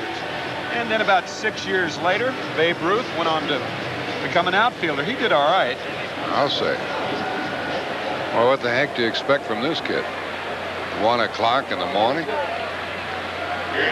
We have a new shortstop. It's Jeff Blauser, and remember Tim mentioned that he is not as good as Belliard, and Brian Hunter takes over at first, and he's done well platooning with Sid Bream at that position. The focus right now is on Jeff Blauser. He has made 2 throws in postseason, and both have been bad. Only 1 error, but both throws have been bad, and his right elbow is annoying him. He is really having a problem throwing the ball. So the focus is on Blauser right now. And this is Al Newman at the plate to lead it off. And that breaks the record for the most players employed by 1 team in a single World Series game. And a pop-up to start the 11th inning. Lemke gets under it. 1 out. Newman batting for Pagliarulo. Pops out to start the 11th.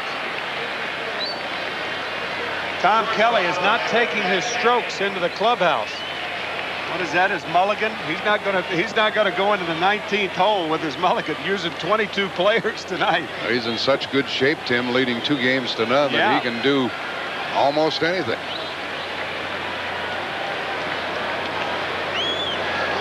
Here is Gagne. Gagne is 0 for 4 and 2 for 10. And a threat as Stanton gets a strike in there. Mike Stanton working his 2nd inning. He's the 3rd Atlanta pitcher. And he's due to lead off in the bottom of this inning. He gave up a single and an intentional walk in the 10th. And that's strike two.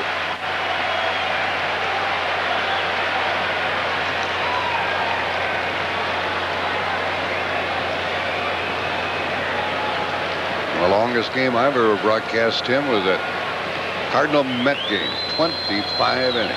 Longest one I ever broadcast was in this ballpark.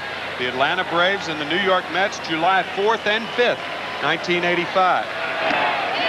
That's the second out as Stanton gets Gagne. Third strikeout for the Atlanta hurler.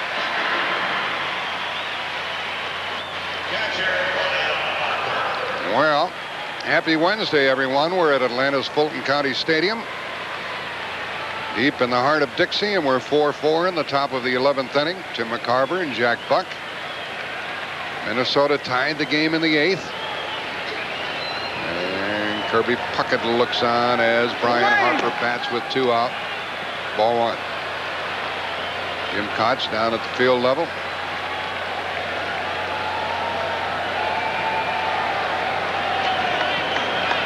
Harper has been on base twice. He pops it up. That sends us to the home half of the 11th inning. The pitcher due to lead it off for the Braves. Plant a tree for your tomorrow. It's your tree that clears the air. Plant a tree, trees for America. Plant a tree today for all the world to share. Taste the breeze, is life inside you. Make a promise to the earth. Plant a tree, now is the time to recognize a tree for all that it is worth.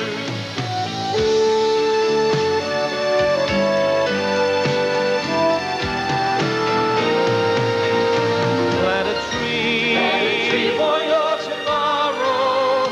It's your tree that clears the air. Plant a tree, trees for America. Plant a tree today for all the world to share. U.S. champion Tanya Harding, world champion Christy Yamaguchi, America's 2 reigning queens of the ice in their first showdown of the season. Olympic Winterfest, Saturday.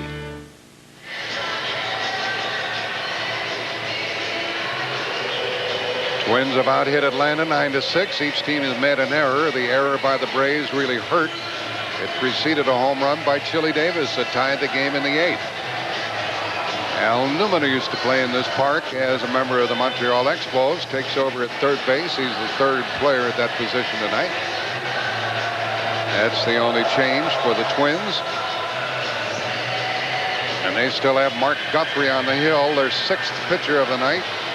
He worked the 10th, got into 2-out trouble when Olson doubled. He gave a walk to Lemke. And then they got the pinch hitter Blauser.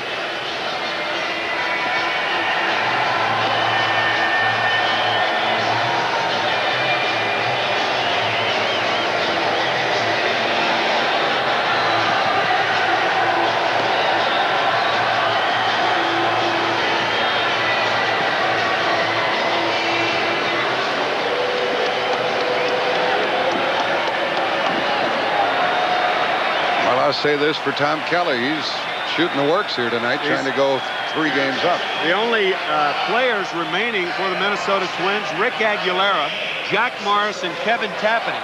Now, Tapani worked on Sunday night. Morris will work tomorrow night. Rick Aguilera, really the only able body, and Tom Kelly probably hoping now that nobody goes down on him, because if something happens, if someone gets injured, there's Jack Morris charting for tomorrow night. Tonight's game, that's right. Fell into one. First pitch is a ball to Francisco Cabrera. But if someone gets hurt, Rick Aguilera will be a position player. Cabrera pinch hitting and had a big swing, but fouled it back, and it's 1-1.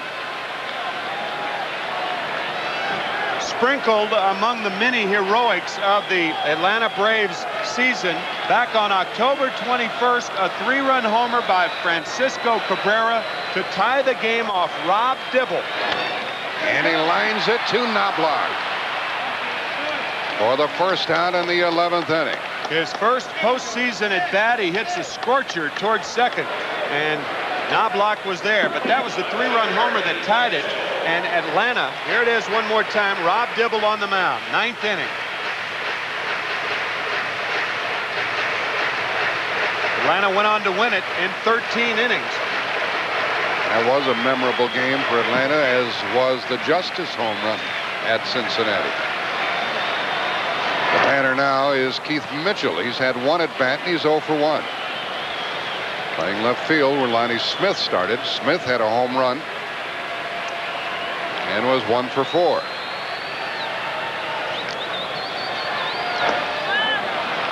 And that's strike 2 to the rookie.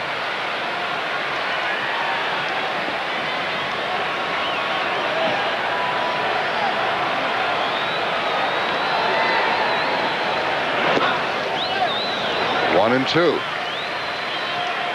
It was Erickson, then West, then Leach, Bedrosian, Willis. Guthrie came on in the 10th, working in the 11th.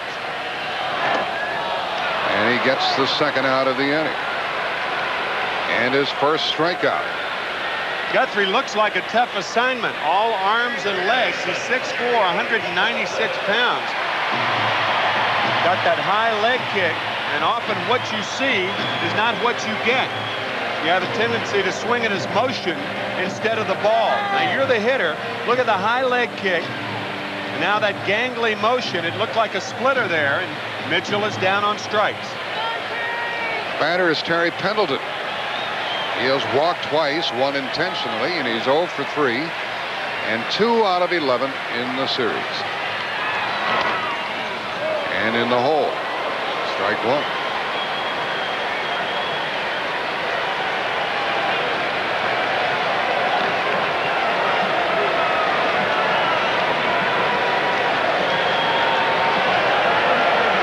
Braves haven't scored since the 5th. And that's strike 2.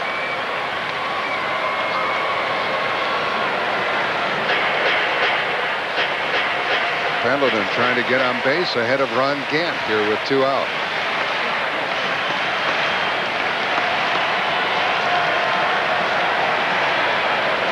This crowd's quiet, but they're still here, folks. 1 and 2. They're not walking out on this one. 4-4, 11th inning. It's past midnight here in Atlanta. And this one is yet to be determined.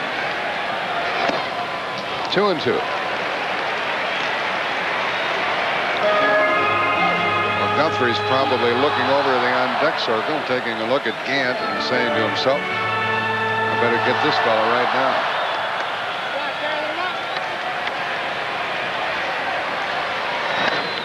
Pendleton hits it to Herbeck, and down in order go the Braves in the 11th inning. 32 plus innings for the Minnesota relievers in postseason play, no earned runs.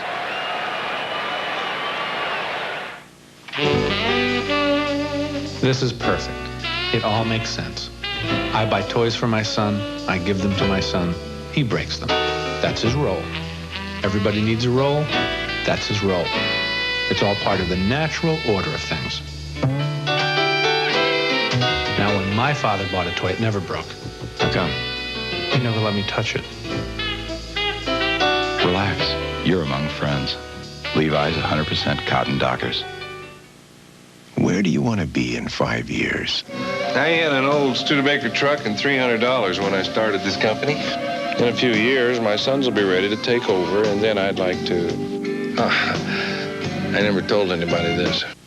I want to live in Paris and go to cooking school. Hey, that's what I want to do. Will I have the money to do it? You can get there from here with Shearson Lehman Brothers. Remember the first time you were left home alone? Just don't burn down the house, okay? An all-new Brooklyn Bridge, Friday.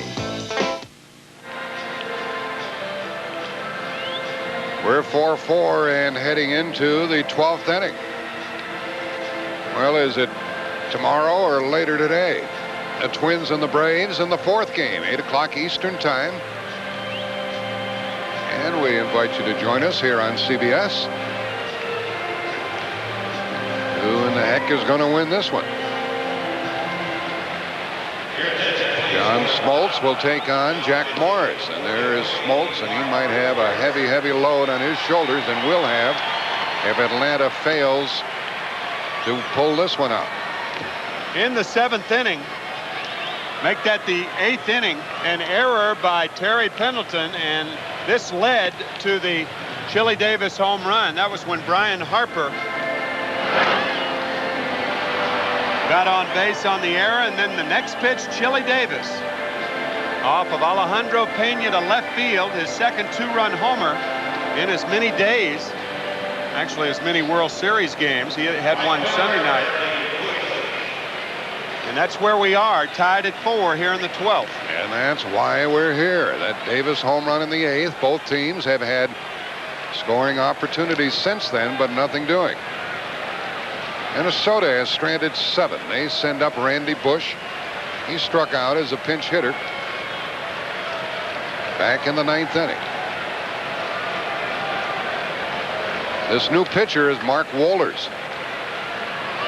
It was Avery, Pena, Stanton, and now Wohlers. And Atlanta hurlers have given up only 1 walk this evening, and that was an intentional pass.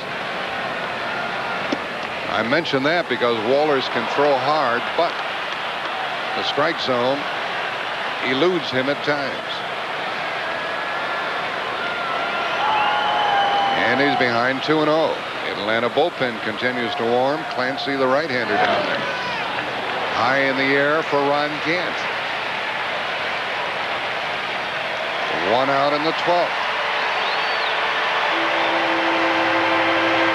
And Randy Bush is 0 for 2. Now the left-hander is Kent Merker, joins Clancy in the bullpen.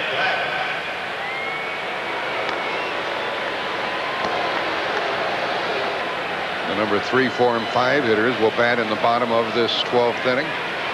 Meanwhile, the top of the order represented by Dan Gladden. He's had a single, a triple. The leadoff single in the 10th inning was wasted by the Twins. And back in the 7th, he narrowly missed a 3-run homer.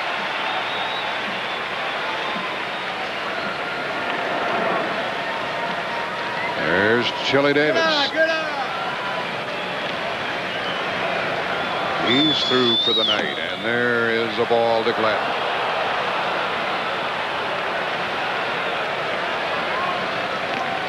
Twins leading 2-0. They're still sitting pretty no matter what happens in this one, and if they happen to win it. There's ball 2. Here's Jim Cott. Well, Tim was mentioning about John Smoltz hanging around in the starting pitchers. Now Jack Morris sitting over there with his sneakers on, but not John Smoltz. Just in case they need a pinch runner, he's ready, so he'll probably hang around for a little while. You never know in a game like this. How far are we going to go? Gladden hits it hard to right for his 3rd hit of the evening. Gladden singles with 1 out here in the 12th.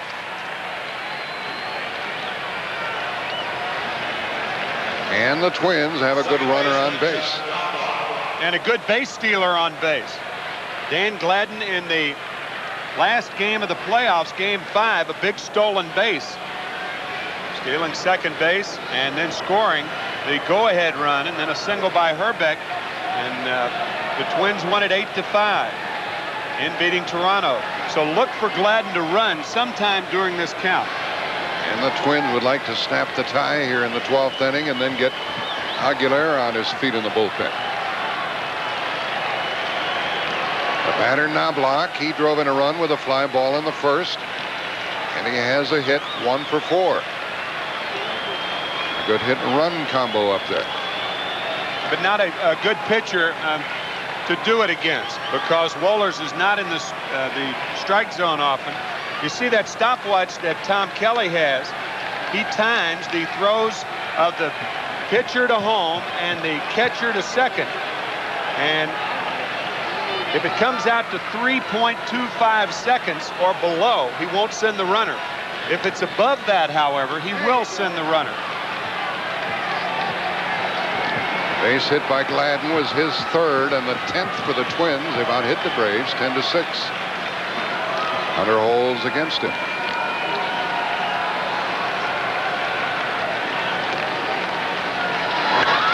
Double play ball. Whoa, right through Lemke. And it's first and third with only one out for the Twins. We told you about this lightning fast infield, and it hurt Lemke that time. Yeah, that's a double play ball that gets you out of the inning, and it looked like what Lemke did. He looked up before he had the ball. Clearly an error. Watch him look up. You see, he's ready to flip that ball before he has control. That is a common error on a double play ball hit like that because you try to get rid of it too quickly. And it could be a key error on Mark Lemke, and I think Bobby Cox is going to make a move now.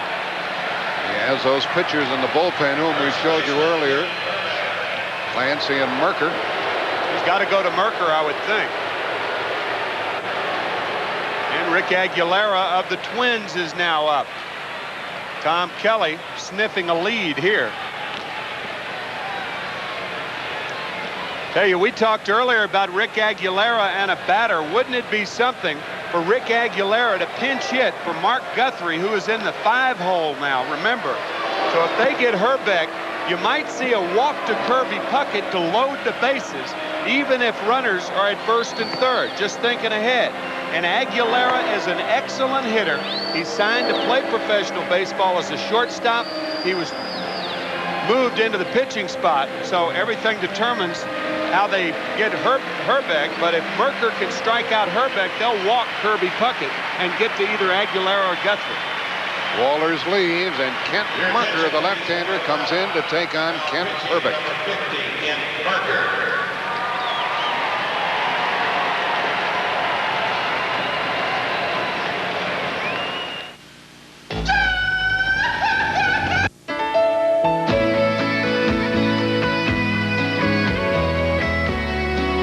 Americans seem to like shortcuts.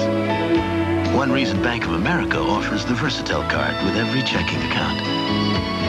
It lets you buy gas and groceries, get cash, make deposits, even get a mini statement. The Versatile card.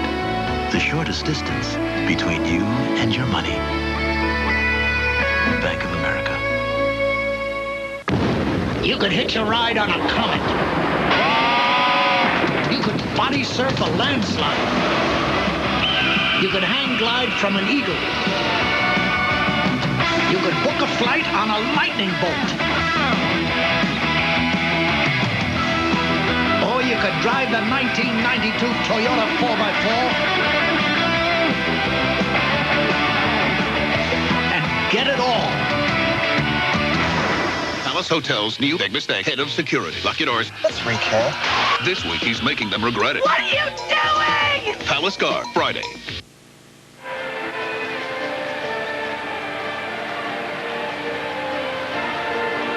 Twins and Braves tied here at 4. This game started with a ball that was misplayed in right field, and the most recent thing that happened, an error by Mark Lemke. As Jack Morris charting the game, he will be the starter tomorrow. The Minnesota Twins have used all of their regular players, and you can't look for Jack Morris. As Jim Cott said, he's got his sneakers on. Well, Kent Merker is called upon to do good work, and Kent Herbeck is up trying to put the Twins on top. They haven't led since the first inning, and it's first and third with one out. Base hit by Gladden, an error by Lemke. Herbeck has one hit tonight, 1 for 5. 1 ball, 1 strike. Merker is usually tough on left-handed hitters. Lefties have hit only 194 against him. He's into the game as the 5th Atlanta pitcher. Avery, Pena, Stanton, Wallers, and now Merker. Gladden's the runner at third, and across the way, it's Knobloch. The runner going from first, and a foul as Herbeck falls in the hole 1 and 2. They were playing behind Knobloch down there, and Knobloch, a very aggressive player. I'm not surprised he was running. 2 stolen bases in game 1. He was ready to stop, too, had Herbeck swung through that ball. Interesting play. If he steals second base, that certainly takes the double play out of order. First and third, the runner going again. Strike 3 called, and Knobloch steals second.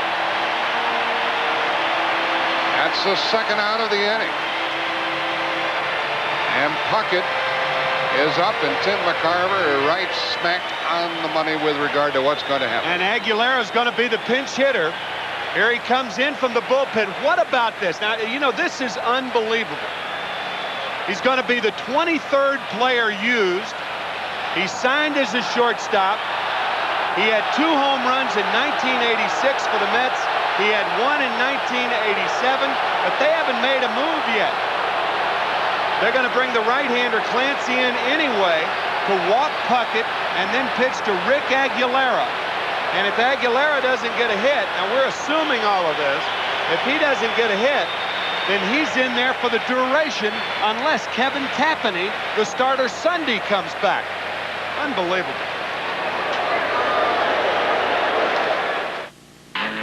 So I'm doing my sound check. Hello. And I hear this woman's voice. Crunch that last chord. I'll show you.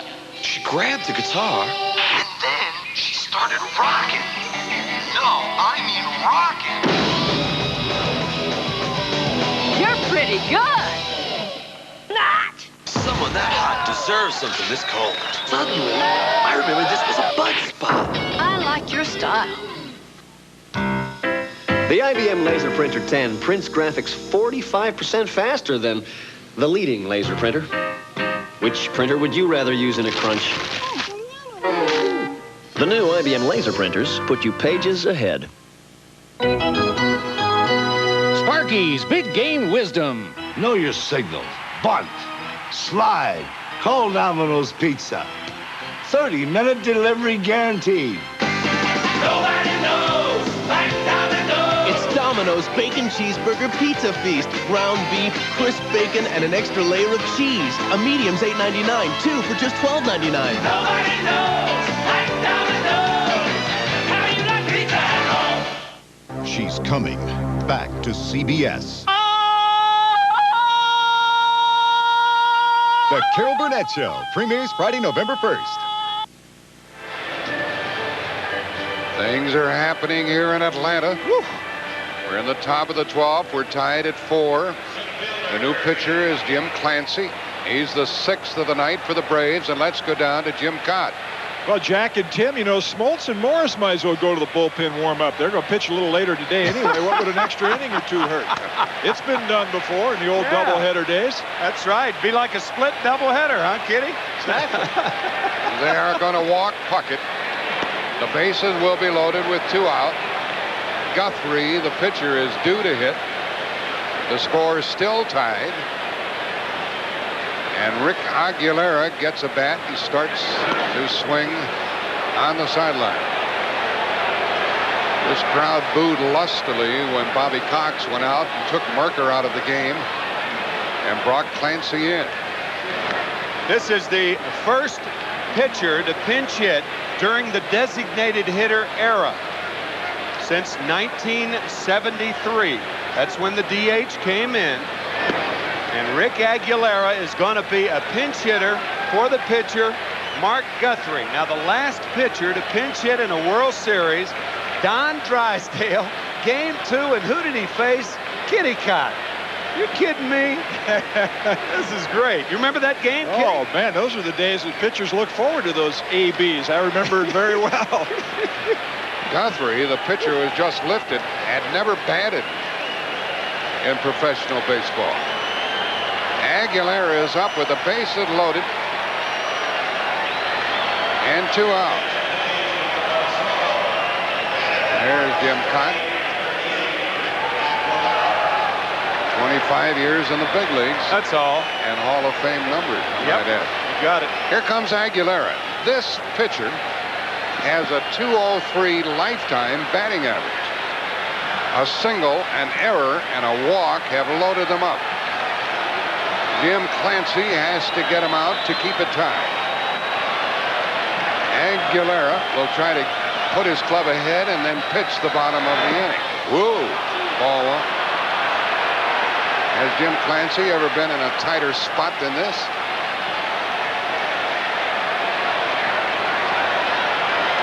I'm sure Jim Clancy is telling himself, if you've ever stayed ahead, stay ahead of the pitcher as a pinch hitter. And he falls behind with the slider. Nice play by Olson. Bases loaded, 2 out, 4-4 game, 12th inning. 1-1.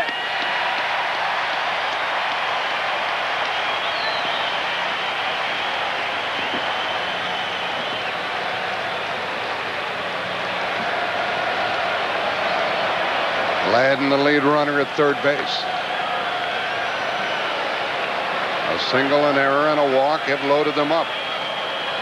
Braves should have been out of the inning long ago. Aguilera hits it into center field for Gant. We're still tied. 3 left for the Twins, who have stranded 10 and will send Rick Aguilera to the hill.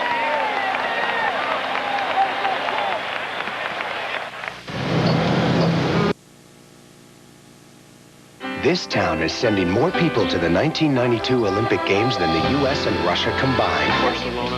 It's the home of Olson Travel World. And weightlifting? Okay. They rush out thousands of tickets to the Olympic Games by express mail guaranteed overnight service. Express mail picks up unlimited packages for one low charge. Morning, John. Morning. Which saves Olson money as they prepare America's other 1992 hopefuls. Here we come. Arnold Palmer at home in America. 1929, that was the year I was born. The tractor, well, that came along a little later. And Pennzoil, well, that goes back to my dad. That was his motor oil.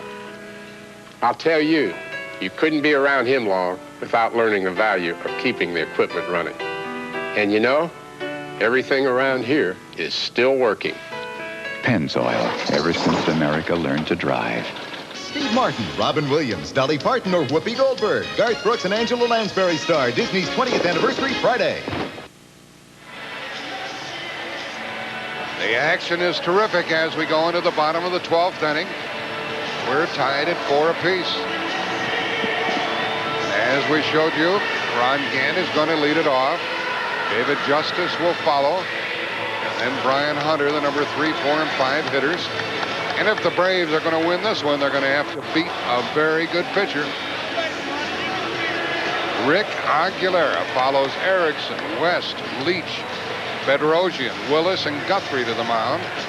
He's the 7th pitcher for the Twins. He got a pretty good at bat, too, didn't he? Yeah, he did. He hit the ball hard, but it was right at him. And now Tom Kelly's problems are certainly mounting. He's used 23 players. And you can almost see it in his face. Look at him shaking his head. It looks like he's got an earpiece in. You can just imagine what he's thinking now. I mean, Rick Aguilera has only thrown 3 innings 3 times this year. That is max for him. You know, Kelly doesn't want him going that long, but if this game remains tied over the next several innings, they say baseball, one of the only team games without a clock. Well, it's imperative that if the Twins win it, they have to win it in a hurry to save, not only to win a ball game, but to save Aguilera's arm. Wonder how long he could go. There's Smoltz and there's Morris. They'll hook up tonight. We're on the air at 8 o'clock Eastern time with game 4. Morris is yawning. Aguilera tries to add to the strength. The Minnesota relief pitchers have gone 32 and 2/3 consecutive innings without allowing an earned run in postseason play. West did his job. So did Leach. So did Bedrosian, Willis, Guthrie. And now Aguilera, who had 2 saves already in this series, is not in a save position, but he's in a win or lose situation. And if you think we're trying to trick you with numbers, those 32 and 2/3, you might say, well, those are earned runs. How many unearned runs has the bullpen given up? The answer is 2. Let's go to Jim Cobb. Jack and Tim, you know the one thing, and I know from being in the bullpen with a lot of great short relievers, Bruce Sutter, Goose Gossage, they do not like to come in to tie games psychologically. First of all, they're not used to it. They're used to holding leads, not coming in and holding ties. I don't know what it is, but I know they don't like it psychologically. Ron Gant is 0 for 5. Lined out in the 7th, lined out in the 9th. And he flies it out into center field to Puckett, who trots to it and makes the catch for the first out in the home 12th inning. Gant in the 9th inning with 2 men on hit the daylights out of the ball right at the shortstop. Of course, there's been a lot of that in this game. So there goes 1 out. And David Justice is up. He hit that 4th inning home run to snap a 1-1 tie. Put the Braves on top. They led 4-2 in the 8th. And Davis hit the home run. Ball 1. So we've had home runs by Lonnie Smith and David Justice for Atlanta. Puckett a solo blast. And the 2-run homer by Chili Davis. On ball 1 strike. Aguilera will throw you a little bit of everything, and he has some strong pitches. Good fastball, a slider, and the splitter has really made him a premier reliever. He picked it up right before the trade that sent him to Minnesota in the Frank Viola deal. Justice gets a hit with 1 out here in the 12th inning.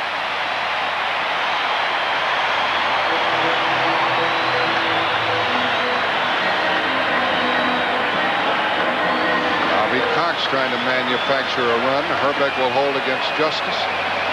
And I think that's exactly what the Braves have to do, Jack. I think they have to manufacture the run. They're not hitting the ball well. And I think what Bobby Cox needs to do right now is pick a situation where he can send the runner and hope Hunter finds a hole somewhere.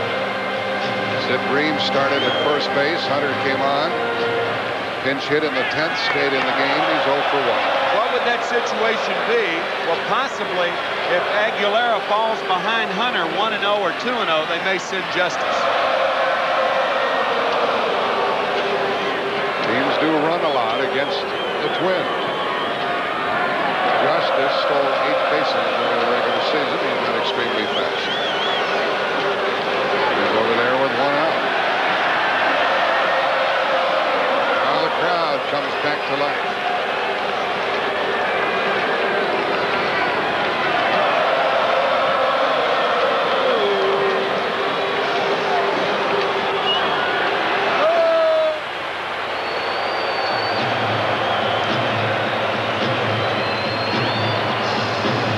Against Aguilera this year, opponents have stolen 7 bases without being caught. I want to see if Justice is anxious to go. Ball 1 to Brian Hunter. There's your 1-0 count. Minnesota's not going to pitch out. And I think the most surprising thing up to this time is that the Braves have not tried to run against Brian Harper, who does not have a good throwing arm. Good offensive player. But I think if the Braves are going to win and even win the World Series, I think they have to open things up. They've been too conservative on the bases. Even though they undoubtedly would walk Hunter if Justice steals a base, and that would put it up to Olsen. I'm not talking about a steal. I'm talking about a hit and run. I don't think they have steal speed, but they have good bat control to hit and run. Not going, and ball 2 to Hunter. 4 for the score, home half of the 12th. Jimmy Williams gives the signs.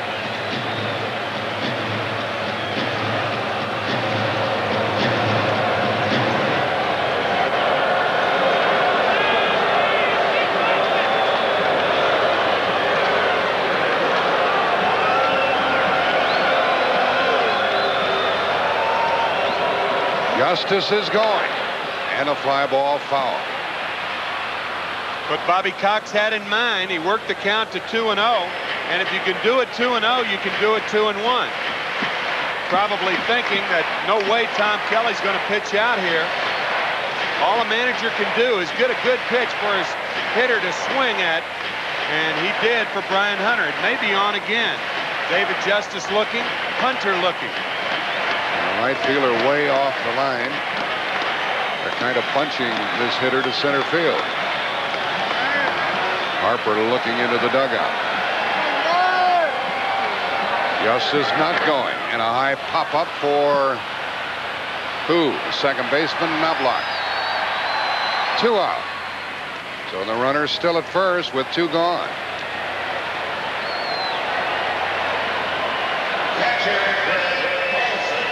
Brian Hunter just under it. And obviously frustrated. Braves went down in order in the 11th. They left 2 men on in the 10th. They left 2 men on in the 9th. And the runner at first, 2 out here in the 12th. And it's up to Greg Olson.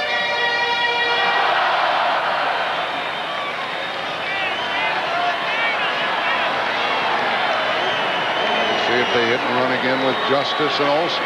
You don't gain a lot with 2 outs. And one of the purposes of the hit and run is to move the runner to third, and you don't gain a lot here. Aguilera gets ahead on the count.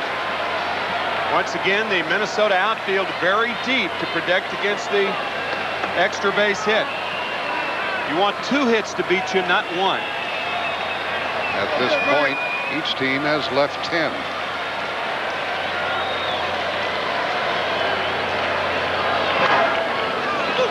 Olson hacking at it, finds himself with a strike 2 count. He has walked twice and doubled. Each team has left 10 and no one has left early.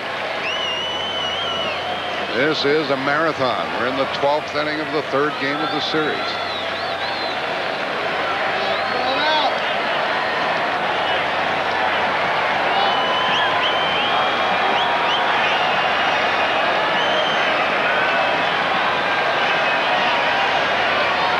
Seventh pitcher of the night for the Twins is out on the hill. Runner going. Ball 1 and a stolen base, and the winning run's in scoring position.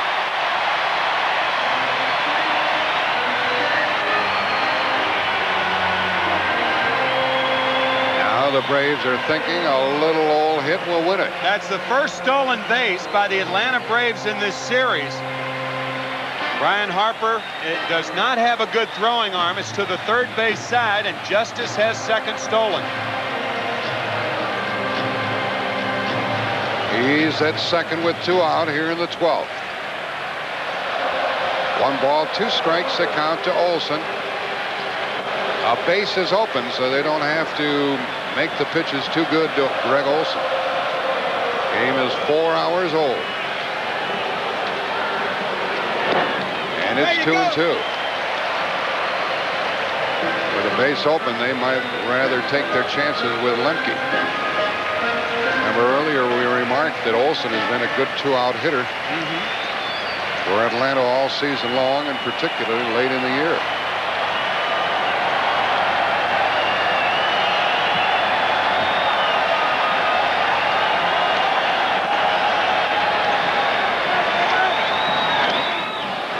Ball 3. 3-2.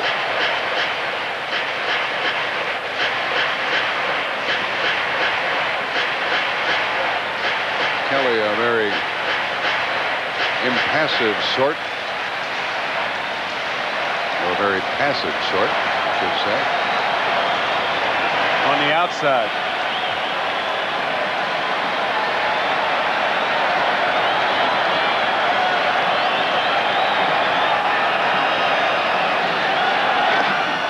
Ball 4 puts Olson on.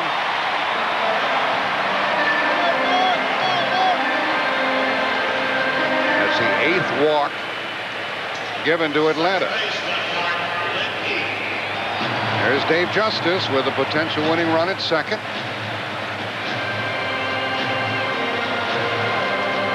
Joined on base by Olson. And Mark Lemke, who almost was a GOAT in the top of this 12th, can be a hero in the bottom of the inning. He has walked and he has singled. And he popped out with 2 men on. Well, he drew the walk in the 10th inning.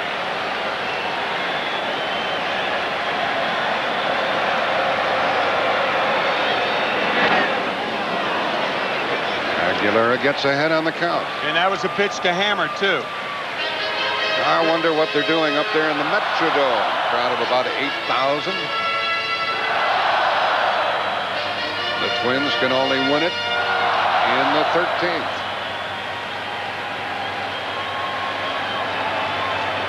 Hitting room up the middle for Lemke.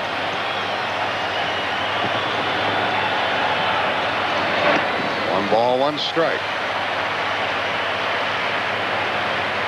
And Jeff Blauser, the shortstop, waits on deck.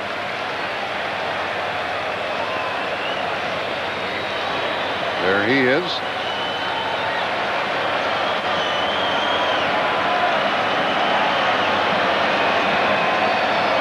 Lemke hits it into left field. Here comes Justice. Save! And Atlanta wins it.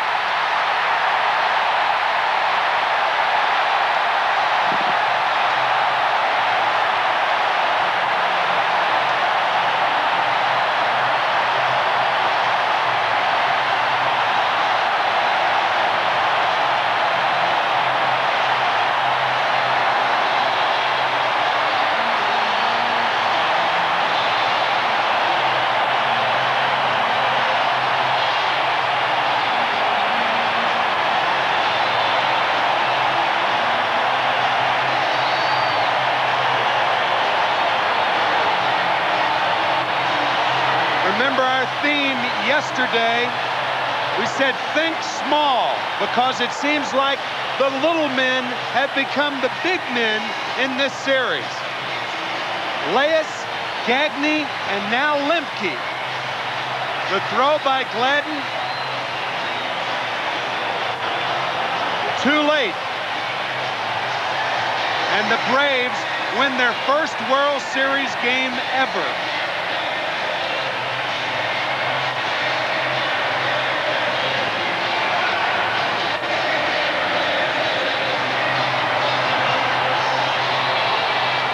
That's a little man walking tall.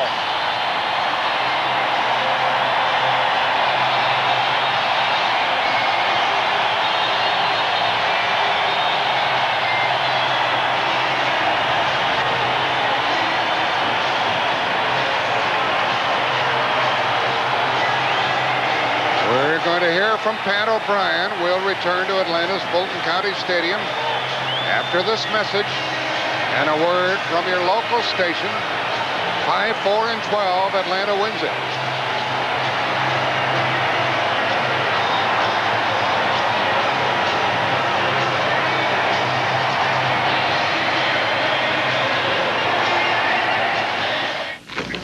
What you eating, Dad? Kellogg's 19. A breakfast of 19 vitamins, minerals, and other essential nutrients. You want some? No. Some people go to great lengths to keep the great hearty taste of Kellogg's 19 all to themselves. So if you've never tried it... Kellogg's 19? Ew. That suits them fine. Kellogg's 19. Really great taste in disguise. In 1985, Glenarden, Maryland had one of the highest crime rates in the nation. Most crimes occurred after 10 p.m. by kids under the age of 21. That's when Van Standifer decided to fight back. He started a midnight basketball league. It reduced crime by 60%, gave kids something better to do with their time, and new meaning to Van Standifers. To learn what you can do in your community, call the Points of Light Foundation. Do something good. Feel something real. Have you ever been a designated driver? Yes, I've got a lot of friends, and a friend doesn't let other friends drink and drive. Yes, I have. And, did not find it painful at all. Matter of fact, I had a ball. I haven't been elected to be one, but I've certainly, yes, insisted on being the designated driver many times. I'm always the designated driver. I don't drink. No. A couple of times I wish we'd have had one. Last Friday, he became the Palace Hotel's new big mistake head of security. Lock your doors. Let's recap. This week, he's making them regret it. What are you doing? Palace Car, Friday. They are still celebrating in Atlanta, Georgia. It is now 14 minutes.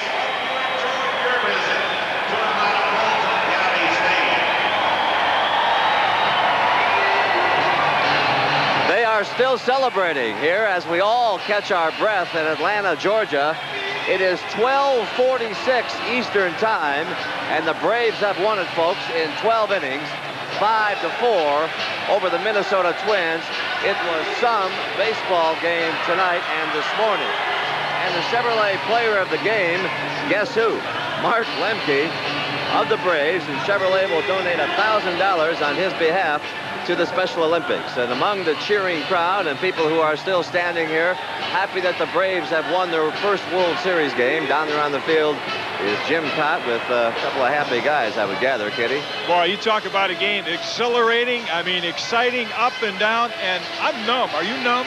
Completely. I still haven't figured out what happened yet. Maybe it'll sink in a little bit later up in the clubhouse. I'll tell you what happened. You got a base hit to left field. Do you remember a bigger moment in your career? No, that had been the biggest hit of my career right now up until this point, and boy, I'm just completely thrilled with it. Get some rest and come back out, not tomorrow, but a little later today. And let me ask this guy, John Smoltz, you're pitching tomorrow. What are you still doing here? Why aren't you home getting your rest? Well, I was watching Jack Morris. He hadn't left yet, but I was possibly going to be used. You never know in a game like this, and I didn't want to miss it.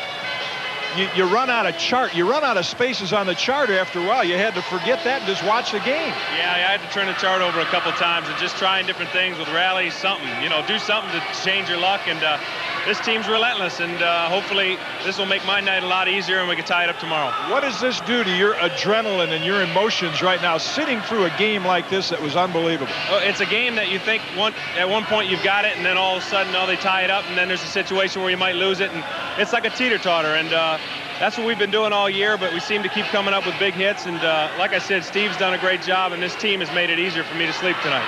We'll teeter-totter back here a little later today. John Smoltz and Jack Morris. Pat? Well, we'll all be back here a little later today. Tim McCarver mentioned, and we did mention, that it was the Braves' first win. The first World Series win since October 5th.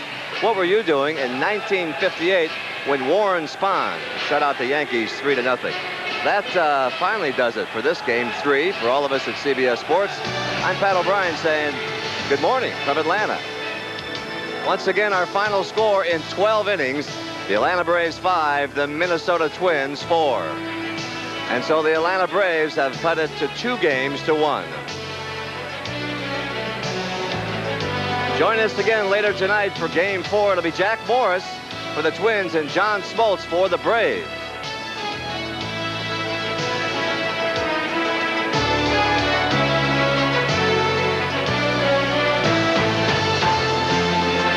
CBS Sports coverage of Game 3 of the 1991 World Series is brought to you by Mr. Goodwrench and your participating GM dealers, keeping quality on the road. Power Stick Antiperspirant, the power that puts you in control. And by Levi's Dockers. Relax, you're among friends.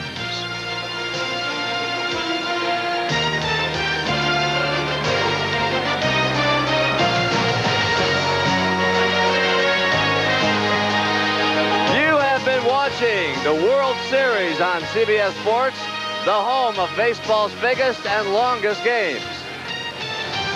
Sometimes it's the guys you never heard of, but he's the toast of the town tonight.